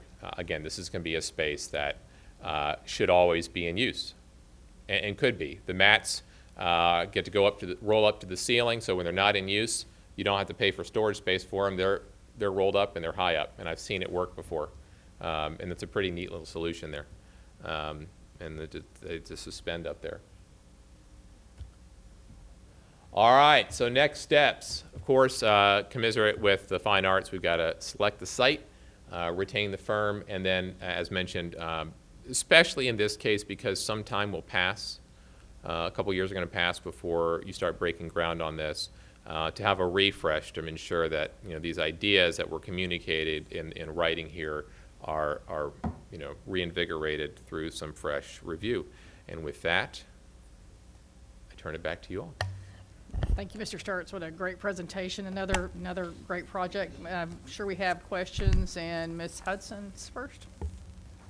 Yes. Hi. Exciting presentation, really exciting. And you guys seem to have done really awesome work as far as taking things that seem unrelated and the challenges of space and budget and really combining that all down. I have just one question about the gymnastics area. Sure.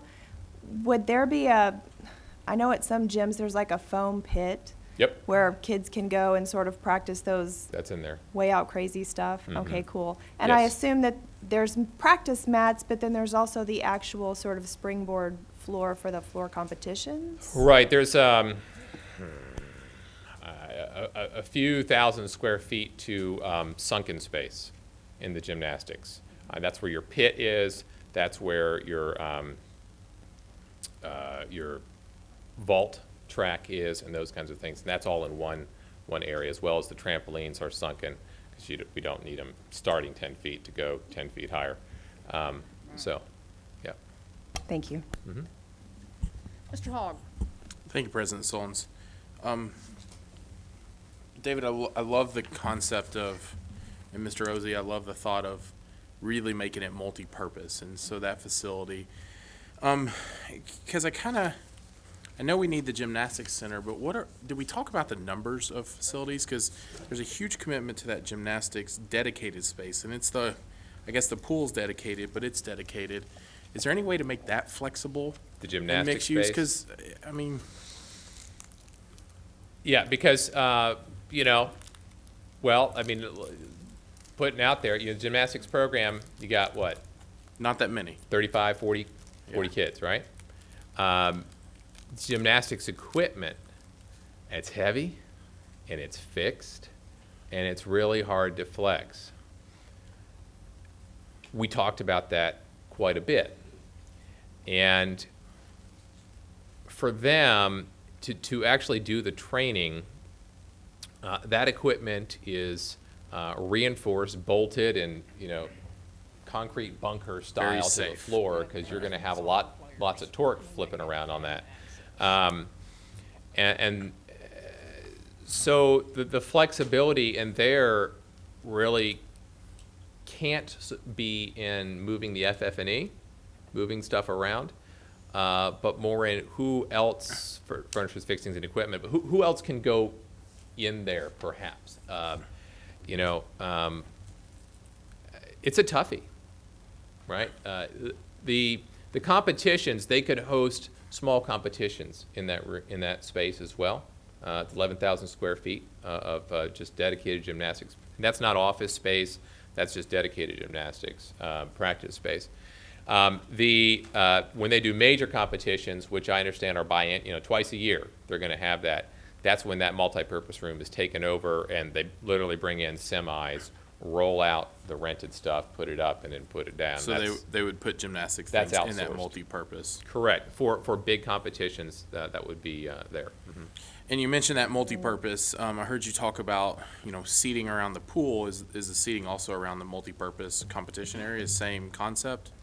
Yes, as in the seating is above dedicated spaces. Yes, that's correct. And where's that number? What made y'all determine the number of 900 seats? I think So- is that the same on both? And Yeah, that's a is that good, what we good expect question. on So, numbers? With everything, we start with, if money were no object, what would you have? Of course. Right? And then we crash down to earth by lab 2. And Then we and realize money isn't that. we know it, but we Yeah. enjoy the fantasy. I agree. For a We all couple like hours. that part. Don't we all? But when we originally working with that numbers concept, a couple things in mind. One is, what do we really need for what would be a standard regional competition, the thing that we're going to do most often? Because one of the things that we argue is you don't, and you've probably heard us say this, you don't plan a space for Christmas and Easter. Right. We're not going to plan a huge space because 99% of the time we don't need it, but that 1%, we're going to use it. because utility is important for us. So with the bleachers, we were starting with, those were sort of ceiling numbers for what the team thought was needed from a regular competition standpoint, as well as we're on par with some of the area natatoriums that were visited, for example, our multipurpose centers. And so in the beginning of the lab, all of those were assigned to square footage, which industry standard is 3 square foot for as a minimum, 4 is a little bit more cozy.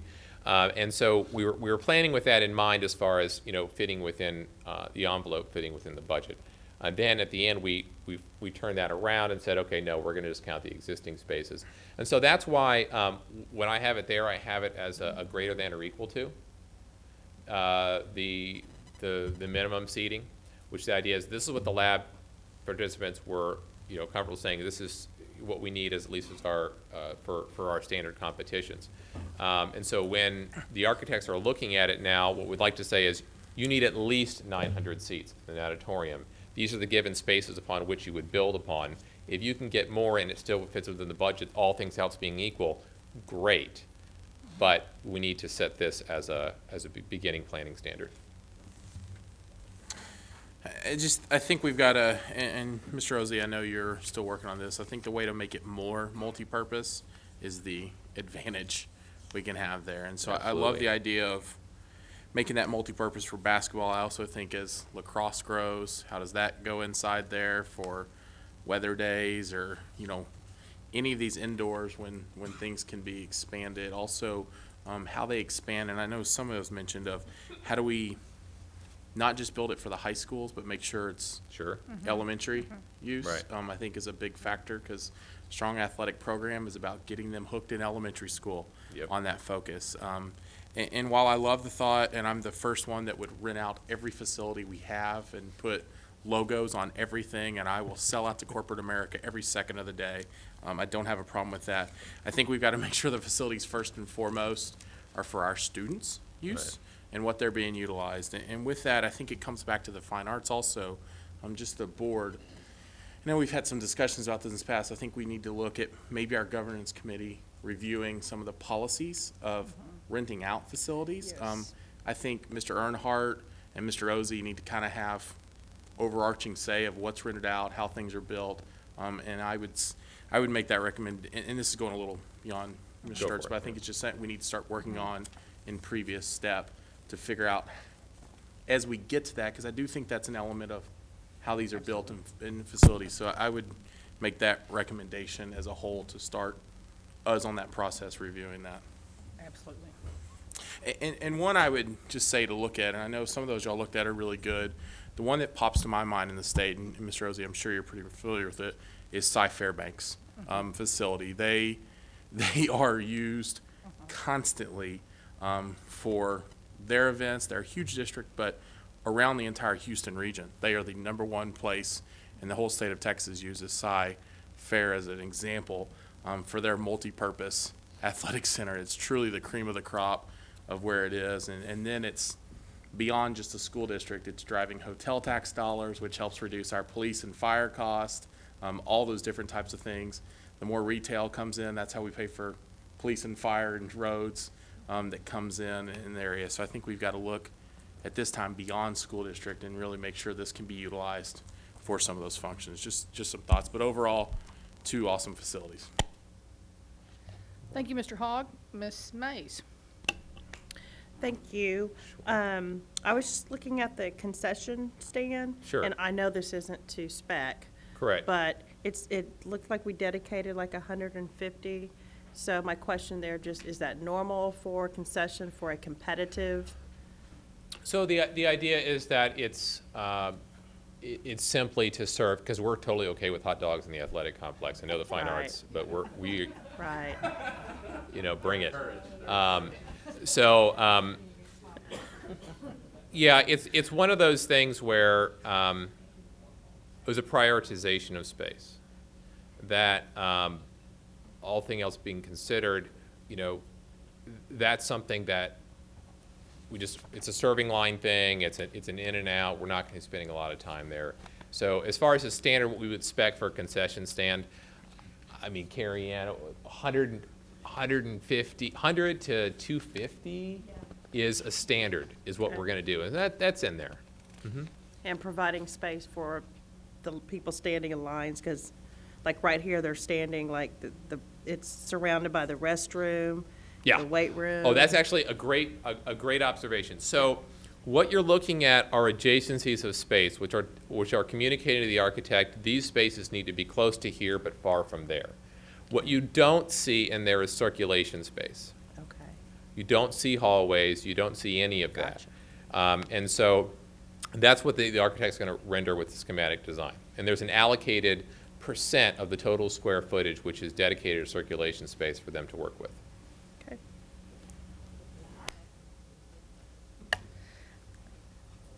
Ms. Hudson? I just had one more question.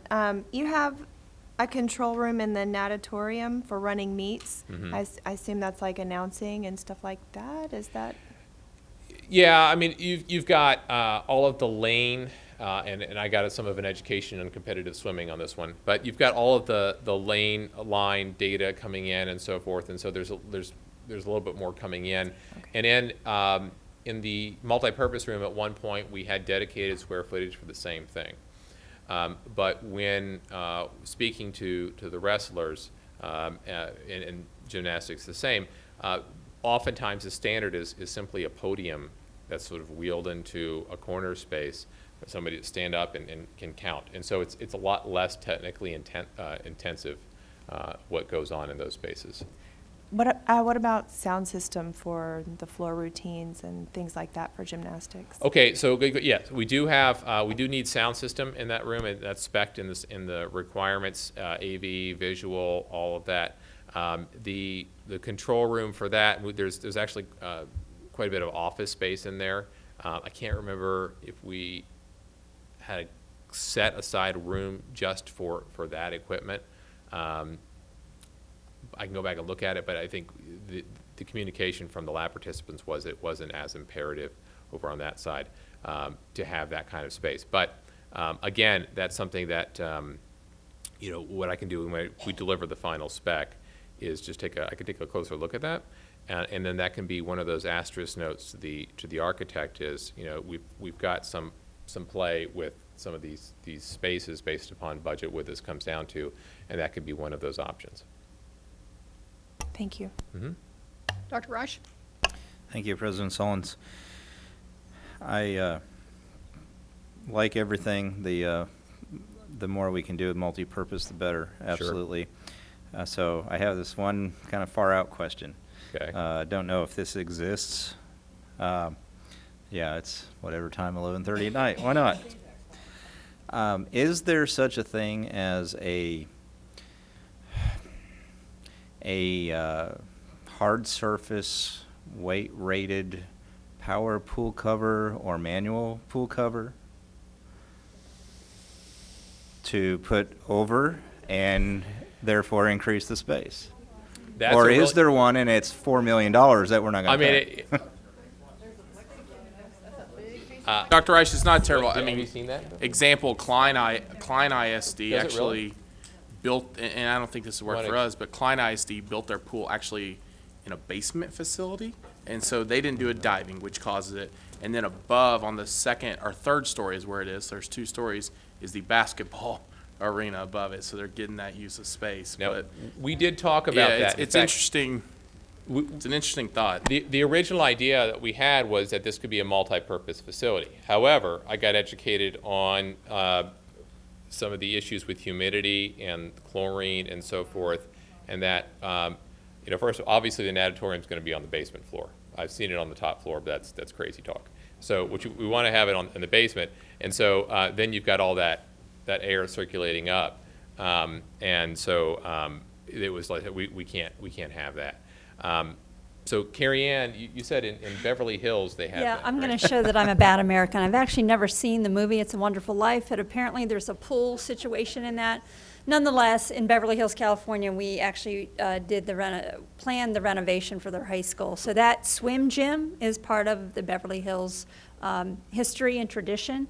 there, and they, had it not been in It's a Wonderful Life, I think they would have chosen to, let's say, dispose of that space and build new. But because it holds such a tradition in there, they decided to invest the money to keep their swim gym. So there is, in fact, a retractable floor that comes out over the pool and then retracts again. I think it's very cost prohibitive based on the conversations that we have with them, but that's the only one that I know of in the country. So Yeah. so it does exist, but it's very cost prohibitive. So. Okay. One other quick thing on that, not to belabor it, is the idea is that that pool would be used all the time. And so that's part of the idea, is that that its flexibility is it's going to be its utility, really. Okay, I'm just double checking to see if there's any other questions, because it happens every time.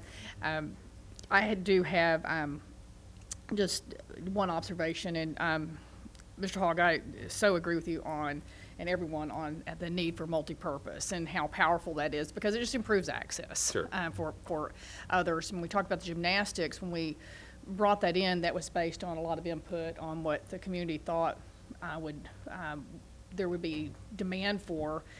And I'm thinking of the soccer.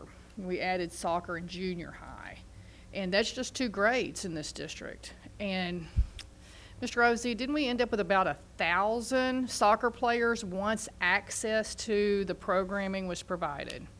So I'm hopeful that we will see that kind of growth, but also confident that we'll find ways to use it either way. Sure. So, seeing no other questions, thank you for your presentation. Absolutely. Thank you for being with us this evening. My this pleasure, late. as always. Appreciate it very much. You. One thing for the staff to think about, and Mr. Ozzie, as Dr. Reich mentioned earlier, in our PDC is a great use, but it does get booked up fairly quickly for events, banquets, those type of things that our students need to use. I think the multipurpose, especially that multipurpose area, could possibly be something like that if there's thought process on how that's used. I know we're building that in to the Career Tech Center for some of that, and Dr. Reich talked about it, popped in my brain, and as I'm looking more at the Berry Center at Sci-Fair, it's got those facilities that they can use it for, National Honor Society recognition nights, things like that, or career days where they have all the college days where all the colleges are placed up around that multipurpose. I think that's where we even have to go farther with multipurpose, think outside of athletics and think more into what else, because it's the one thing our whole board always talks about is, I'm not going to say 24/7 access of utilization, but you better have 7A to 10P, if possible, utilization of a facility. And so I throw that out probably to Mr. Ozzie and you, David, as we start working through more and more. Let's make sure we're thinking of those things as we come in. And sorry, Ms. Sullins, we just had to be consistent and add one more thing when you're That's finished. all right. So I see the game. Yes. Sorry, the brain absolutely agree. The brain was moving a little slow at 11:30. So okay. Very good. Well, we will now move forward to our next agenda item. And so the next thing we come to is the open forum for non-agenda items. This second open forum segment of the meeting provides citizens with an opportunity to address the trustees on any subject except personnel. This is not intended to be a discussion or debate, and trustees will not reply to speakers. Derogatory comments aimed at an individual will not be tolerated. I have one card from our audience. When your name is called, you'll have 5 minutes to speak. A lighted timer on the podium will assist you in pacing your presentation. A yellow light will illuminate when there is 1 minute left for you to complete your presentation. When the red light comes on, the buzzer sounds, please end your presentation. This evening, thank you for being with us this evening, Ms. Donna Griffin.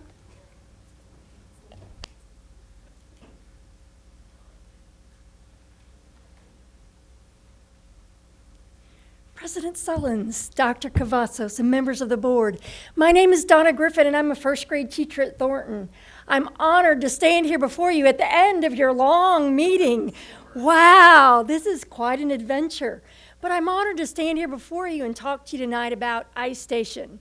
I'm not here tonight to debate iStation versus DRA, as I'm sure those conversations have been had for quite a long while.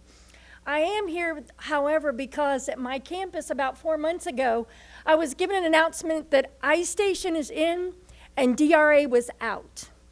And as I began to ask some questions about why and what's happening, I heard, oh, well, admin is listening to teachers. And so iStation is in and admin is out. And I was like, wait a minute, you haven't listened to me. No one's asked me a thing. And as I began to talk to some other colleagues, I heard some similar conversations. And so I wanted to come tonight and make sure that you've heard the whole story. I've had the wonderful opportunity of speaking with several of you over the last couple of weeks as we've explored some concerns about a shift from iStation to DRA.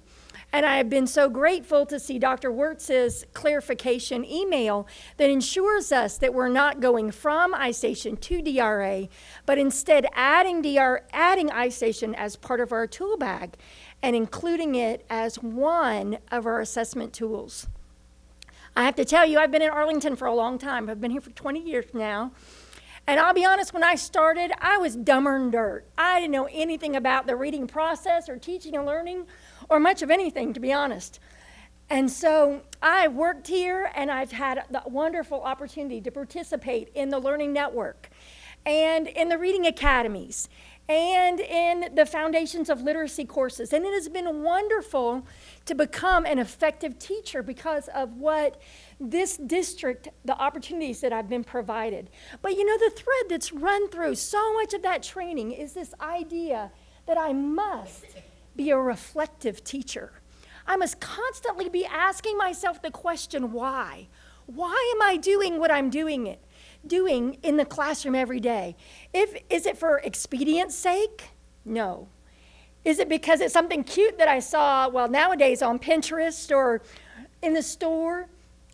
Or is it really what I know in my gut to be what's best for children so that they can learn and move from the place they're at to the next place they need to be? And that's where I want to focus. And so given that information, I've used DRA long before it was a mandated assessment. And I love it personally because it forces me to take the time to sit down beside a child and watch him or her read, to listen to what he or she does when he comes to a word that's unknown. What kind of progress is that student making in decoding and in comprehending long pieces of text? And I just don't see that with any computer program. It's not about iStation, it's a computer program. Only when we sit down beside our children and actually work with them day to day can we really know and diagnose their needs and really be effective in our instruction. So I'm aware now that iStation is happening. I came to you tonight thinking I'm going to change your mind and we're going to throw iStation away. But I realize that's not happening. And I'm learning also that just as I would not want you to throw DRA out, the baby with the bathwater, I should also consider that with iStation or any computer program and look at more effectively how in the world am I going to make this work for me. And so here's what we're asking. Number one, we're asking that you provide effective training. We need to know how to use this instrument. I'm asking that you provide close monitoring so that we are ensured with the reliability of this instrument if we're going to use it to inform our instruction. I'm asking that we maintain a balance, that not only do we look at this computer program, but we continue to use quality instruction as we sit beside children. I'm asking that we ensure the workability of this computer program itself. We had lots of trouble with it this year, crashing and not working well, especially with young learners. I'll be honest with you, my children can find an awful lot of way to mess up a time test. And so I want to be careful that that's not the only thing that I'm looking at. Now, I've had some conversations with Dr. Wirtz where he assures me that DRA is not going away, but that it's going to be just one tool to go along with iStation to continue effective instruction in Arlington. I want to close tonight with the conversation I had with a little girl. Not a conversation, it's actually a writing test that she did. And this was a little girl that I worked with all year long. And her writing test, they were supposed to use a prompt, and they were supposed to write about a time when they're happy. And here's what Rafka said. And I'm going to end with this tonight. I know I'm out of time, but Dr. Cavazos knows I'm just going to say what I'm going to say here. I'm here. So here's what Rafka said on her writing test. She said, I'm happy when I come to my new school. Thornton, Rafka came this year. I'm happy when I come to my new school. I don't know how to read, but Miss Griffin sits with me. Miss Griffin teaches me. Miss Griffin reads with me. Now I love school. I love to read. I love Miss Griffin. And here was the end of her writing sample, and this is what I want you to hear tonight as we leave. I cannot end my story because I ever a reader. Do you love that? The prompt said, you need to have a beginning, middle, and end. But she says, I never end my story because I ever a reader. Ladies and gentlemen, we must ensure that we continue a quality education for all of our children, no matter where they are.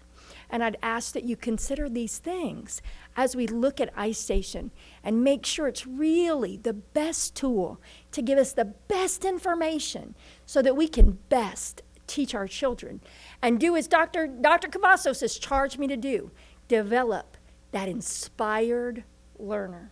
Thank you so much for your time and for letting me go a little long. That's quite all right. Thank you, Ms. Griffin. Thank you for coming today. Thank you for sharing with us. And Dr. Wirtz would visit. Okay, thank you. Yes. Thank you very much. Thank you.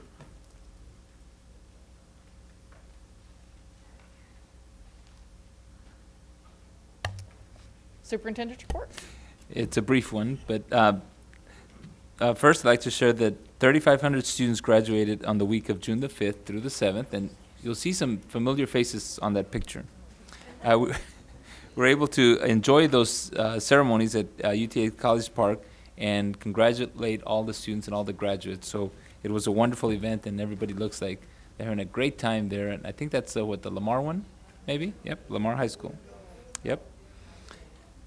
Next, we have had our Wall of Fame inductees, and we had a very, very strong turnout to our Wall of Fame inductee ceremony. And they're all the pictures are out here in the hallway, and if you have a minute to take a look at them, it's quite an impressive group that have accomplished so much in the state and the national level. Next, the Board of Trustees and I traveled to the Texas Association of School Boards Summer Leadership Institute. Maybe, maybe not. Let's go to the next one. There we go. Looks familiar. And so this is a training that TASB provides, and so we were fortunate to present two topics. One is ensuring voter support for a large bond election, and then targeted partnerships to improve student success. And it was an honor to be presenting with the board, and so you see Dr. Reich presenting about our bond program. We honored and recognized our administrative and annex employees with 5, 10, 15, 20, 25, and 30 years, so that's the one before that one. That one, right there. And those are familiar individuals as well. These employees worked many hours and years in providing service for our students, and it was a great event, and we thank all our employees for their dedication and for ending such a strong school year. Finally, that one.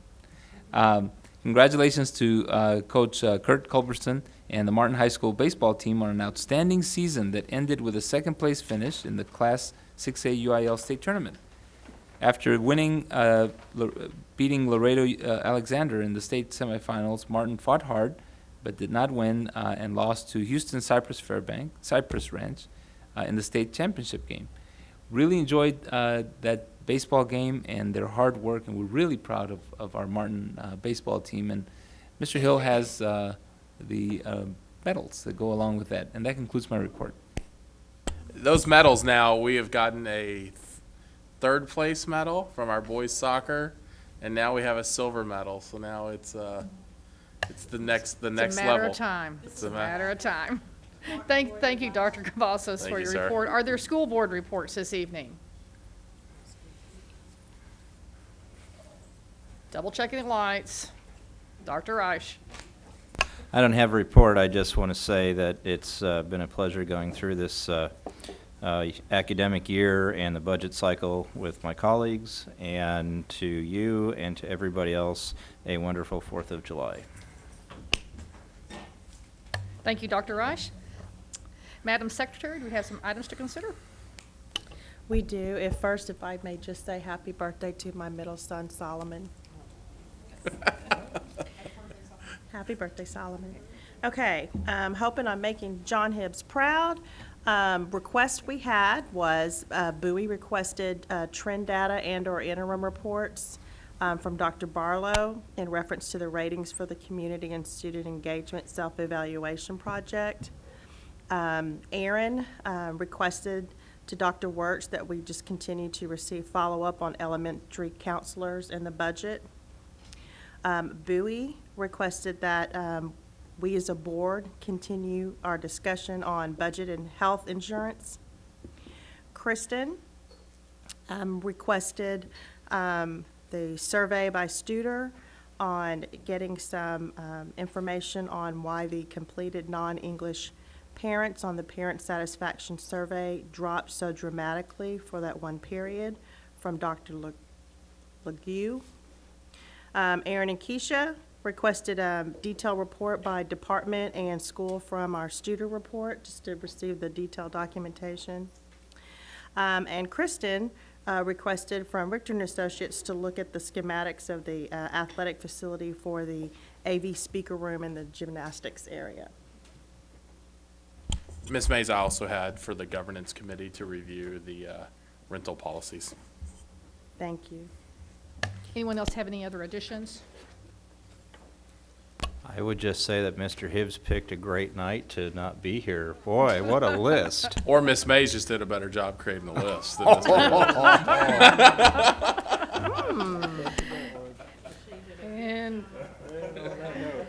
And with that, it's 11:46 p.m. and this meeting is adjourned.